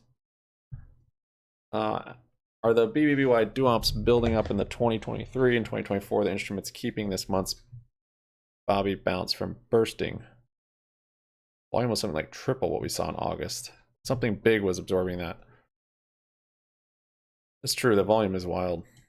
Will the shorts be blocked from opening new swaps over the next few days, allowing the entire basket to soar?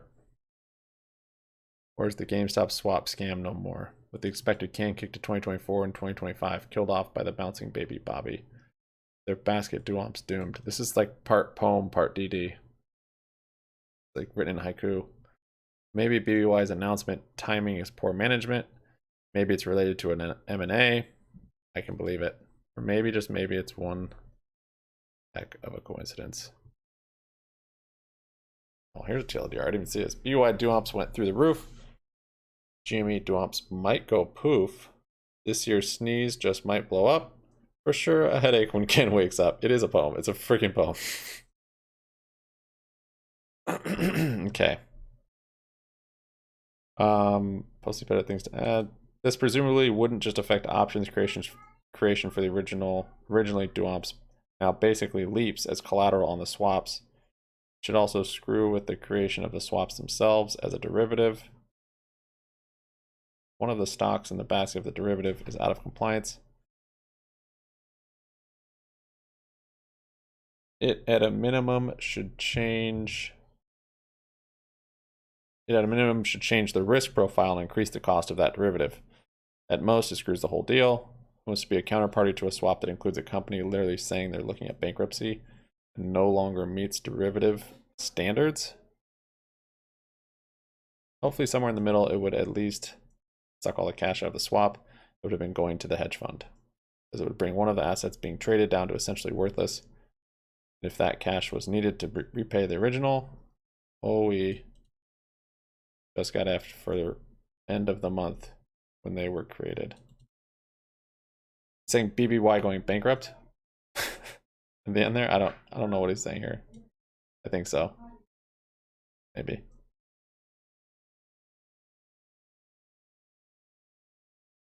I didn't know they made an announcement yesterday.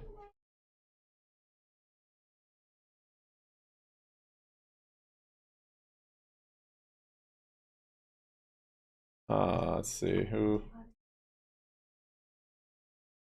One of you guys shared that. I think Bullion shared it, maybe.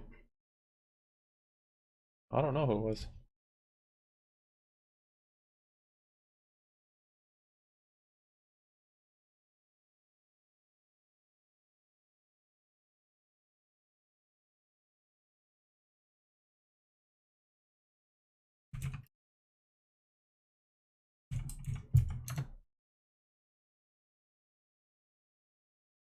The market's really waiting for the end of day.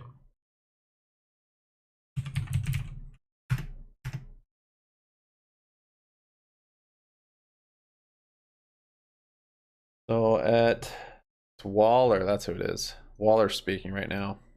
Probably start get some headlines from him.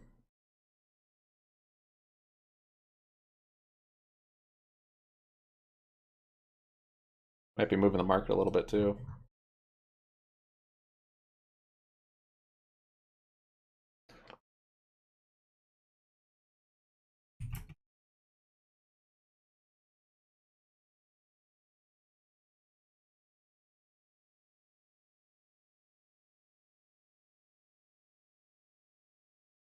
Upvote, downvote. Those are obviously much tougher headlines, as of course that could eat into the long-term runway. But for now, it's probably both a tough day for many, but also optimistic day for investors in a company like Alphabet.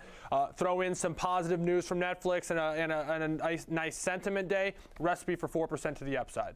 Right. I mean, a nice rally in Alphabet shares in spite of this news. And our next name is Coinbase, another name that has obviously recently disclosed some layoffs and has been in quite a bit of hot water ever since the collapse of FTX, of course. But today, JP Morgan did raise its price target on Coinbase to $60 a share from $53, while maintaining a neutral rating, saying that with cryptocurrency prices surging in the beginning of 2023, I don't know if I've seen GME like this before. This is for this long of a time. This is pretty crazy. Maybe it has to do with the duomps expiring. I'm not sure. Seems like something weird is going on.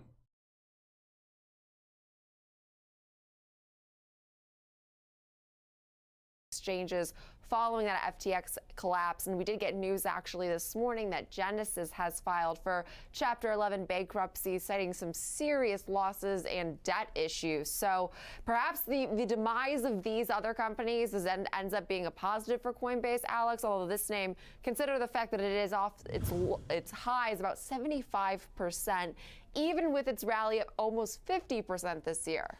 Yeah, and so we'll say downvote for Alphabet. We'll hear from earnings from them in the next couple weeks, so we'll probably revisit them, I'm sure, in short order. I'm going to say upvote for Coinbase. And so the thesis laid out by this analyst to me is, I guess, one of, if not the sole optimistic viewpoint for a company like Coinbase right now. The major question mark, and that is what it is, it's a question mark, is going to be, is Coinbase just simply the last domino to fall, the base of the house of cards that has seemingly been the crypto exchange businesses that we all thought were maybe more than they have proven to be? Or is this actually a truly credible player in a damaged industry? And so time will tell. Going to say upvote, though. From a technical standpoint, from a trading standpoint, tons of volatility in this name. And as long as an investor could stomach the risk, with that higher risk, there's always potential for more reward one way or another. But you got to be comfortable with the risk going in and know those risks going in. Right, and know the fact that we're still seeing industry challenges despite the fact that Bitcoin specifically has had a nice run up this year. That doesn't mean that these issues are necessarily going away. So also important to keep that in mind. Our next name today, though, now is Nordstrom. Nordstrom has been an interesting mover today because it was initially down much greater. Then I saw it slip into green territory, now down about 0.2%. But they did disclose their holiday sales were softer than pre-pandemic. Late Thursday, they slashed their fiscal 2022 outlook as they offered shoppers more markdowns from the holiday season, but still saw this drop in sales. Their net sales for the 9 weeks that did end at the end of December fell 3.5% compared with year-ago levels. This does include a drop in its net sales of about 1.7% for its flagship Nordstrom brand and a 7.6% drop for Nordstrom Rack. Nordstrom is also further optimizing its supply chain to now improve its customer experience and of expense efficiencies, it did say.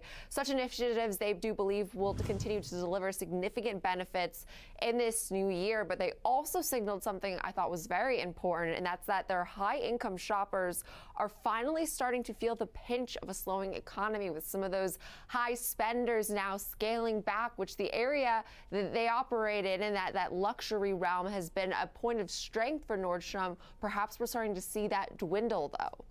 Yeah, absolutely. I think that's interesting to note, of course, kind of the read-through for this. But to me, the major story here is here's another company, early kind of a release of the earnings, preliminary update to the guidance. This kind of takes the sting out of these earnings announcements. Doesn't mean that there won't be volatility or there can't be volatility around earnings, but we're not as in the dark on what they may report. I don't listen some to of that surprise now. Going to say downvote, though. CNBC, to me, this is a news other item than what you guys hear. that affected the movement. A nice day today. Probably The mentioned stocks it in the morning. back, so we'll see where it goes just from here. But I'm going to say downvote, just because the story is sort of out now, not much to do with it. Yeah, I completely agree. And our last name is a name that we used to discuss all the time. We haven't discussed Block in a while, and so I haven't said this in a while. They need to change that darn ticker. I want to call this company Square so badly still, Alex. But today the news we got in Block was Truist did raise its price target to $105 a share, implying quite a bit of upside from its current levels around $74. Also keeping a buy name as part of their broader note on fintech names. GNS starting to move up a little bit. I'm going to wait on averaging on GNS. Fintech outperformers, but also contends that a catalyst had a huge move. I average on Hellbase. It's only done one day. Performance, and they see M&A as actually a potential valuation driver. And the analyst did add that Block. I know more about Hellbase. Volume growth will accelerate to 32% from 22% in 2022, which is above the street's 20% forecast. Come on, Spy. Let's see a big dump. To normalize, at least today might turn into a huge red candle. So some optimism in this fintech space. A candle down to 383. Of course, is down about 50% off its 52-week high, but up 43% off its yearly lows, and also hanging on to a nice rally so far this year, up about 17%. You know, another name on our list, Jenny, that has a ticker that could be updated. All right, but CDB. again, maybe there's a call Make back a plan. to the past and the roots Might that be these volatile companies the next came from. But seems like couple it's weeks. slam dunk just to change the Google We're waiting ticker for to like ABCD. I don't know what dividend the rules are on that, but Alphabet, on ABCD GNS, would be so and easy. haven't heard anything about but in Helbiz terms yet. of block, maybe the thought is a square. A block's like a three-dimensional square. Who knows? But gonna say upvote for this. I think the You're ties so to the wise, crypto Ace. industry. We already upvoted Coinbase. Makes for a nice theme here on a space that's True value certainly price? fits, I don't know. I within don't this have a next-gen good enough investing, handle on their fundamentals. Kind of, thematic area of the market. So I just upvote like to the two space, crypto and names there's only today. like 2 players in it. I have a large amount of money in the other one that's just gone to poo-poo, and so I'm fine to scale on some of this one. I mean, all these SPACs, like, they all got wrecked, so hard to know what the value of it ever has been, because there's some sort of shorting swap basket on SPACs, I think, from when the SPACs had crazy moves, because for a time there, for like 6 months or less, SPACs were all like squeezing once they de-SPAC, before they would de-SPAC, and just crazy. And Helbiz was part of that, as you can see here. This was I don't know if this was before or after they de-SPACed, but it's gonna hit $41 a share.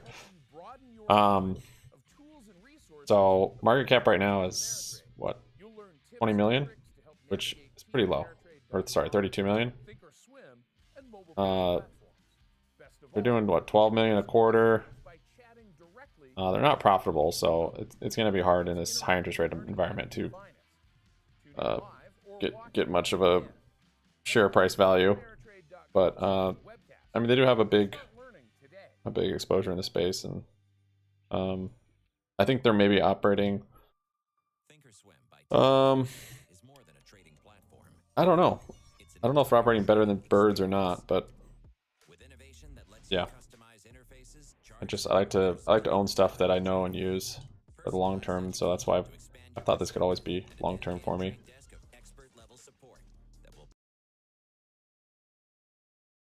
That might be from Wallard even talking.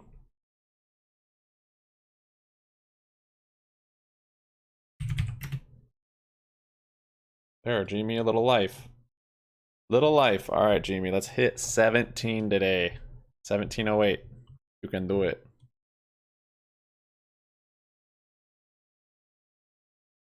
That's so funny you say that. They know people are hyped from after hours, for sure. I trust you now. Oh no, you guys.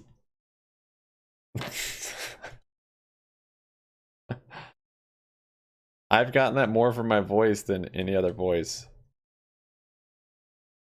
That's so weird. Just for my voice. When people see me, they've thought I've looked like this person or that person, but my voice channel, it's just been, that's the voice I've always gotten. That's so funny. Now let's move back up. So this must be from Wallard.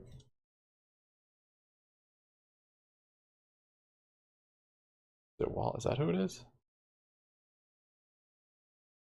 You guys must like Elon's voice. Somebody does, because people say I have a soothing voice that they just like to go to sleep to. This must be.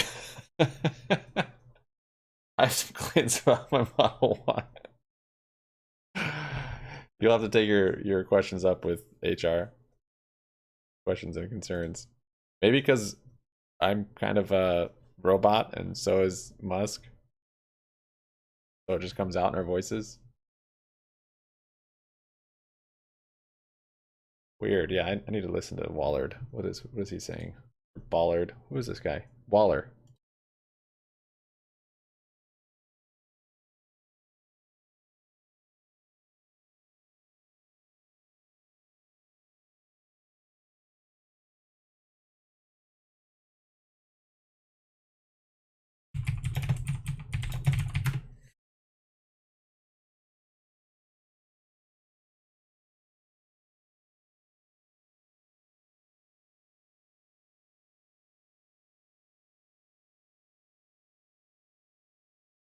If Atlanta's wage growth tracker has been running higher lately, and has moderated less.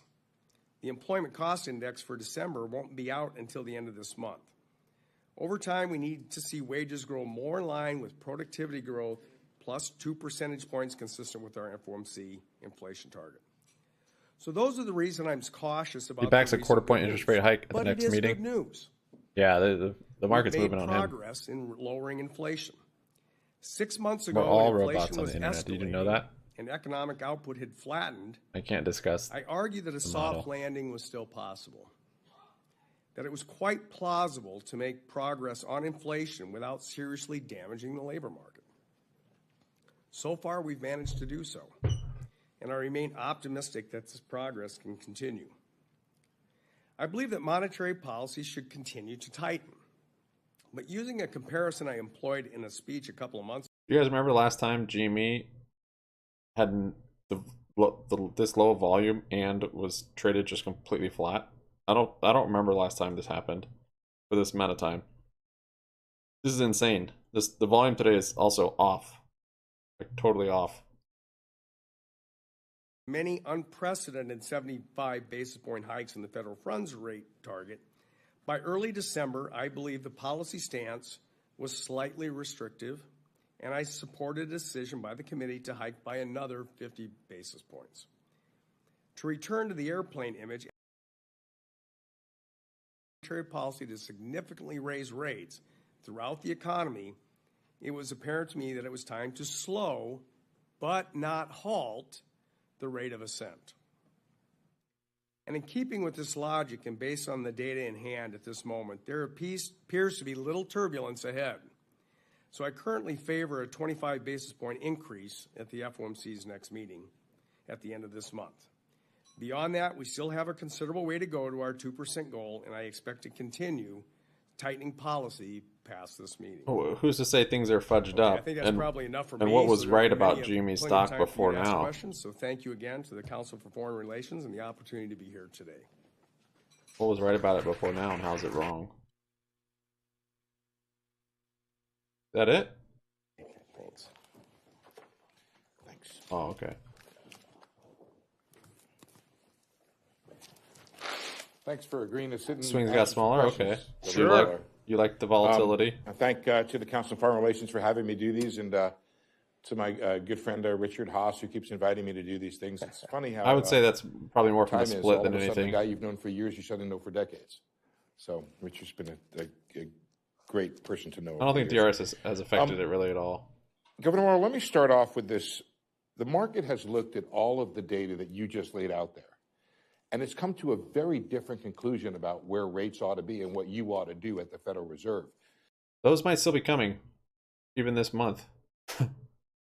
70 basis points, which is towards the high Watch side yesterday's of where video. I think we're just in a longer time period than when we had this drop. It's just a little bit longer this time. This peak to this peak, we're either right here or we're right here. So if you were around for this time, you remember this was like, you thought you were going crazy and you thought it was all fake and it's all conspiracy. Like you were questioning everything, and then we had this ridiculous move. But I think we're right on the cusp of that. This year. Supply's coming down. Excuse me. Whoa. And I think that's driven by one key thing. The market has a very optimistic view that inflation is just going to melt away. It's the immaculate disinflation. Talk those words into it. Inflation is just going to come down very rapidly. And once that happens, there's no reason for the Fed to keep policy rates high, and they'll start cutting rates. We have a different view. Inflation is not going to just miraculously melt away. It's going to be a slower, harder slog to get inflation down, and therefore we have to keep rates higher for longer and not start cutting rates by the end of the year. The other issue that we have to deal with at the Market Stone is we have, from a risk management point of view, we have to ensure that inflation doesn't take back off. And that means we're going to have to kind of keep rates higher for longer than we normally would say we would do from a Taylor rule or some policy rule because of a risk management side. It's worse for us to have inflation take back off and then have to start raising rates again than to just kind of keep them there until we are fully convinced that inflation comes down. Not wrong. So I think that's really the big difference, is just the markets have a very different path for expected inflation than we do. Does it make monetary policy tougher in that lower rates are essentially an easing of financial conditions and you're trying to tighten them? Yeah, I mean, this is the thing. It's hard to talk people out of their forecast. You know, if they believe that's what the forecast is and they're going to bet their money, it's very hard for me to get them to change the view. Do you have to respond by making rates even higher than they otherwise would be if the market doesn't Well, respond? we'll kind of see how the data comes in. Whoa. Right? I mean, if this loosening conditions makes things looser in the sense that growth takes off, employment doesn't loosen, and inflation starts kind of taking off again, then yeah, it's going to require us to do a lot more. Are you at all humbled in your certainty about the trajectory of inflation by what happened a year ago, in that the Fed was all decided that inflation was going to be transitory and it was going to go away, and most of the Fed members ended up being wrong about that? What's the chance that you're wrong again this time? Yeah, Why should the markets be any more confident in your outlook on inflation? Yeah, everybody that does forecasting should be humble by definition, because you're mostly always going to be wrong. But we go do it anyway, right? We know we're going to be wrong, but we have the guts. You better not be wrong more than 50% of the time. Really it was a humbling experience. I mean, it clearly was. When you sat in April or May of 2021 and you saw this inflation, you said, "What's causing it?" Every possible explanation was a transitory effect. How much money was printed? The logic of it, just the logic just led you to say this can't. What's causing it? Persist for very long. It's going to unwind. It's going to ravel. The demand's going away. The supply stuff's going to go away, and inflation will come right back down. And that story held from April until September of 2021. Inflation was monthly coming down. It's looked transitory, and then October, November, December of 2021, it just exploded. So once that happened, we had to quickly change pace and say, look, this story, this belief, it's just not there. So, you know, it was a mistake. We corrected it. And so that's the thing, is we don't really want to make that mistake again. But what was the mistake? Was the mistake being too, locked into your view, or was the mistake that you were simply low in terms of your trajectory on inflation? So I've made these comments before. The mistake in my mind that we made was we bet the farm on the transitory story. And any risk management model, you would have said, what if it doesn't go away?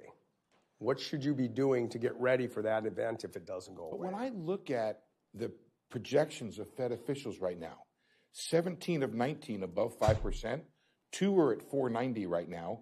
Aren't you betting the farm on inflation being only falling slowly now?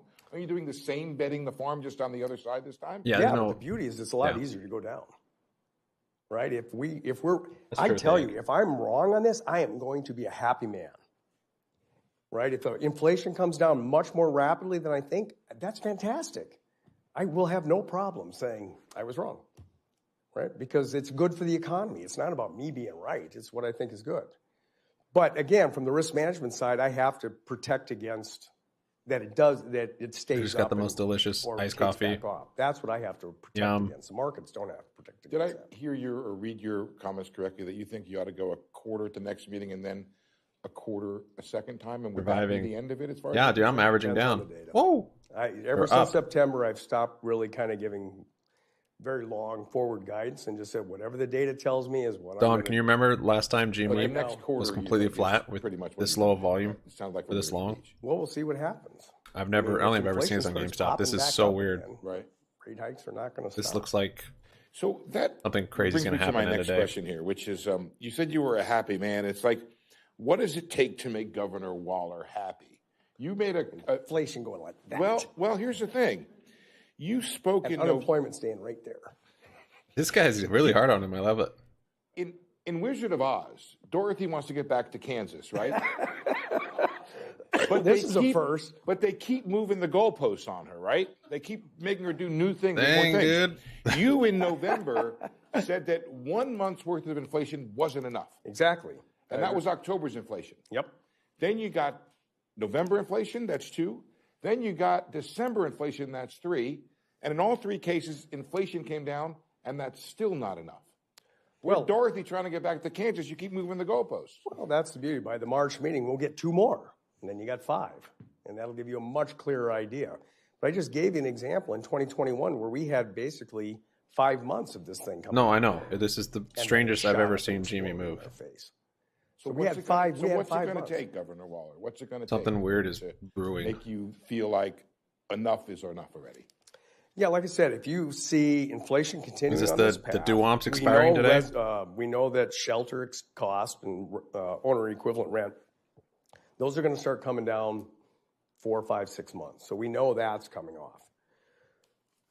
If wages start continuing to moderate to where wages are going up consistent with productivity growth and inflation, that's a good sign.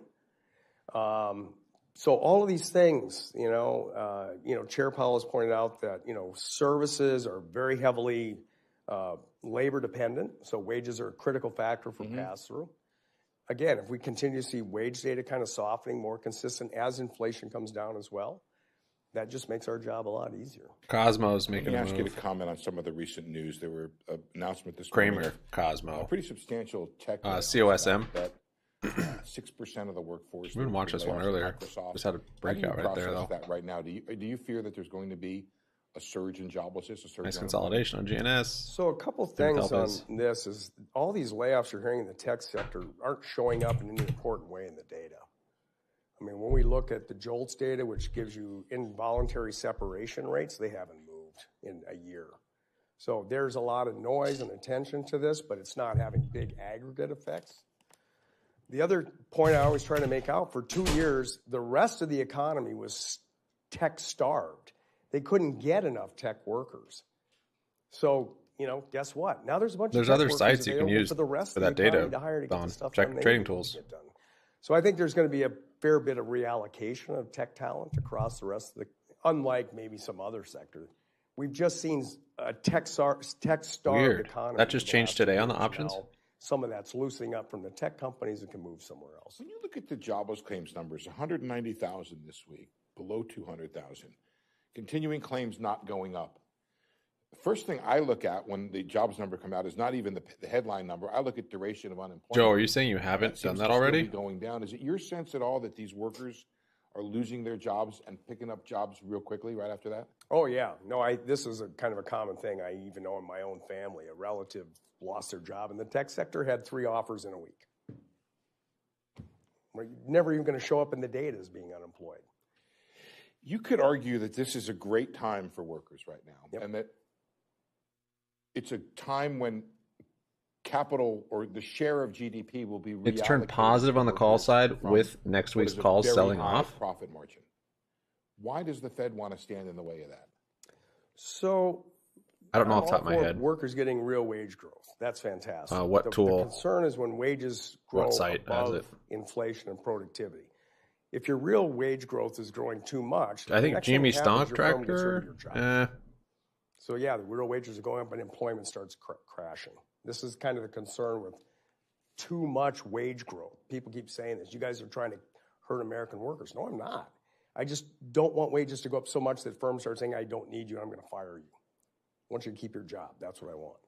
So that's more the concern, is getting the right wage growth to where firms don't start laying off workers because labor is just too expensive. Now, when you look at real wage growth, income growth over the wage distribution, lower income workers did very well the last 17's a great price point. Very significant real wage gains. The ones that tended to get hurt were more the upper income groups. But they have more. There's got to be more sites. Relationship with firms. These I would just Google shift search. We've seen this story on their before, competitor.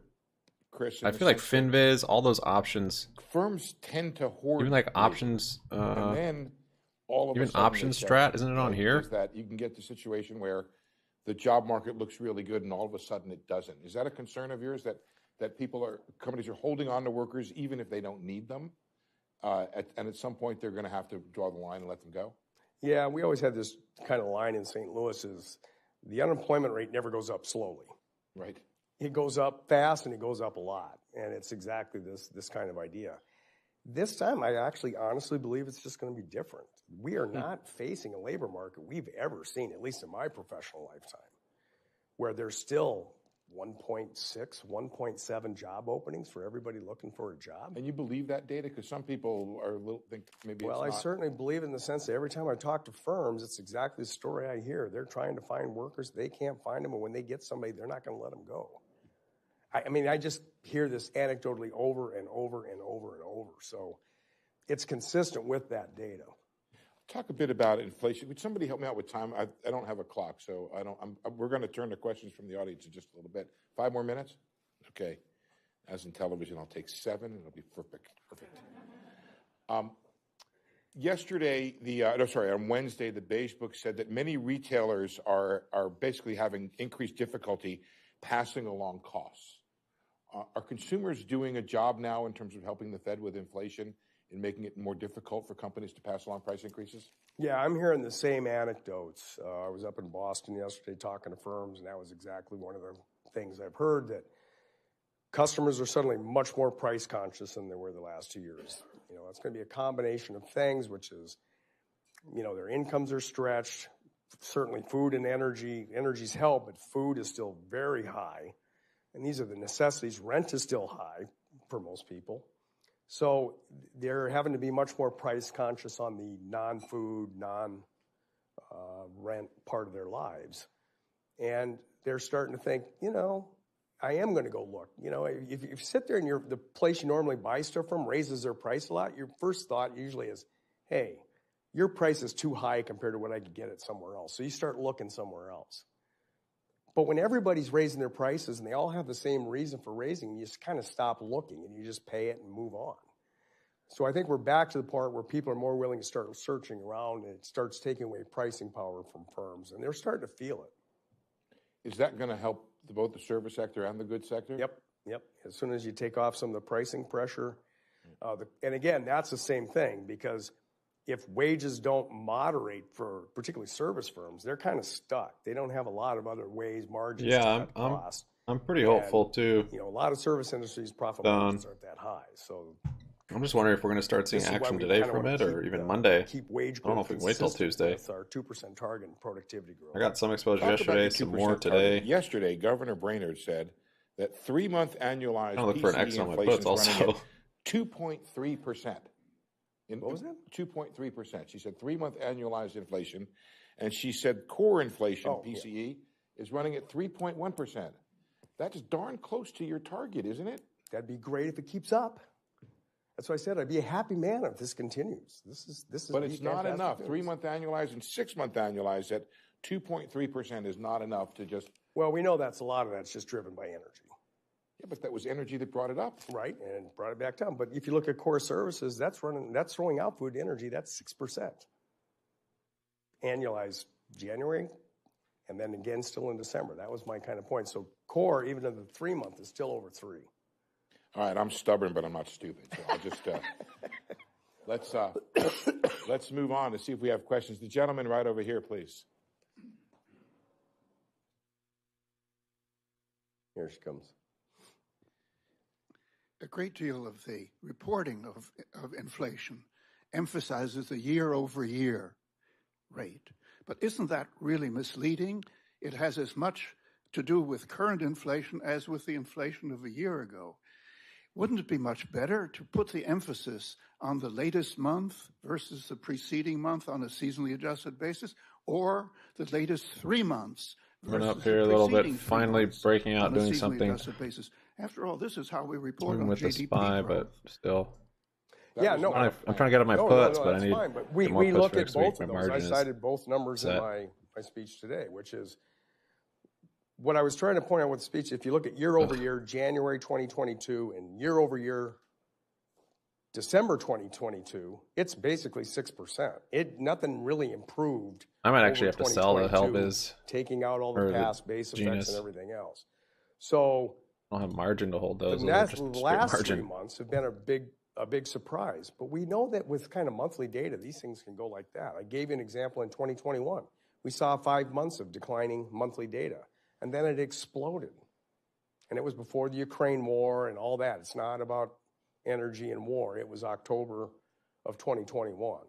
So that's where you just can't put a lot of weight on just a few months. You need to see it go longer. But I agree. That's what you're pointing out is exactly what we're looking at and paying attention to. Michelle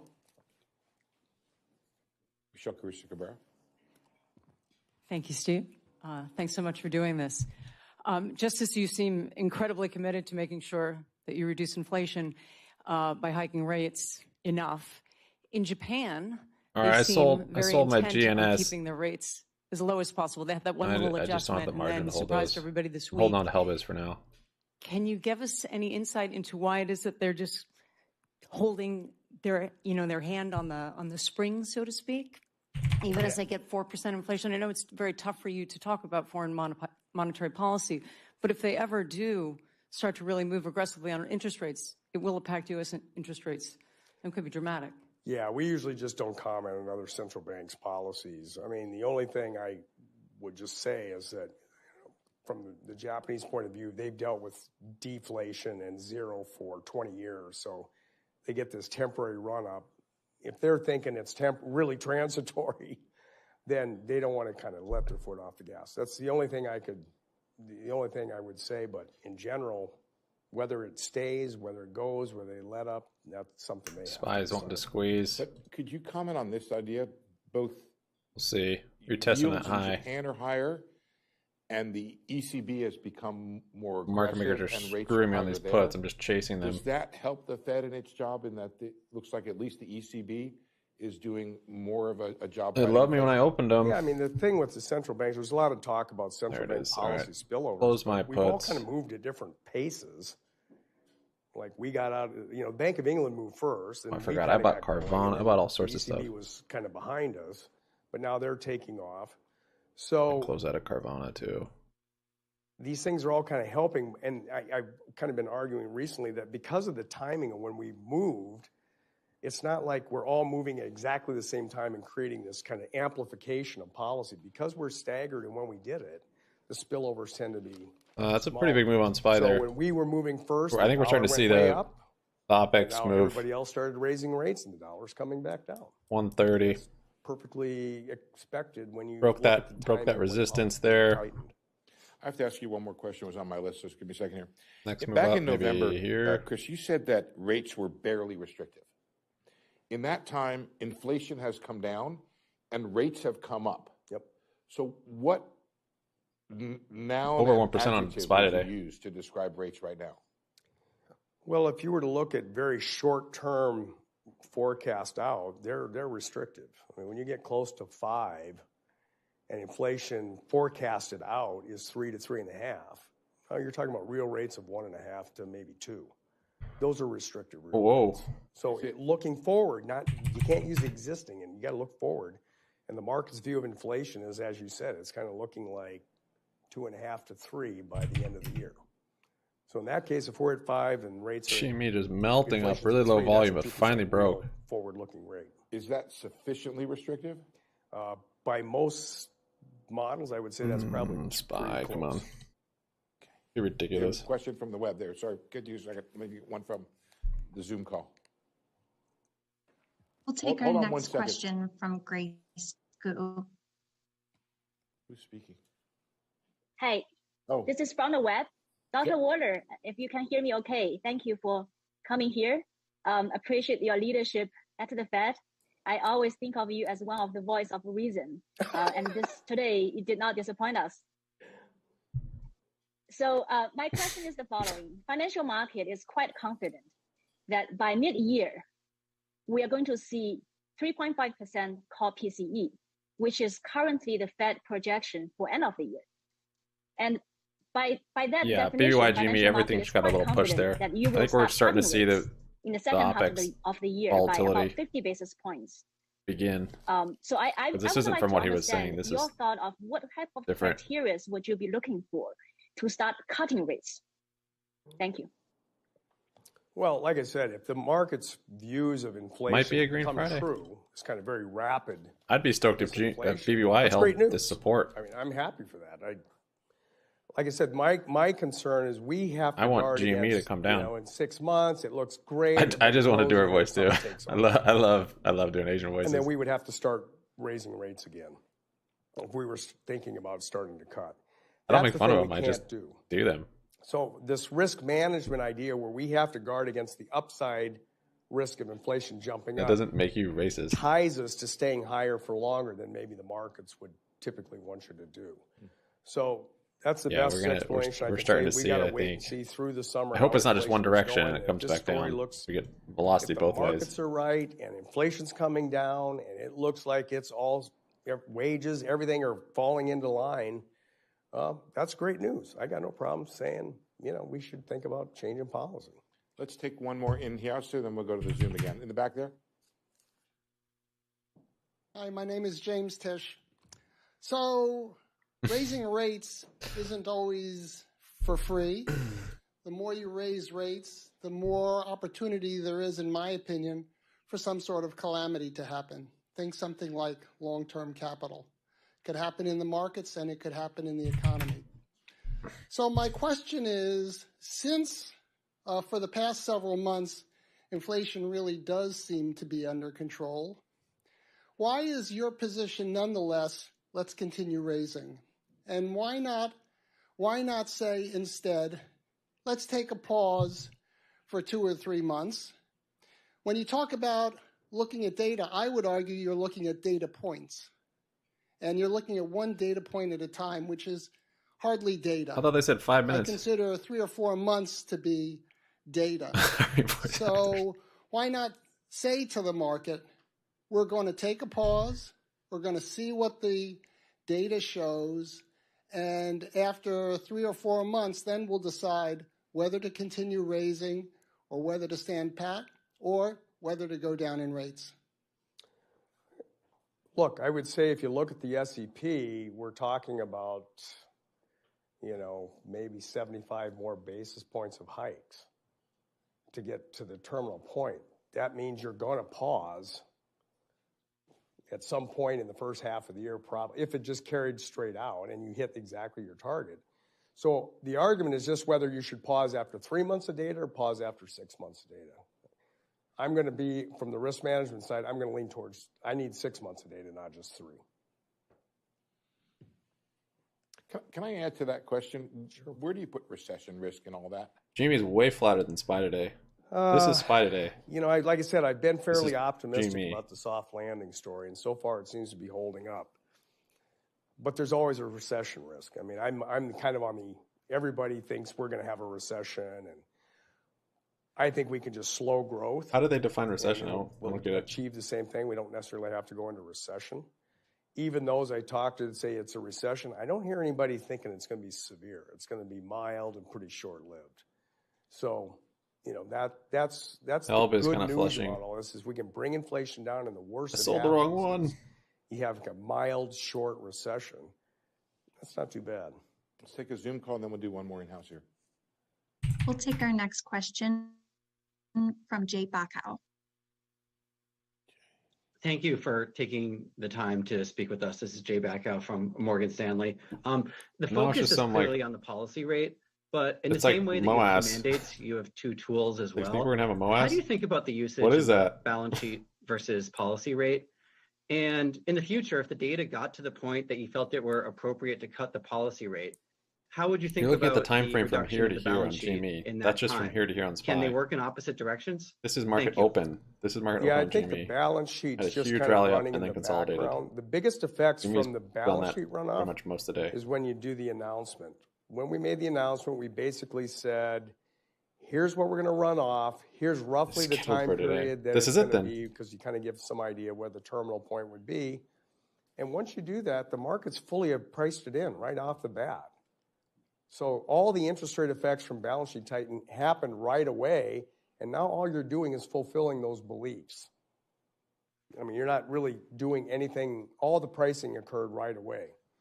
So that's how I think of balance sheet tightening is all you're doing is fulfilling the expectations that you were going to follow this path, and that was going to have this effect on interest rates back when we started, and we're just carrying that out. It's just a credibility kind of mechanism.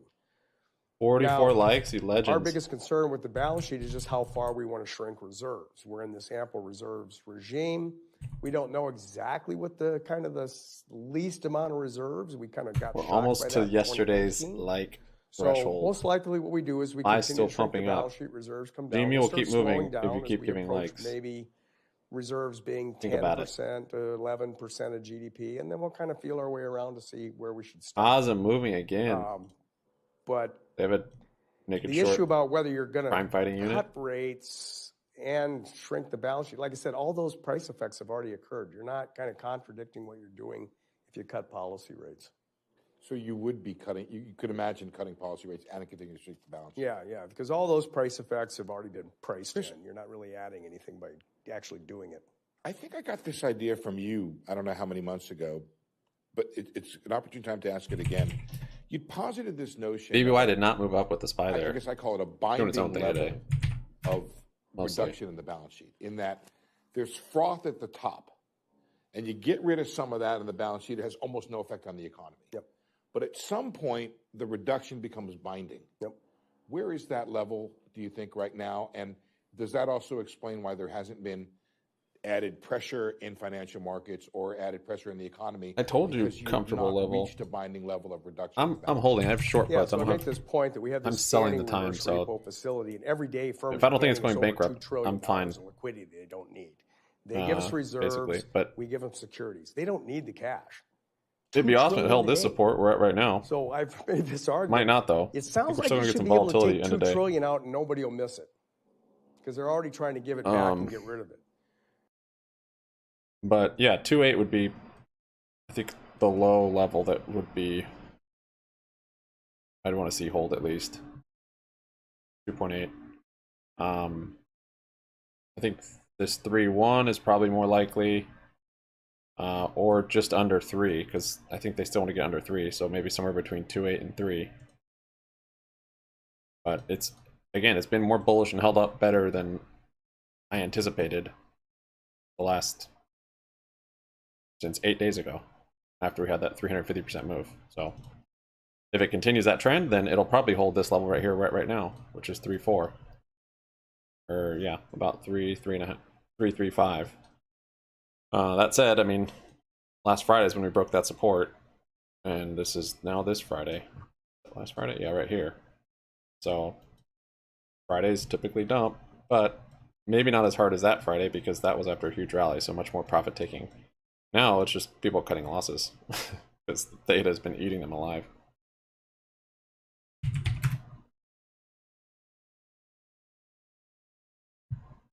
Estimates by different governors over the past couple months of the rate equivalent impact of QT. I believe last fall, Governor Daly estimated 75 to 150 basis point range of impact, and then Governor Brainerd the other day said 50 to 75. If you have a specific view, what is it? And given those are two pretty different ranges, and the Fed is thinking about like cumulative impact, the bottom support, yeah, QT technically on overall restriction. What does that then yeah, kind of? That's why it'd be nice to hold that, for, but the terminal rate. Frighten me if it doesn't. The Hello, second question is Insidious. around. Welcome back. Going a little bit deeper on data dependency. Yeah, the volume's still off on GME. SPYs. There's obviously a ton of alternative data, real-time data series on the economy that. So if it breaks that 393, a different picture than the kind of headline rates that have no, that's kind of the lagged components. other side of the shoulder here. So maybe just going forward from a methodological. I don't want to really break that too much. Is there really a reason for the Fed to be driven by kind of legacy determined, kind of non-technologically advanced data points versus what's currently ascertainable with modern tools in the economy? So on the first point, I mean, there's been some Fed research that goes back a number of years. It kind of is, and these numbers are really rough. Don't bet money on them, but kind of the rule of thumb was about for every trillion of QT, it's about the equivalent of reducing. I don't have a whole lot to say about the duops. So if you're going to shrink your balance sheet by $2 trillion, then you're somewhere I don't 50% do much research on all of that going on. I know they're 2.5, deep out of the money puts, and they're expiring today. Points. And what that does to price action Going back next to what week, I said about the announcement, I don't when know. we Don announced, can tell you what happens. Governor Brainerd gave us If they don't roll them back over, right like I before think that's we kind of the made question: are they going to roll them over? Or QT, they she kind don't, of gave then pretty much the details of what was going to happen. Long-term rates jumped, 10-year rates jumped 35 basis points. on her speech. Eyes right at that level up there. It's not a bad estimate of where the market thinks this Well, is the Bennett's equivalent to report, doing come on. 1.5 hikes. So 3.5. You know, it's somewhere in that ballpark. Like but like right I around said, here. You can't if you be take so her strict. speech, it was priced in and it's been there ever since. They already know what it's going to be. It's been priced in. Are you taking that on percentages, like 50%? 40 basis points. It's already there. Eyes So squeezing. all we're Broke doing through is that level. confirming the promises we made about how our balance sheet run off. In terms of the data, this is a great point. I mean, we use It a lot likes of all these options expiring. all sorts of different stuff. I was just up in Boston yesterday talking to the. They said 5 minutes, like Project 15 people minutes about ago. What they're seeing daily in terms of prices. You know, and you know what's interesting is you do get some insight ahead of time, but it's kind of amazing There you how go. consistent, Don answered it for it is you. with more of the legacy data. So you're getting maybe a little lead time on it, but it's not like it's wildly different. Married from, options. what you're going to get when you get the actual BLS. They equal each other out. I want to ask, we've been talking a lot of sort of short-term, medium-term questions. I want to ask a long-term question, Governor Waller. The pace of early retirement is still accelerated. Yeah. Hasn't really stopped, according to a speech that Chair Powell gave. Immigration levels are back up, but we still have this huge deficit of immigrants that have not come into the country over a period of time that even comes before the pandemic. Fertility rates are lower, and science is advanced, but not enabled women to give birth to 25-year-old working age people. In that, for sure, the dirty little secret of economics is all you need is two numbers to figure out the growth rate, which is productivity and hours worked or population growth. We don't know what's going to happen to productivity, but doesn't it look like the labor force growth is going to be something that's going to be damaged permanently over a period of time, such that potential growth of the United States is actually lower than it had been estimated before? Yeah, so this is long time standard. I mean, if you're just going to look at GDP growth, I don't think so. or labor Cause force growth input. This thing's been volatile. Now, if you We've just seen this thing get spiky. GDP growth per capita or per worker, then that gets netted out, and you're just left with productivity. And I wouldn't even call it a Wes Christian you movement. It's have more to of be a kinda careful genius when you look at those movement. growth numbers, because The if you're CEO of this adjusting it company actually per that's person, really then organizing it all, it's seems washed like. out. He's bringing everyone together. But it's true. I mean, if you have fewer workers coming in, you're going to have less output and less growth. That's just kind of the nature of the beast. And what does that mean for monetary policy? All things being equal, shouldn't it mean a lower long-run neutral rate? Yeah, that's exactly the implication. Okay, and then, from any economic model I've ever seen, that's an see, I'm good dancing on the regular theoretical stuff. Here's the next one, though. Short term, though, doesn't it mean that you have further to go in that you are further above like those lower chairs potential right now? Yeah, I mean, the things you're describing, we're going to see out in 20 years, lower fertility rates. So that's not going to happen now. That's going to happen way out in the future. So for what I'm going to do in the next 2 years, this has no impact. But it does in the sense that you don't have the workforce to get back to the economy you had, do you? Excuse me, I thought you were talking about population growth going on. No, but that's true too, in that we've lost workers in the pandemic. Yeah. Retirement has been early, and we don't have the immigrants. So the workforce right now is lower than it was before. Yeah, and in some sense, that's a negative and a benefit. Yeah, I know what you mean. I don't think GNS has broken any backs at all. I don't even think it's short squeezing yet. I think this is voluntary closing, and then of course some swing traders riding the momentum, increasing the volatility. But yeah, I don't. This is doing anything yet like that. But yeah, it would be cool if one of the baskets started blowing up. And who knows? Maybe this is putting pressure, even just this move on GNS and Helbiz and these random little micro caps. Maybe they're in some sort of basket that is hurting margins.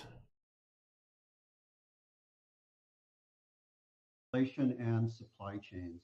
To what extent have the supply chain challenges that we've experienced in the last 2 years influenced or contributed to inflationary pressures? Was increased consumer demand the predominant cause of our supply chain challenges? It's funny, I was replaying that soundbite in my head too. Oh, that's way down the road. This won't matter then. Inflation. Any insights are appreciated. Thank you. Yeah, so on the supply chain disruptions, there's a couple things to keep in mind. One is if if you take about the following example, if you have a huge surge in demand for something that overwhelms the productive capacity, I add to a short that's up not here a even, supply dang it. shock. That's a demand shock that overwhelmed capacity. Too often people think of this as like, oh, it's a supply shock. It had nothing to do with demand. But, you know, if 50 of us walk into a restaurant that can only seat 20 people and they run out of food, it's not a supply shock. It's What do you think about that Head and Shoulders? supply being overwhelmed by capacity. And in that situation, two things have to happen. Demand has to come back down and capacity has to improve. So that is what we've been seeing, and certainly in goods for the last, number of periods. Demand for goods has been falling. Capacity has improved. So a lot of the stuff we saw with goods, I don't really want to call that a supply shock. There's really a demand-driven, and that Okay, I added another one to my short. Capacity constraints. Bigger problems are things like chips, silicon chips, where they just couldn't produce them. The demand was there, they couldn't produce them, they couldn't get them there, period. Averaging up. Demand hadn't changed, they still couldn't produce enough. So what we've seen in the last few months, we have seen dramatic changes in supply chain costs. Just look at oceanic transportation shipping rates. They skyrocketed and they're right back to where they were pre-pandemic. So all that decline in shipping costs is now being passed through in the form of lower cost to firms. It's showing up in lower prices. That'll all put some downward pressure on prices as we go. Our job at the Fed is to try to pull back on the demand side to put downward pressure on demand. So how much of this is demand and how much is supply, no one's really going to know, but both things have been big contributors to the inflation we saw. Let's do one in here. Yeah, I'm averaging to a already quite profitable short, Thank you so much. It's not a number of governments around the world are experimenting with central bank digital currencies. I know that the Federal Reserve has not made a decision about whether or not to pursue a central bank digital currency. I'm curious what some of the concerns that Awesome, 68%. This Thing is considering moving as they decide whether or not to do that. Thank you. Yeah, I'm not a fan of it, if anybody follows this, is aware of. I've kind of asked a couple of basic questions with this, which is, what is the major market failure in the payment system that requires the Federal Reserve to step in and fix this problem?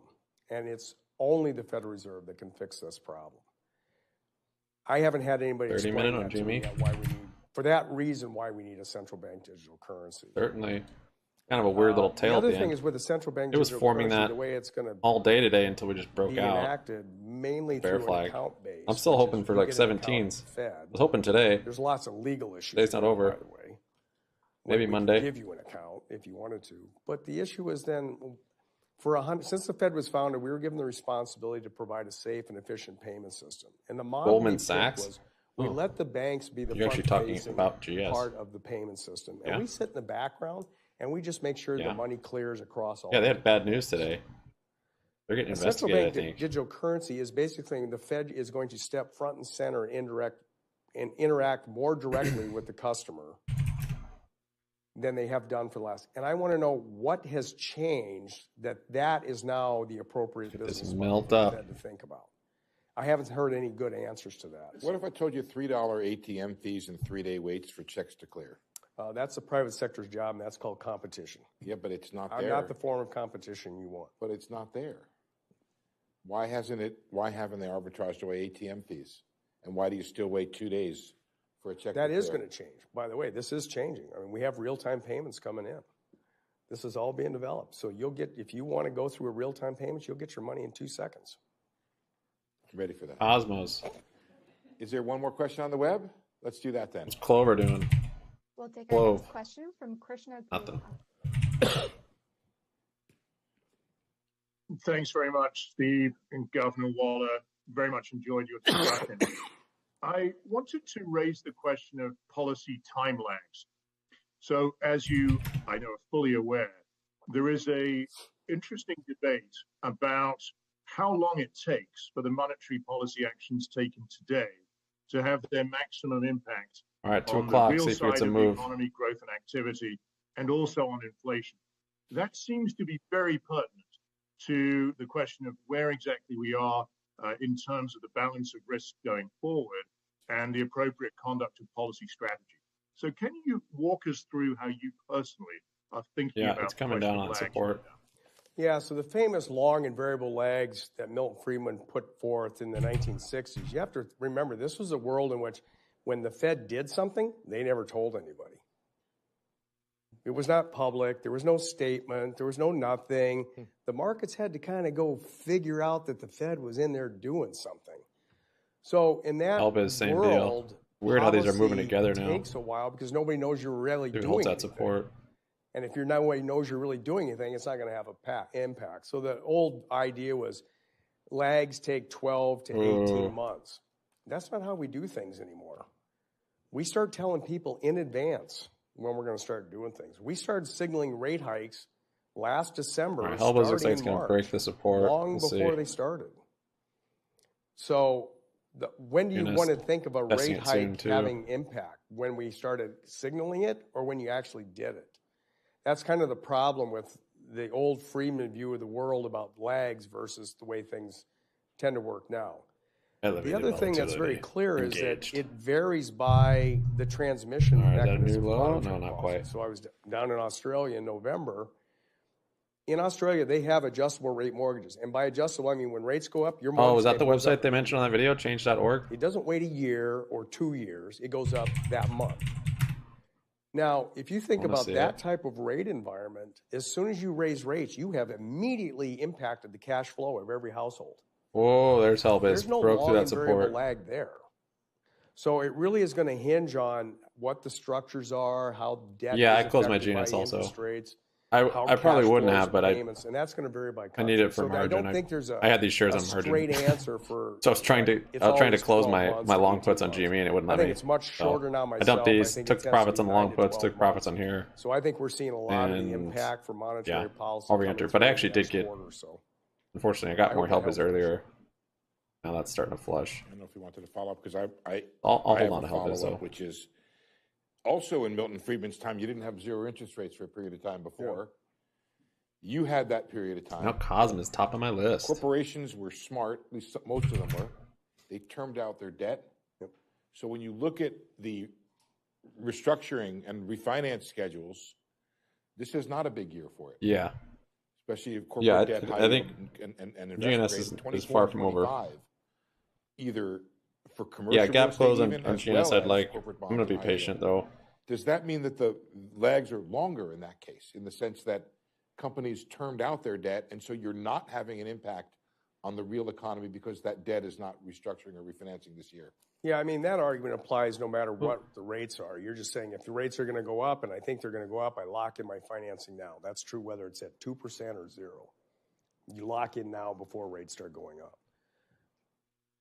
I thought you were going to go a different way, which is, in a way, that kind of benefit is, as we raise rates and put downward pressure on total demand, you're not going to create a lot of financial distress, which is a benefit. I mean, it's GME a investors everybody could think they found the holy grail. This and not have huge problems. They don't have shares in a nice, market, if a lot of your easy, equity finance, liquid, come down, insured brokerage like E-Trade or TD Ameritrade. So I'm not too worried about the long lag from that. They don't need any. They don't need a petition.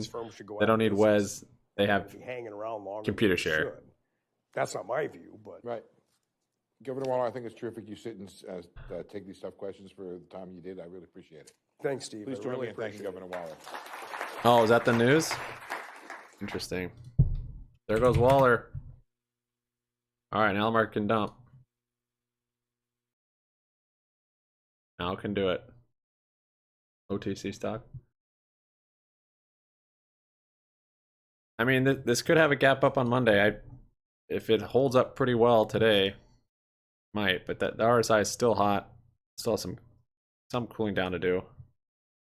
And this could be another week before it has another big move.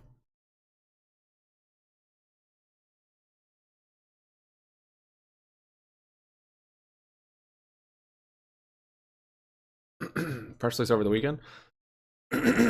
Yeah. Yeah, he does act quite fast. His company's only been public for like 6 months. So think about how quick he acts compared to I don't know, Ryan Cohen or other companies that haven't done anything.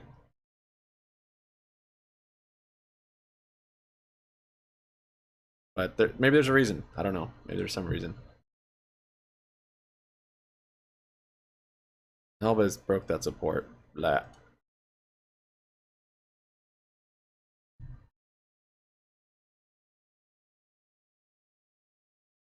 Some tin? Some GME tin?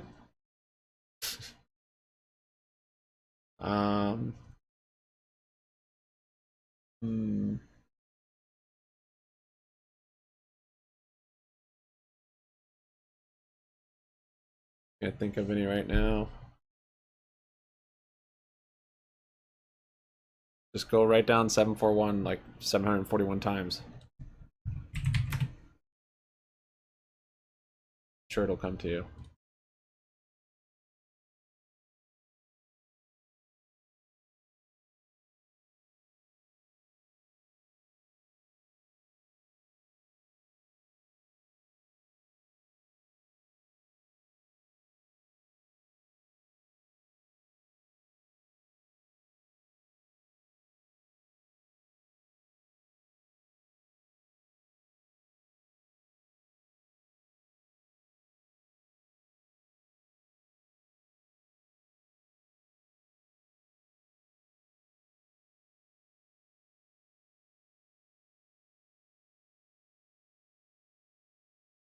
BBY. Sorry, I'm watching GME. It's been a little bit more interesting today.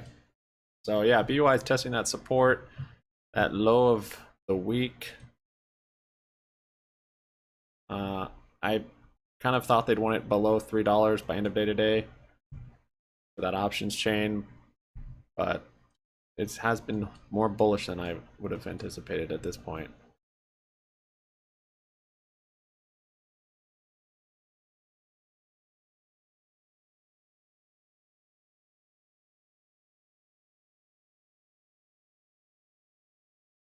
There you go, Don. That's some great tin.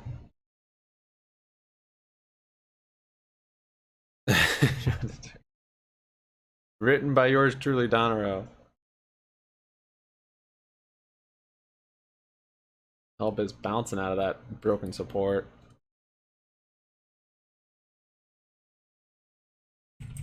SPY doesn't want to give up here. Looks like it's bull flagging.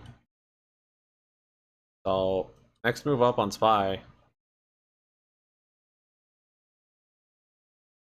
it does it, let's see. Off level up here. It's already up 1 1/4 though. Pretty big move today.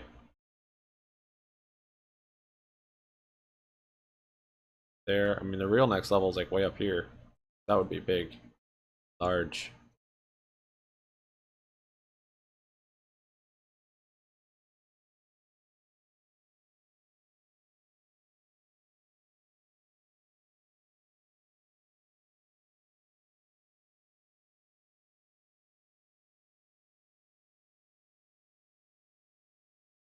Still liking this head and shoulders. 4 hours still bearish. The daily hasn't flipped to bearish yet, but I mean it rejecting this trend line, hard to ignore.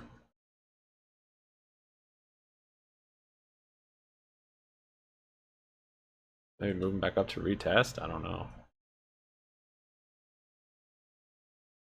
Could be. That'd be a big move. Still to come.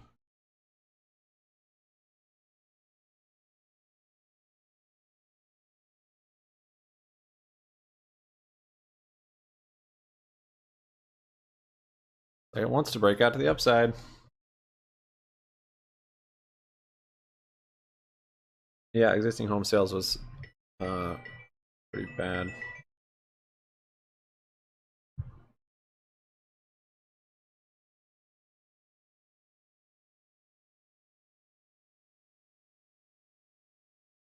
Is when you talk about housing, people have lost a lot of wealth just because the value of the homes have come down, right? I mean, that's what we were talking about. And they lost in their 401ks and IRAs. So granted, you have different groups of people. You have those that are struggling to pay and living paycheck to paycheck, but then you have others who live off interest or count on the value of their home, and they really got walloped last year. What do you think we're going to be saying at the end of this year? Are they going to be saying the same thing about their 401ks and IRAs? I mean, you have a lot of older folks that are pretty worried now. You know, and a lot of families are worried, and last year was a tough year for both stocks, bonds, the value of homes and so forth. So everyone's net worth took a hit last year. And, I think that, if we do have a recession this year, which I think we will around Q3, I think it's going to be more of a middle of the road recession, maybe more similar to what we saw in the 1990s. The Fed they want people to feel less wealthy so that they spend less and bring inflation down. And, unfortunately, when, the Fed, they have more of a sledgehammer that they apply, not a scalpel. And so, they're good at kind of smothering the economy, which is what they're doing right now. But a lot of it's expected. And when we look at companies right now, the big concern I think that's going to move the market is earnings. And we see a lot of companies, applying layoffs right now as a strategic lever to pull to help, their overall bottom line. And so I think that we're going to see a more positive outlook overall at the end of this year compared to what we saw at 2022, where, I don't think the families and their IRAs and 401ks, I don't think they're going to get hit like they did last year. I don't think that we're going to see too much more of a pullback in the housing market. Like I said, maybe 5 or 10%, but nothing like we saw during the 08 recession. That was an extremely tough time. So this country has been through some rough times if we go back over the last 100 years, with World War II, the Great Recession, the tech bubble, the 2020 COVID, and so forth. But I think this is going to be a little bit more of a middle of the road dip. And I think we'll come out of this, in a great way, because companies are being forward thinking when it comes to that bottom line and working on those earnings. Kyle, thank you so much. A good look there in the big picture. Kyle Odell, EdgeRock Wealth Management. Thank you. Thanks, Nicole. Still ahead in the watch list, the president and CEO of PBS Biotech joining us with the very latest results on their cancer treatment trial. Find out why one stock like Dollar General or Coinbase could be on your radar. And our panel dives into the Netflix numbers, those earnings and subscriber growth, what it means for the other streamers. And up next, the debt ceiling debate is back. How it will impact the economy, the markets. Stay with us.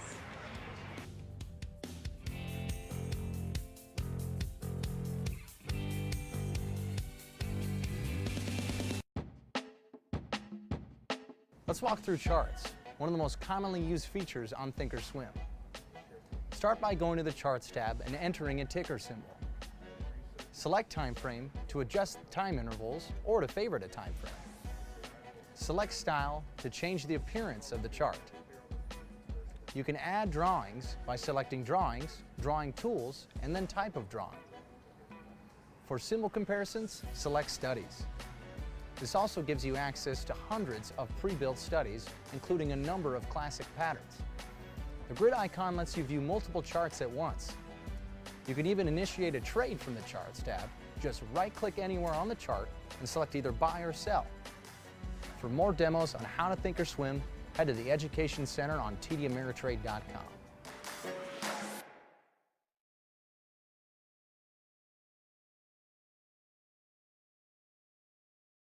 When traders tell us how to make thinkorswim even better, we listen. Because platforms this innovative aren't just made for traders, they're made by them. thinkorswim Trading from TD Ameritrade. It's a 13-hour flight. That's not a weekend trip. 15 minutes away. Wow, I gotta take off. Now, you downloaded the TD Ameritrade mobile app so you can quickly check the markets? Yeah, actually, I'm taking one last look at my dashboard before we board. Excellent. And you have thinkorswim mobile? So I can finish analyzing the risk on this position. You two are all set. Have a great flight. Hey, thanks. We'll see you.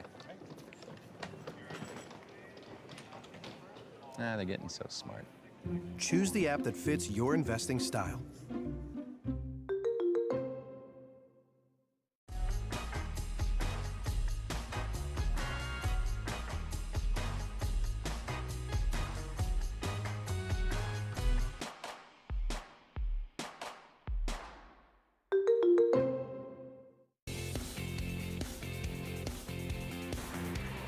Welcome back to the Watch List. I'm Nicole Petalides, live at the New York Stock Exchange. Thanks for being with us. A few more movers here for you in the market right now. Did you watch Netflix today? How it's been trading? Up 7% after adding 7.66 million net subscribers in the fourth quarter.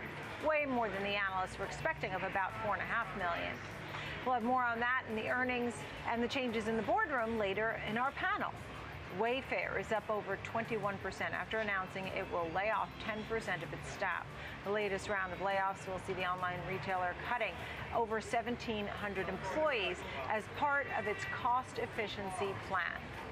Ally Financial up 19% after its earnings beat. The online bank did see its profits fall last quarter due to large credit loss provisions.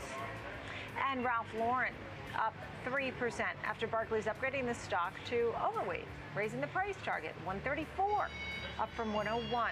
The analyst said the company is a best-in-class apparel brand with a track record of brand elevation. And here's a look at Bitcoin. Every single day we look here, 21,500, up 1.4%. For more on the markets, we welcome in Ethan DeWitt, Chief Investment Officer at Moneta. Thank you for being with us. So the debt ceiling is front and center back in Congress. I mean, we have that over 31.4 trillion on that borrowing limit. And Janet Yellen basically saying, look, I can finagle things through maybe June using extraordinary measures. What do you make of all of it? First of all, we need to remember that this is by no means the first time that extraordinary measures have been taken. If we were to look back in history, we can see that it very much, I think it's 8 times in the last number of years that these very same words have been used. There's code there, and the markets probably at this point should know what that code means. It means there will be protracted political wrangling. But ultimately, this doesn't have a huge impact on how the market performs. We know that they get there in the end. We know that spending cuts are being waved out there. And of course, any uncertainty does spook markets further. But we don't think this will have a long-term effect on markets at the moment. So a lot of political theater is what you're saying. In the meantime, I think it makes folks nervous. They worry about the credit of the United States of America. Is that fair? Well, absolutely. And this is, of course, coinciding with a turn in the dollar, a weakening of the dollar, and a movement of that around much funds flowing out of the U.S. equity markets into non-U.S. equity markets, in particular emerging markets. I don't know how seismic those moves actually are. Certainly, they are going to be reversal of direction relative to recent history. Remember, we had a 15-year underperformance of non-U.S. markets. Perhaps it is poised to be turning. I'm not reading too much into the weaker dollar number based on a sense that the U.S. credit rating is going to be damaged. I think that's much more relating to the deceleration by the Fed and just the fact that the dollar was hovering around a 20-year high. It was time for it to revert to the mean. And so at this point now, it doesn't seem like either side is willing to budge at all, while the Republicans now are trying to use their little bit of weight that they have to cut some government programs, for example. At what point do they come to the table and start to negotiate? Well, that is anyone's guess, of course. I will say that the political uncertainty barometer, if there was to be one, is actually a lot lower than it's been in recent years. We've seen the slim majority in Congress has led to the strong possibility of bipartisan reform getting through. We've seen that this is an administration that is sitting down and getting legislation passed.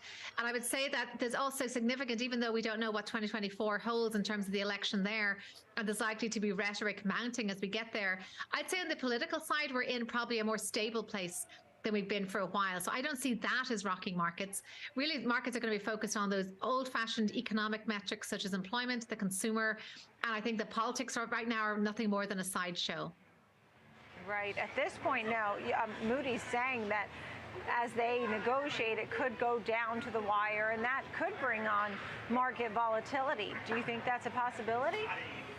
It could, but there's been many, many times in the recent past, where things have gone down to the wire. It doesn't tend to have a strong impact on markets.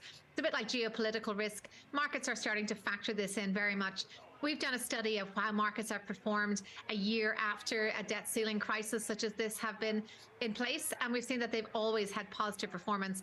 It doesn't tend to have a very long-lasting effect at all. Of course, uncertainty is never good for markets, and this is then, of course, combined with the overall economic uncertainty that we're looking at. But in terms of anything that would keep us up at night, this is not even ranking in the top 5 right now. What is? I mean, we just had our World Economic Forum in Davos where people were able to get together once again after a couple of years of not being able to do so. What do you think some of the focus really is on at this point? And that's, again, an example of the great normalization that we're seeing now post-COVID. We're beginning to return to normal dialogues. We're just talking about sustainability. We've moved on from discussing the energy crisis and energy terrorism into that important part of the energy trilemma, which is delivering it affordably and sustainably. So I see that that's very much a normalization. In terms of what's keeping us up at night, it's really that potential for some company surprise. Bankruptcies that have been the can kicked down the road for very long. They've been artificially propped up by COVID subsidies, artificially perhaps sustained by a consumer spending that was not the pattern of the norm. I think that most earnings will actually surprise on the upside going forward. But what I am concerned about is some of those companies that have been covering up perhaps some genuine problems. And remember, FTX was just at the end of last year. We saw some grave corporate governance failures, oversights, and lack of controls there. What keeps me up at night is that there's some more of those hiding in plain sight. Well, that's the whole thing. And there was a lot of anticipation that that may come following the pandemic if you made it through the first bout, because we saw so many small businesses close and restaurants, right? It was a very tough time, and then we sort of reopened. But now, as you said, there may still be a lot of struggles that are happening. For example, Party City was something we were talking about today. So at this point, what kind of companies are you watching closely? I know you had Party City in your notes. Netflix was a name that you were focusing on. Is it tech? What are you looking at?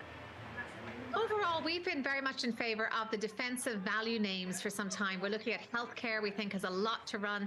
All that uncertainty I mentioned that's been removed from the equation bodes very well for healthcare. We see healthcare as still a strong component of inflation. So that's going to be continuing there. And also any other defensive area, such as consumer staples, utilities. We've liked infrastructure for some time. As there's been other noise, it's got in the way of some of those long-term structural trends that are really emerging. We're not bullish on tech right now. We think tech has a long way to run. There's an element of contagion from the digital asset debacle, really, that we're seeing unfold. And also there's a sense that growth investors are being much more discriminating about what they see in terms of growth. Certainly you can see them celebrating perhaps a shoring up of margins, which is likely to occur if these layoffs happen. And we can see that in the reaction of the stock prices today for Alphabet and Wayfair. But overall, we think that tech is going to have lost its luster, and there will be still just a lot of picking apart of numbers. Look at Tesla around electric vehicles, around the actual demand numbers for that. There's a lot more to run on that we haven't seen yet. So we're just sticking to our value names, our defensive names, and remaining exposed to equities. Ethan DeWitt, nice to speak with you. Appreciate it. A great conversation of Moneta. Thank you.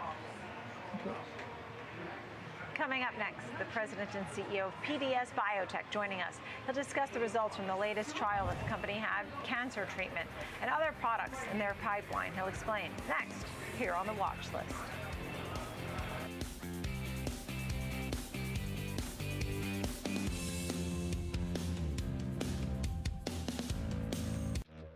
Whether you're an experienced investor or just getting started, TD Ameritrade offers a webcast that's right for you. Are you an active trader? Our Active Trading webcast series is designed to help you develop a deeper understanding of technical analysis, options, futures, and more. Best of all, you can ask questions by chatting directly with an education coach. It's interactive learning at its finest. Tune in live or watch on demand. Head over to tdameritrade.com/webcasts and start learning today.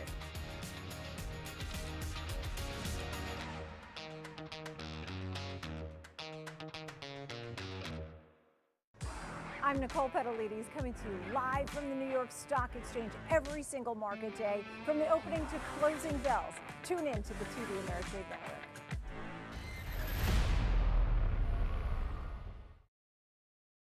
When traders tell us how to make Thinkorswim even better, we listen. Like Jack. He wanted a streamlined version he could access anywhere, no download necessary. And Kim. She wanted to execute a preset trade strategy in seconds. So we gave him Thinkorswim Web. Because platforms this innovative aren't just made for traders, they're made by them. Thinkorswim by TD Ameritrade. Trading has changed forever as a new generation of investors make their impact on markets. It's more important than ever to navigate through the frenzy of meme stocks, IPOs, and the next wave of tech. And that's where we come in, discussing strategies and example trades on trending names.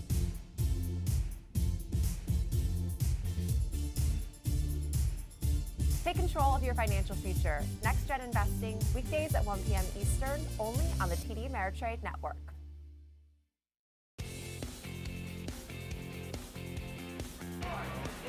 Welcome back to the Watch List. I'm Nicole Petalides, live at the New York Stock Exchange on this Friday. Thanks for being with us. It's time for our focus.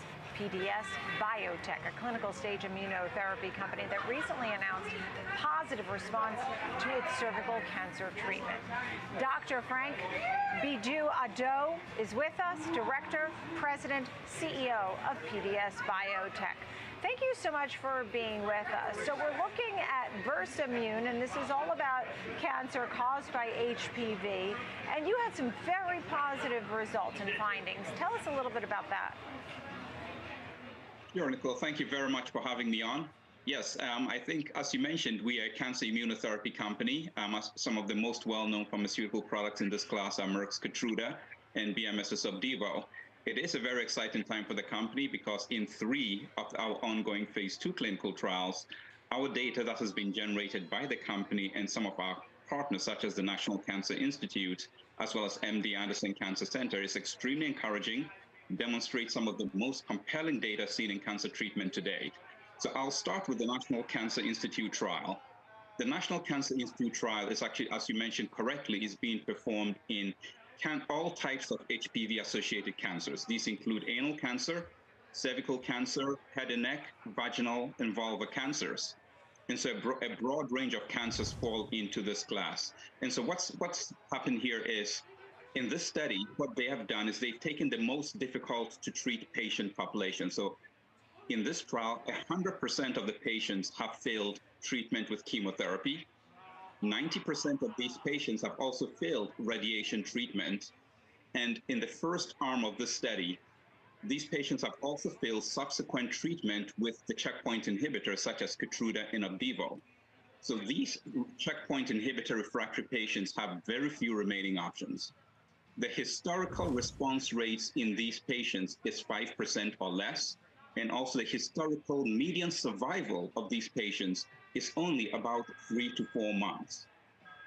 So in these patients with our novel combination, it's a triple combination study containing 2 of our products and a checkpoint inhibitor, what we have seen is rather than the 3 to 4 month survival, we have seen a 21-month median overall survival among the first 29 patients in this trial, and also a 63% response rate in patients who got the optimal doses of both products. So just to put this in perspective, today in January, if a patient had been diagnosed with failing their checkpoint inhibitor therapy, very likely on average, those patients wouldn't live past Easter, for example. However, the patients on our trial have lived through a Christmas, from January through Christmas, most of them through a second Christmas and continuing. So very compelling and very encouraging data to date. In the second arm of this trial, we're looking at patients who would traditionally be going on to checkpoint inhibitor therapy. In these patients, the response rates are less than 25%, and the reported historical overall survival for these patients is less than 12 months.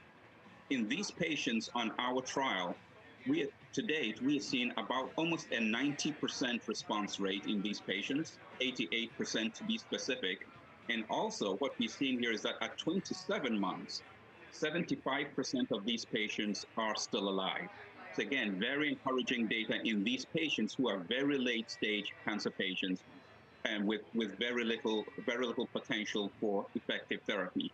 Now, you mentioned the cervical cancer trial. That trial is being run by MD Anderson Cancer Center.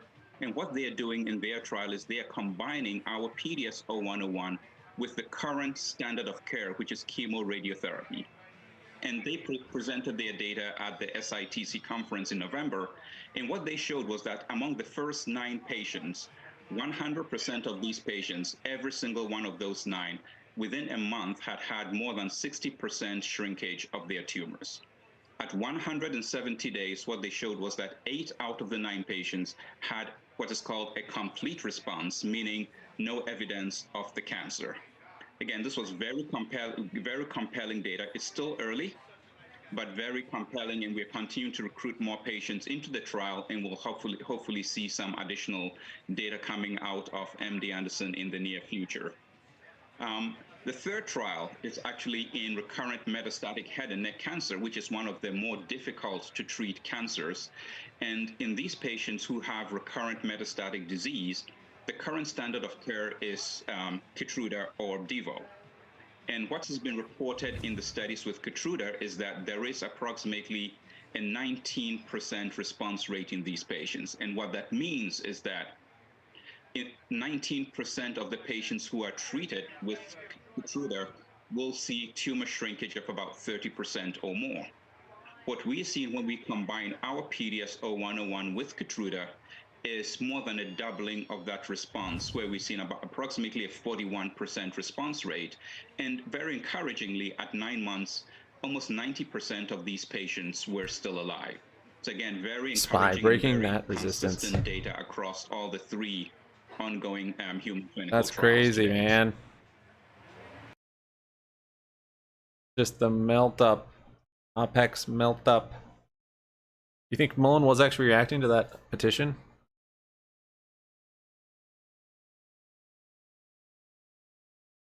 Hello?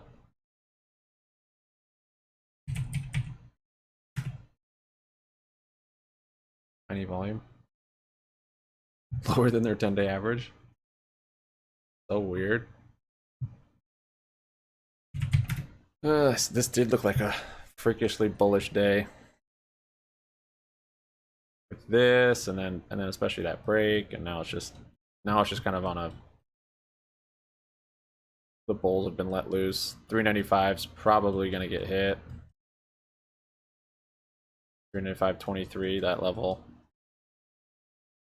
Totally throwing TA. Just shaking out any bears. Still a head and shoulder.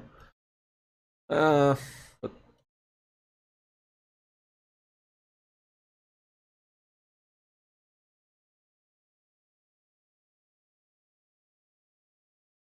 yeah, I'm pretty committed to my shorts at this point. Oh well.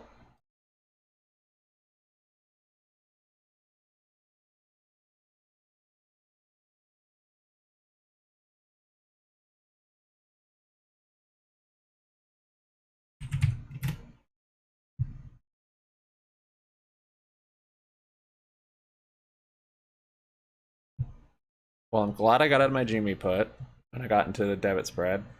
Even though I feel like this is going to come back down still for a better price. My ES short taking a beating. Yesterday would have been a nice close. 2-day move though, and on increased volume. Not sure how today will end up with volume.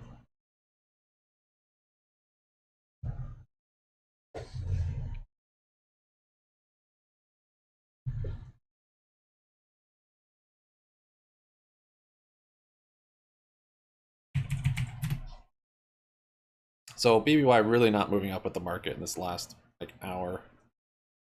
130 to 230. Yeah.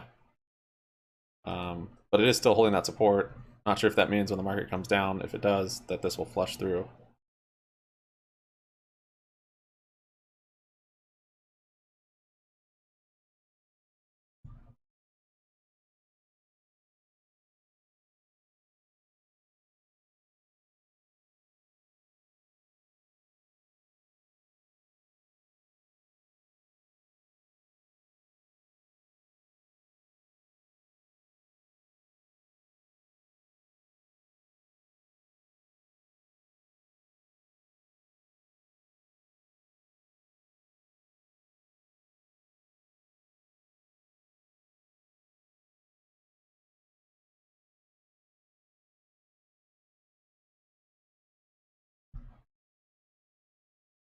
Okay, now it's getting a little move from it.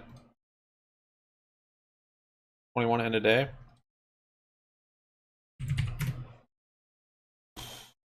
Maybe.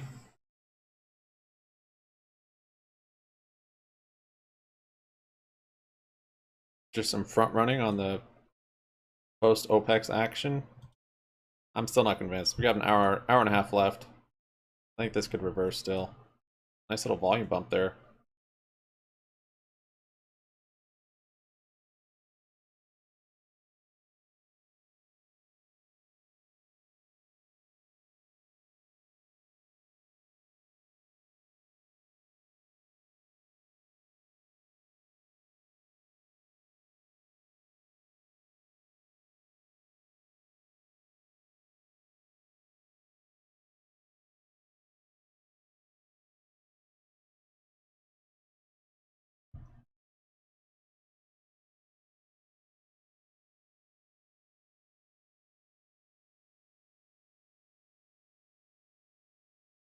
Jeez.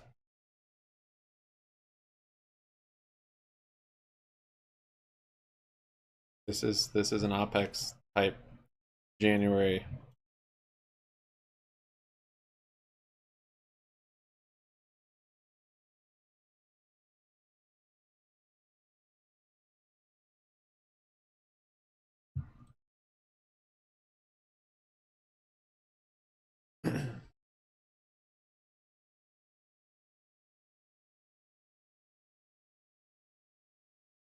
You would have to come down a lot faster than it went up. For what? Yeah, BBY got a little move from that market move. Cosmo hanging out up there. Hellbiz broke that support. GNS didn't though.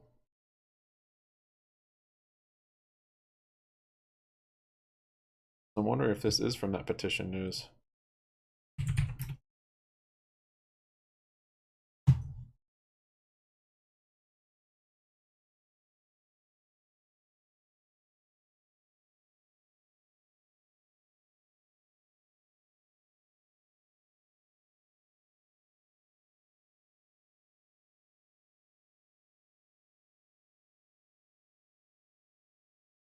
Big sell 350. GME on the SPY melt up. Closing above 350 today on BBY would be very good. Another 20,000. Although some of those could have sold off. There's 20,000 traded today too.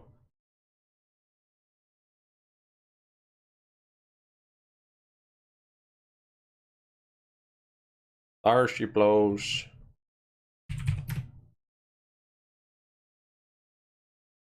Not even a popo or there she blows. I'd say a bleh.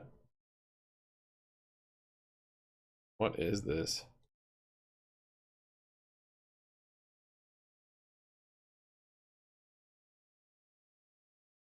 Will not be shaken. Wait.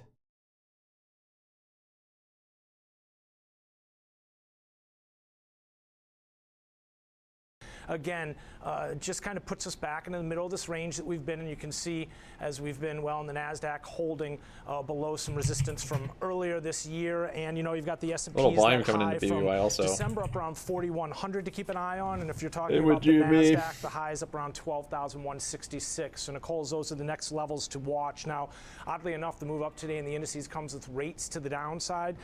We had some disappointing housing numbers here this morning, suggesting again that conditions here in the U.S. in terms of economic conditions are slowing. The Fed's initiatives are kind of taking hold. Next week, though, a big week in terms of economic data. We have some inflation numbers, the personal income and spending data, GDP, durable goods. We have Michigan sentiment. The week kind of starts off on a bit of a slow start with the Richmond Fed, but in addition to that, also earnings. So multiple focal points for investors and traders. But yeah, bit activity, a little bit of optimism headed into the end of the week. Shake the paper ends out today. Good luck at next week, too. Thank you for all of that. How about when you look at what's going on in commodities, and we've seen oil build but it still moved higher. Gold, highest in months. I feel like that. Yeah, big week for gold. That's been going on all week with BBBY. Because back to April levels here and a solid. But nice high consolidation. I mean, weakness in the U.S. dollar we've seen this week. Can't back down deny to it. 102. We've seen, as I mentioned, rates which have been coming off a little bit. Even the 30-year, 10-year TMX. This is the only ticker that just melts up into super overbought and continues. Tensions, and gives no regard. Just this demand that we've seen for gold working its way back through the middle of the range that we established last year, convincingly above 1900. There you can see last year's range as we work our way back up towards 2100. So something to keep an eye on. Again, I think a big part of that tied to the weaker dollar. Plus it's not over, man. If you don't want to take losses, I think that's one that you don't need to. You can just wait. I wanted to point out here average also down. Crude oil on the move higher. Today we saw I'd wait to average crude, down though, at least a couple days. Where did crude get to? 81.86 last that I looked. Now, keep in mind that was short of the week high that was up around 82.66. So even though we saw been back up 395.23, I'm guessing. I wonder if is that going to stop me out? Especially when you see this kind of momentum. No, that's close to stopping me out though on my short. I entered up here. Recently, trading since I've averaged twice here and then here. Demand concerns trying to regain composure again, as I mentioned, up to 81.86, just shy of 82, but failed to take out the highs from earlier in this week. Brent up to the mid $87 level. I noticed RBOB. We're starting to see gasoline inch its way higher to 266. I had a great entry and then it just heating oil also higher. it's So good, energy products just across the board doesn't have a continuation. It just retakes all of the ground it lost. Thing in terms of stocks and the inflation narrative and we're the Fed's initiative we're to at kind of drive yesterday's some of those price one of pressures yesterday's down. highs. A month ago, 2 days ago. Price average gallon for a average this price for a gallon of gas was at $3.12. A week ago, $3.28. Yesterday, it's just directionless. Today, $3.39. Fill up here, Nicole, because it looks like it's on the rise here as we speak. Okay, that's good advice. Ben Lichtenstein, thank you for all of that. Appreciate it. I don't think I have any options. I need to roll today. For more on the market, open up some puts even some stock picks for GME for next week. I got the 15.5. So thank you for being with us. You've been supposed to be for margin. If GME keeps coming down, at these markets, we were just noting that the Nasdaq is now squeezing out a gain for the week. What is 2023 looking like to you? Well, first and foremost, thank you so much for having me. I think what we've seen this year, even up until even my hell bid is only up 1% on this somehow. Mixed earnings, you still have recession fears, you still have supply demand imbalances within housing, and I think you also have the largest options expiration in the last decade. So I firmly believe it's the largest options expiration the market should in the last 10 years. You heard me say didn't see that today, but I firmly believe we're seeing the market move around for that. And the rhetoric out of so next week could really seeing that as well. free up a ton of capital. Right now, it's at 1977. Like a big I mean, a lot of people play the VIX. There was a time they were going from 13 to 17. I think that was in 2019. Every time it went down for next week. You didn't learn your lesson? You want to get more time? And the anticipation that maybe we'll start to see some more chop and volatility. Yes, bearish economy, bullish stock market. Next week, we were just talking about the fact that we're going to be getting durable goods, personal spending, GDP, all of this. BB looks pretty nice. I'm not really looking at what do you think but the economy is shaping up to be like? You think the Fed will keep raising rates? Yeah, that still looks good. So I think first and foremost, this market, just like last year, how's is our really cost data doing? driven. Right, so I think next week will be telling, but I also think that the rhetoric out of Davos that the Fed will continue to raise rates moderately. So we're expecting a 25 basis point raise. Was in about 10 days from now. Yeah. GME is still melting up. Obviously, Jamie Dimon is thinking 5% plus. I had another guest on today, Joe Brasuelis from RSM. He said, just bite the bullet, take the 50, do the 50 on February 1st. I'm not sure whether or not people will agree with that, or there's others who think they should pause. But we've heard from Esther George. Now we're going to go into the quiet period, but it certainly seems like they're full steam ahead. And I don't know that we'll get any sort of pivot by the end of the year. Well, the Fed wants to have a sustained 2%, right? And I firmly believe that borrowing costs need to stay high for longer in order to have that sustained 2% number. Tell me about some of the, your team works so hard at putting together data. You work with asset managers. You hired the best to take a look and get this data put together. And you come up with names like Dollar General and Coinbase as potential winners. What's behind those names as potential winners? Well, looking at Dollar General, right, as the market starts to become more defensive, I think Dollar General has a little bit indiscriminately sold off a little bit, right?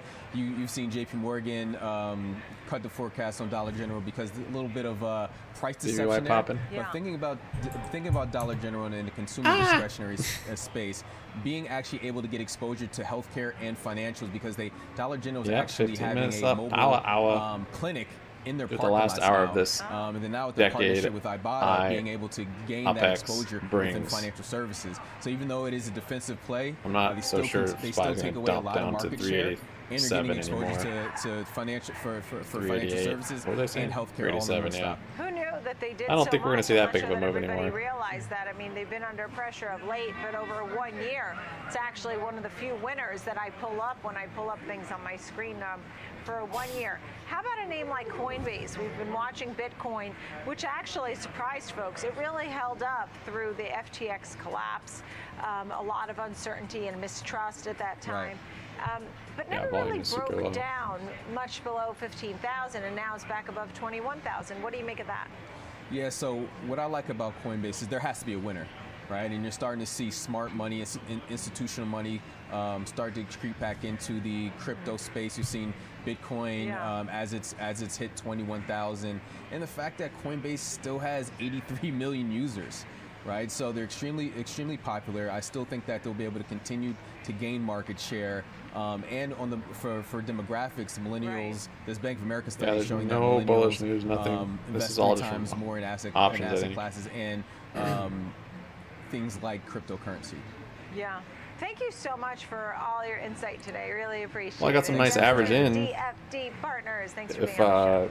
it actually does come down. Coming up next, let's dive into those Netflix earnings, adding over 7 million. Averaged here. It was just unbelievable. Averaged Didn't expect here. it. Nobody did. Beat on subscribers, but a miss on the bottom line. When we look at the earnings per share number in particular. Some changes in the boardroom as well. It's all coming up. I'm gonna get. Was she talking about that? I wasn't even listening. Yeah, someone wants to like bring back FTX. This doesn't seem smart.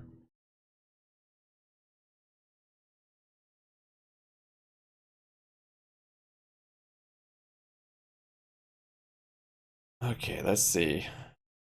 10 minutes or so, 13 minutes. This isn't, there's not, yeah, futures aren't expiring. Just a big options expiry. That's a good point. How could lightning strike twice in the same spot? That's true. They'd probably be very good at it, at not doing shady stuff.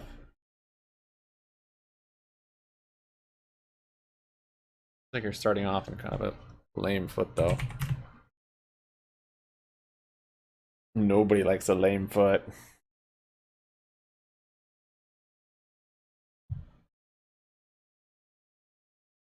Yellen says failing to address debt limit could cause recession. Market's ripping. So that's what causes the recession. Okay. So if Republicans don't increase the debt limit, then that's going to be our recession. I don't know how that has anything to do with the recession. Okay.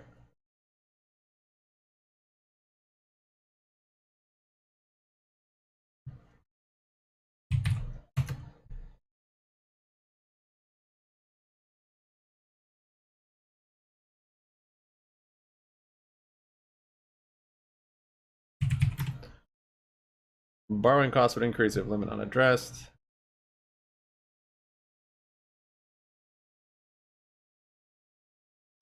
Have seen some very, Yellen says US has seen some very good progress on inflation, and China's responsible for coordinating on some issues.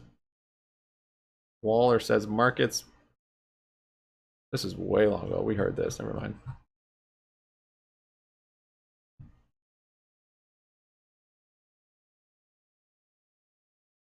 Finally, little CNS prep before the big flush. Hour. The gavel.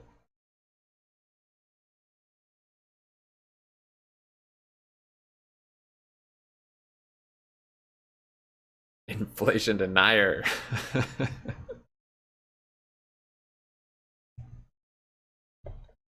I've been enjoying some of the memes on eggs. guys see one on Wall Street Bets? It's like a chicken farmer. He's like, I finally found a good investment. Something like that.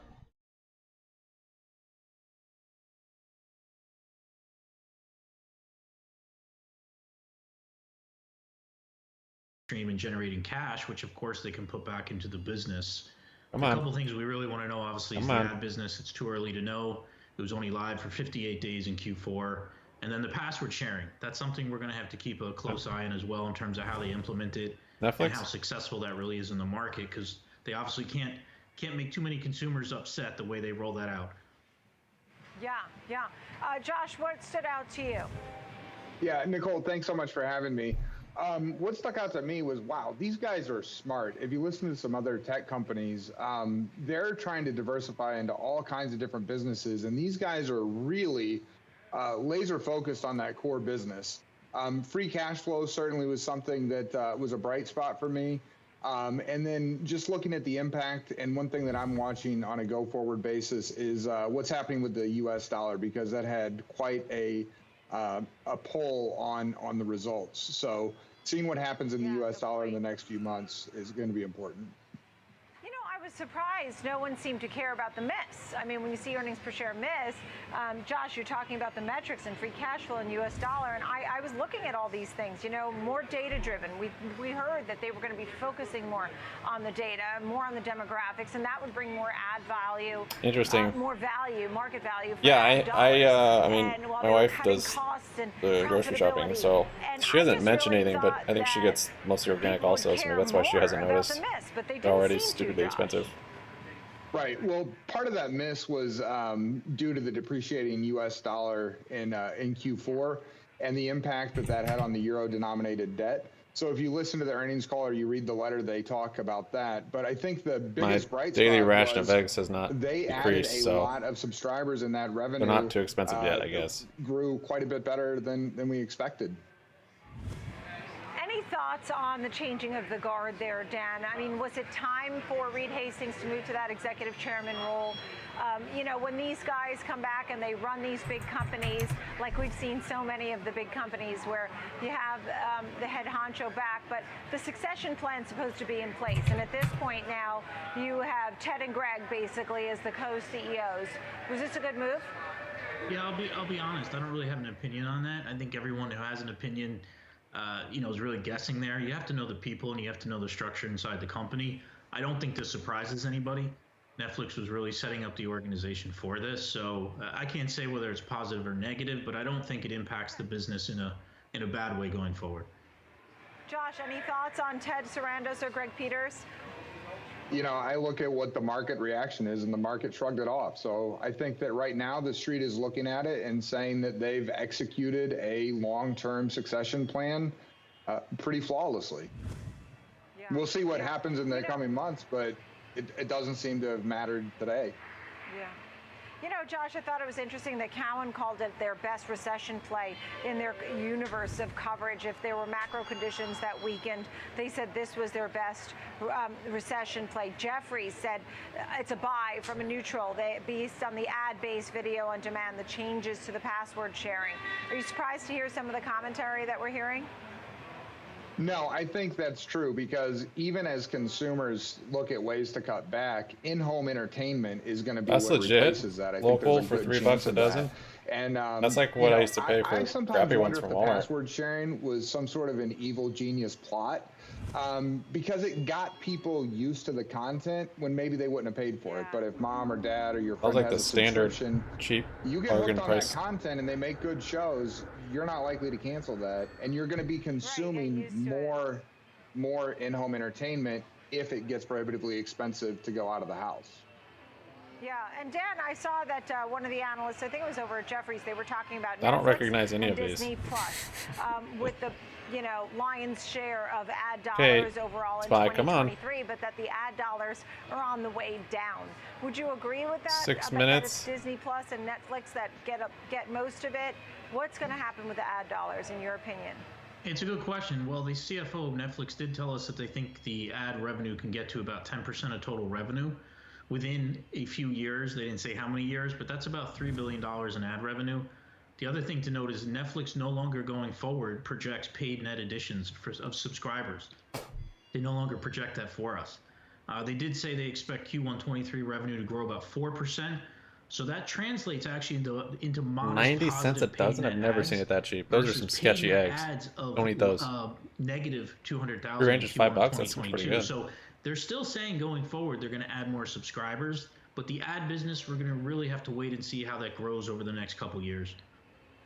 We used to have a goat milk slinger. Best bets, Josh? Meet him in the farmer's market parking lot. Well, I don't know who's going to emerge. I don't think anybody does. The CFO talked a lot about the lack of visibility into what happens in the future as we see the password sharing start to get cracked down on, and we start to see the ad tier business ramp up. It's flying. But I do think that Netflix has some early mover advantages, and they've got a lot of really strong opportunities ahead of them. So they're one to watch. And that wouldn't merit a halt. Depends on how you define success, right, Nicole? So who are the winners? All kind of getting a little pump here into CNS. But we're going to have multiple. Right? We're going to have Amazon. They're obviously using it for a different purpose. We see what they're doing with sports. Netflix nice is little more data than bounce off that anybody. support still. Positive cash flow, right? That's important. Free cash flow is important in this business. So it's kind of crazy it didn't halt at all coming down today, but going up yesterday it was go away anytime soon. Halt. Thank you both, Josh and Dan. A great look at Netflix and some of the other names in streaming. Really appreciate it. Josh Strange, Good Life Financial Advisors. Yeah, I don't know how we found. I think we found this guy when we were going to buy like. Thank you so much. Good to see you both. We were going to buy rabbits. They hooked us up with a goat farmer. Every single weekday, 11 a.m. We tried it. We're like, wow, that was legit. Live at the New York Stock Exchange. And I was like, actually, before I was born, my family used to have goats, but the milk, I guess, was awful. It was just like super gamey, like crappy. So, I think these were Nigerian dwarf goats. I think the dwarf goats make a lot better milk, like not so wild tasting.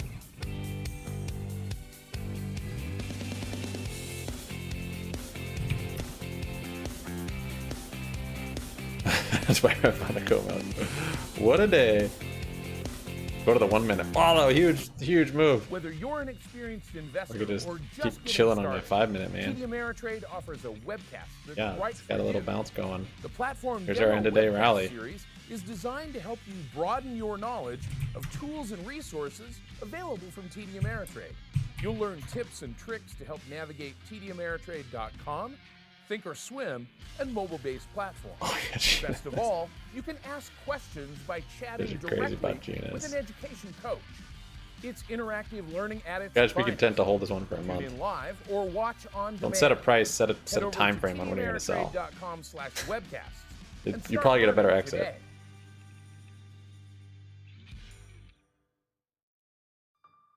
Thinkorswim by TD Ameritrade is more than a trading platform.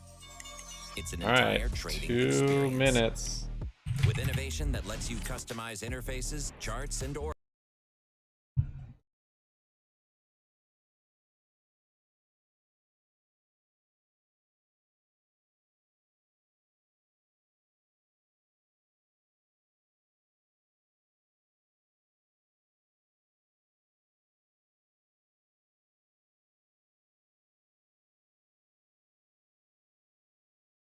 Cosmo pumping. Almost a new high.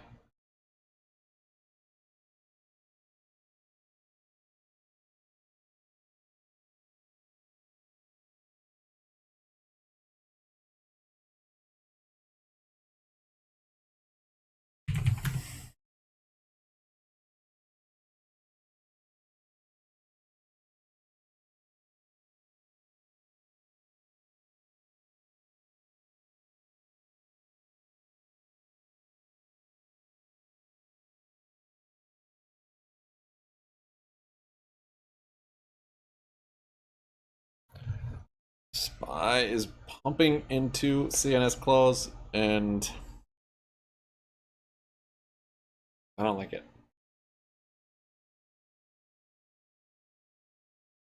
Cosmo halted just on that break.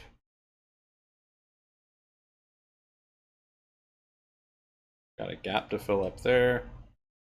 Yeah, it's a pretty big level actually, right there where it's at, that break. Here. On up to 6 1/4 probably, huh?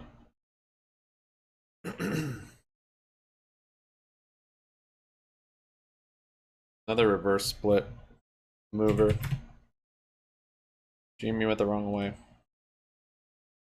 Should reverse that split. SPY new high. Power hour. Holy crap. Oh my gosh. SPY squeezing. Yep. SPY squeezing.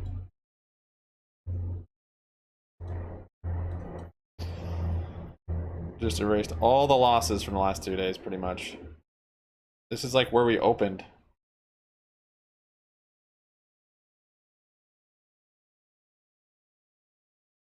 That's what you call volatility. However, staying in a range.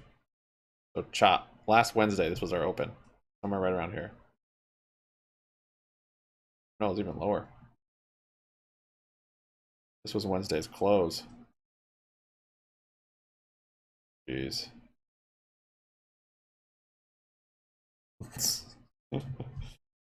Oh my gosh.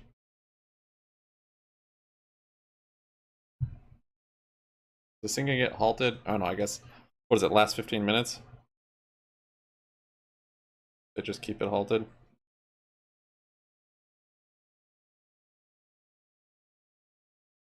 $395. Yeah, I've got 395.23 on my chart here. And then on that diagonal line on those peaks, I think that's probably about where this looks like it wants to retest the bottom of that. I feel like I'm gonna get stopped out. Yes, I should have traded this thing today.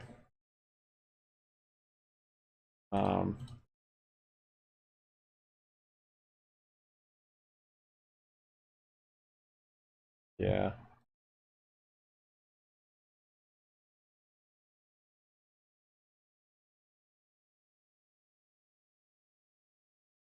That.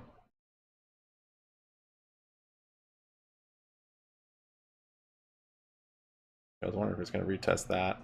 There's quite a bit higher still. Like 396.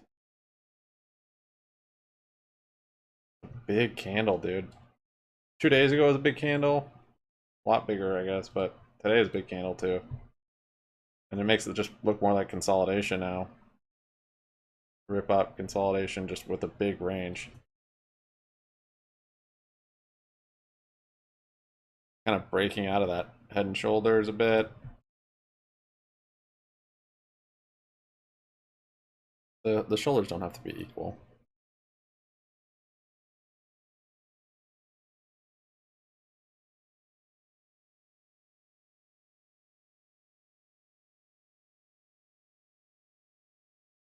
Market's forcing me to just trade. No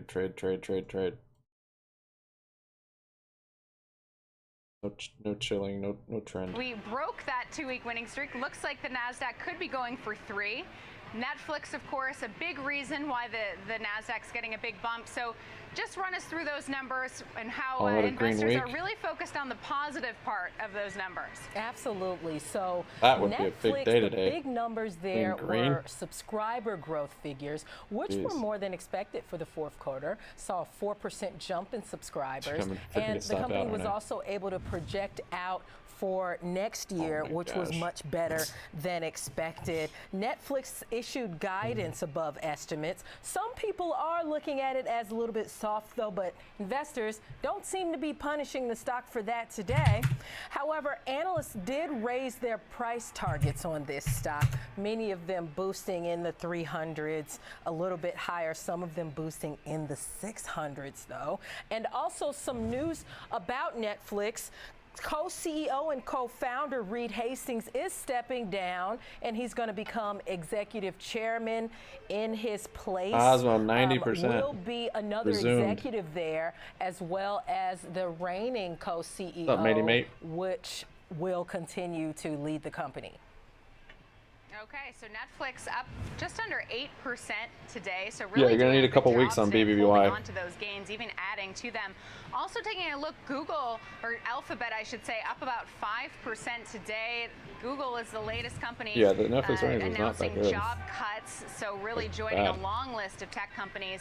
Investors definitely seem pleased about that. The Bears hang on with this, though. Well, investors like when companies are able to save costs. And so this is just the latest big company to announce layoffs. We've seen a lot come through. Amazon was the biggest at 18,000. And now we see Alphabet coming here, laying off 12,000 people. That's about 5% of the workforce. Pardon me, that's actually 6% of the workforce. But it's a global layoff across product areas, functions, levels, regions.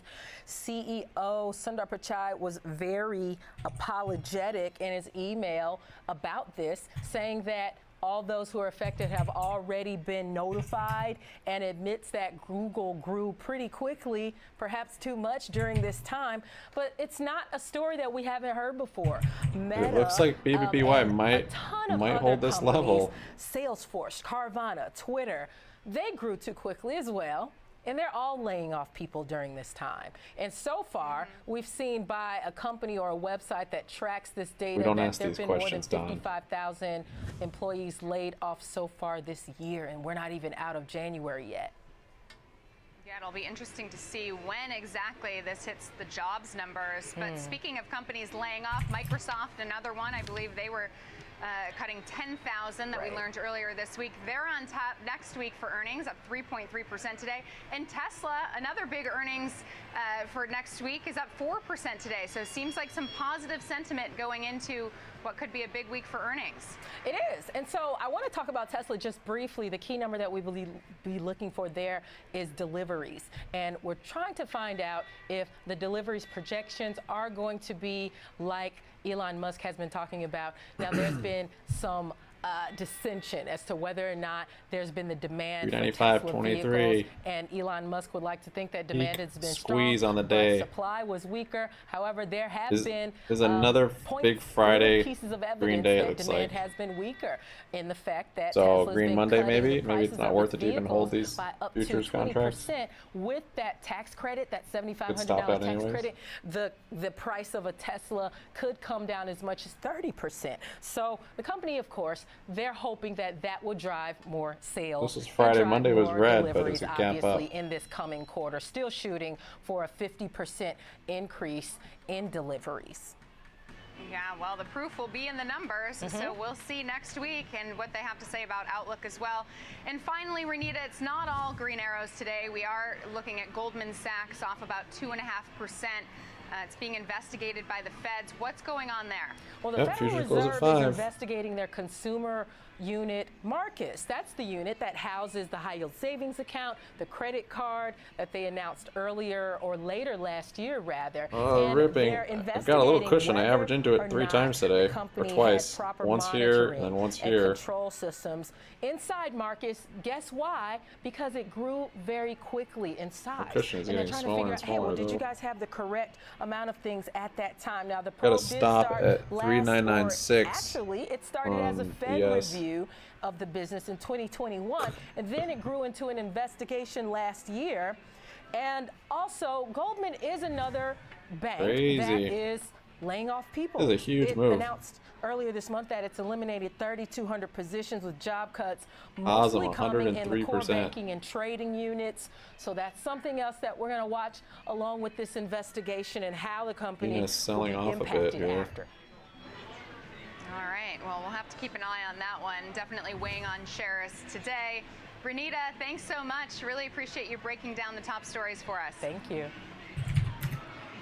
All right, now it's time to bring in our next guest to chat bonds. Natalie Trevithick is Director and Head of Investment Grade Credit at Payden & Regal. Whoa. Natalie, I hope I got that right. It was spelled phonetically for me, and I still tripped up. So good to have you. Happy Friday.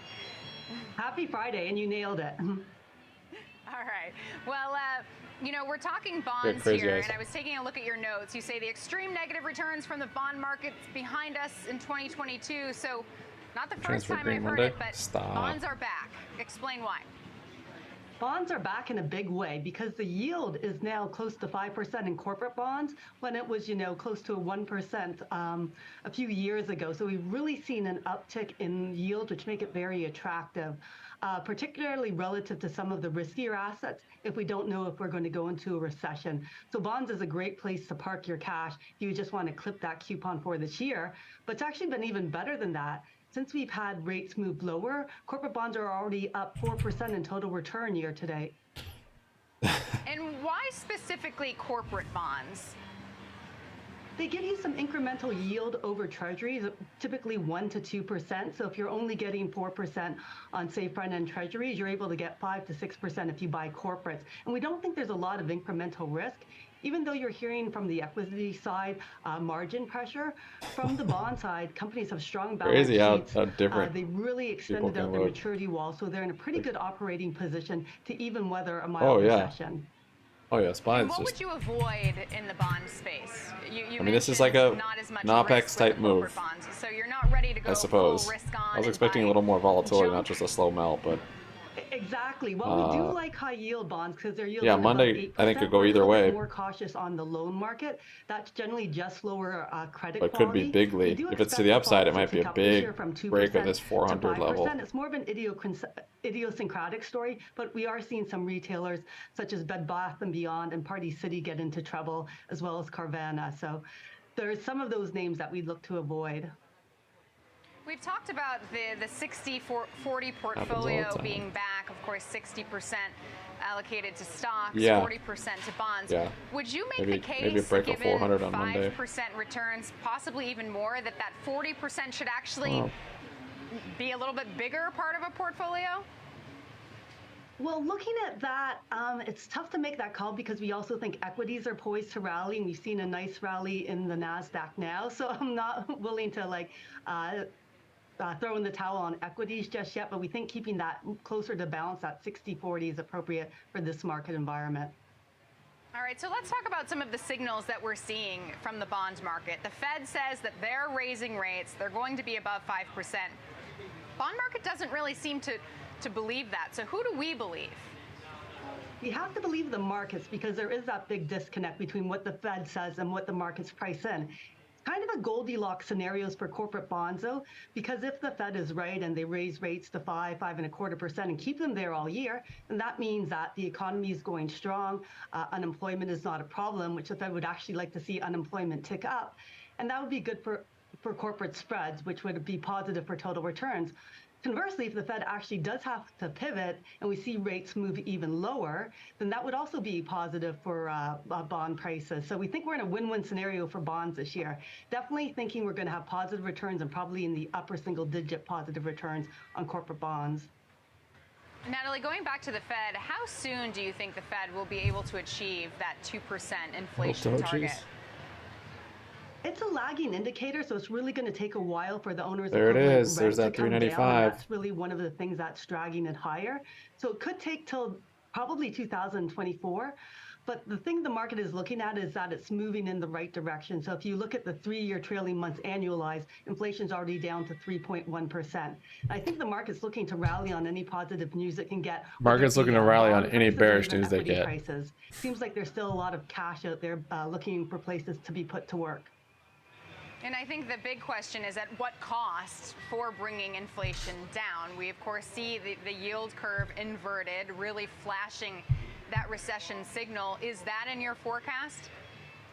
We think it'd be hard to get by without a mild recession, but it may not come till 2024. Broke that 395 level. Here we go. What's the next level up? This kind of unemployment. I feel like I've done this before. I think it was last Friday. Claims are continuing Thankfully, to I come was. in at pretty low numbers. I'm so still it seems positive like this Friday instead of for the Fed negative, to get the unemployment rate up. And even though you're hearing pretty sure it a was. lot about Just these tech watching this melt up rally.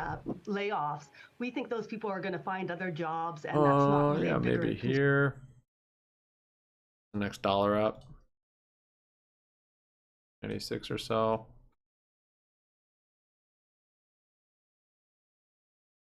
Just great. This just RSI pusher. What happened to you? Between value and growth this year. So uncertainty in the Yeah, market, so we Cosm's don't want to definitely skew moving. too far from home and have the chips to be put to work when we get a little bit more certainty in the market.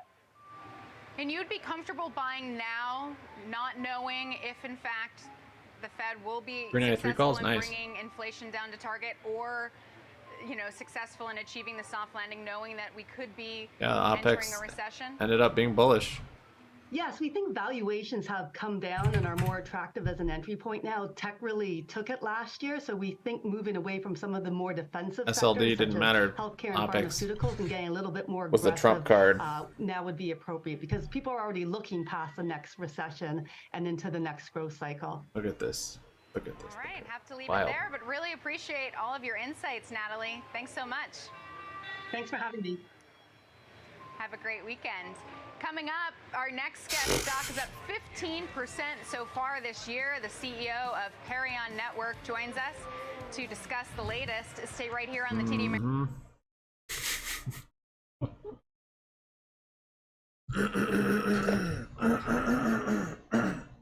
Well,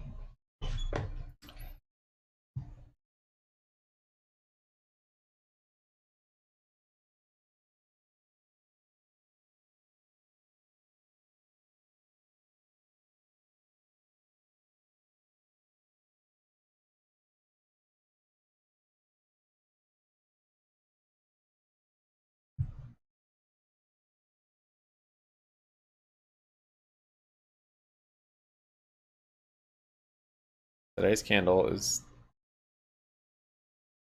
getting close to that candle we had back here.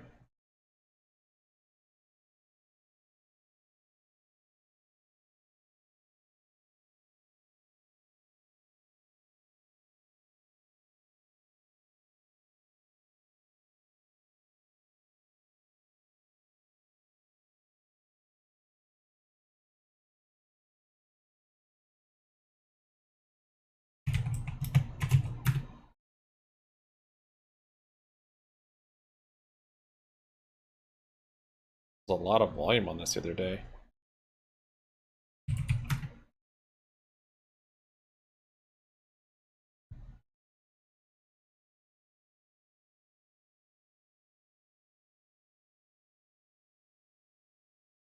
Cup and handle you're talking about? Oh, on BBY, this little thing. This.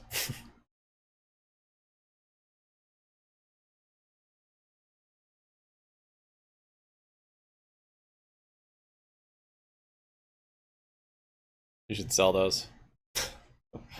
Just kidding. Do what you want.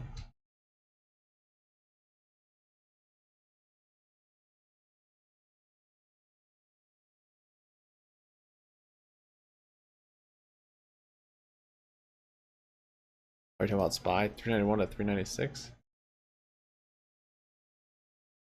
Oh, right here. This. That little handle. So we're basically breaking out of that handle. I'd say this was the handle right here. This is the move.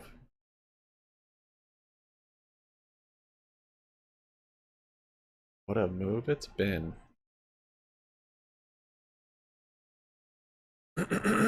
No, I think it'll hit 22. I think it could hit 30 next week. GME. But I'm not sure if it'll start on Monday. Or if it'll finish by next week. I think that could stretch the next couple of weeks. I'm getting stuff in February.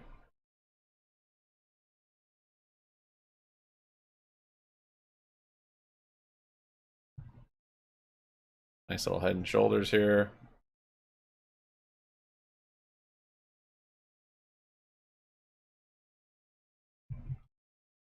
I think this is all just a push from SPY. I don't think that'll continue till maybe Tuesday, Wednesday, but Green Fridays sometimes are Green Mondays on GME.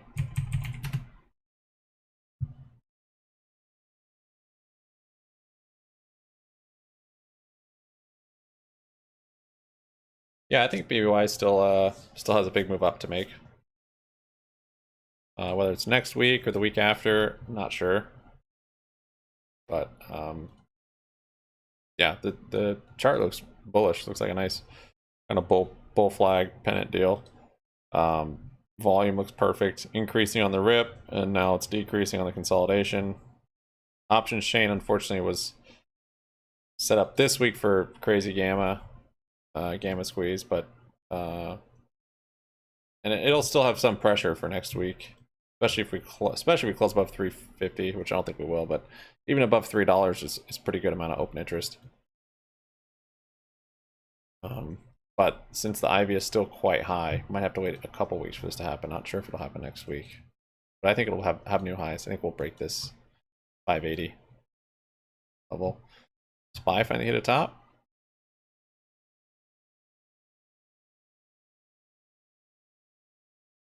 Adding margin cash. January seems to be the time it pops. Yeah. Yep.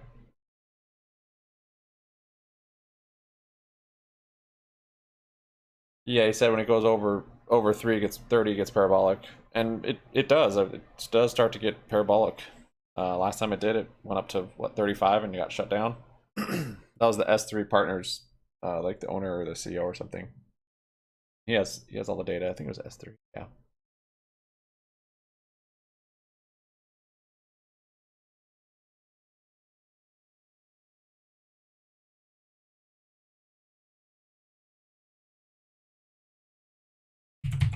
Should I add to my shorts here? Pfft. I don't know.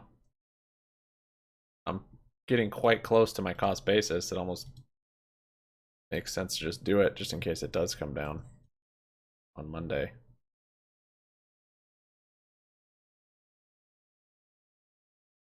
Here's the shoulder. We made a new big shoulder.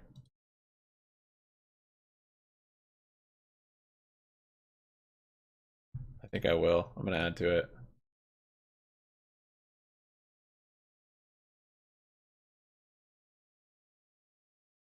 All right, got one more short on the MES.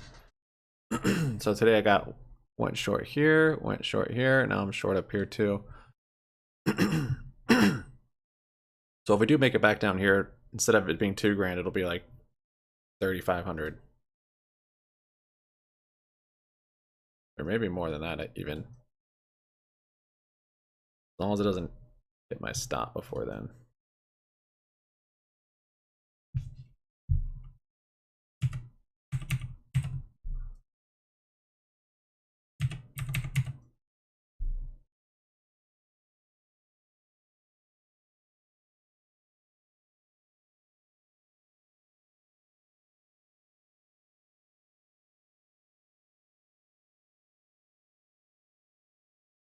It's fun just to keep averaging into it.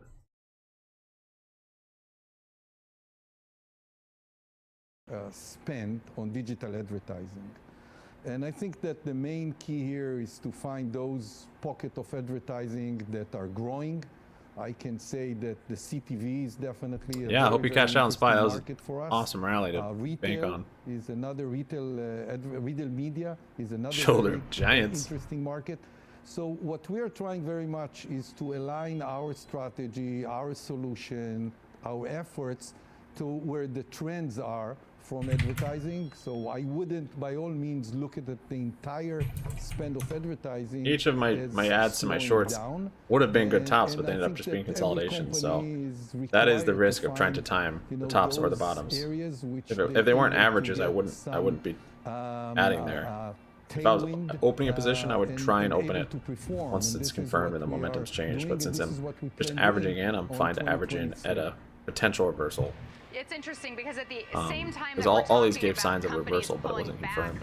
Even this sign of reversal, but it could end up just consolidating or consolidating then ripping. Netflix obviously just benefiting from its latest ad tier, Disney Plus. It seems like more and more ads nice Hurricane, well played, man. They're becoming more common after this move away from them. So are we just going to have ads on everything in the future?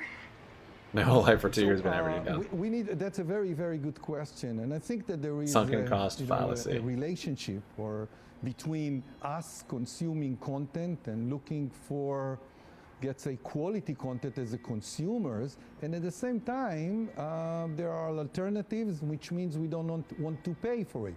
So you'd ask the question how those broadcaster, how those content provider will able to come up with a quality content and at the same time not charging for it. And guess what? The solution is that they need to find a way to monetize it, and advertising is a very efficient way. Got an inverted hammer, marketplace is engulfing red candle, at a resistance. And, I think the players are there, and it's just buy. Solution. Sometimes doesn't care, just likes to rally anyways. Based, into an advertising based off business model. So I would definitely 325. I gotta do my video. More and more, thank you guys so much for hanging out today, watching, commenting.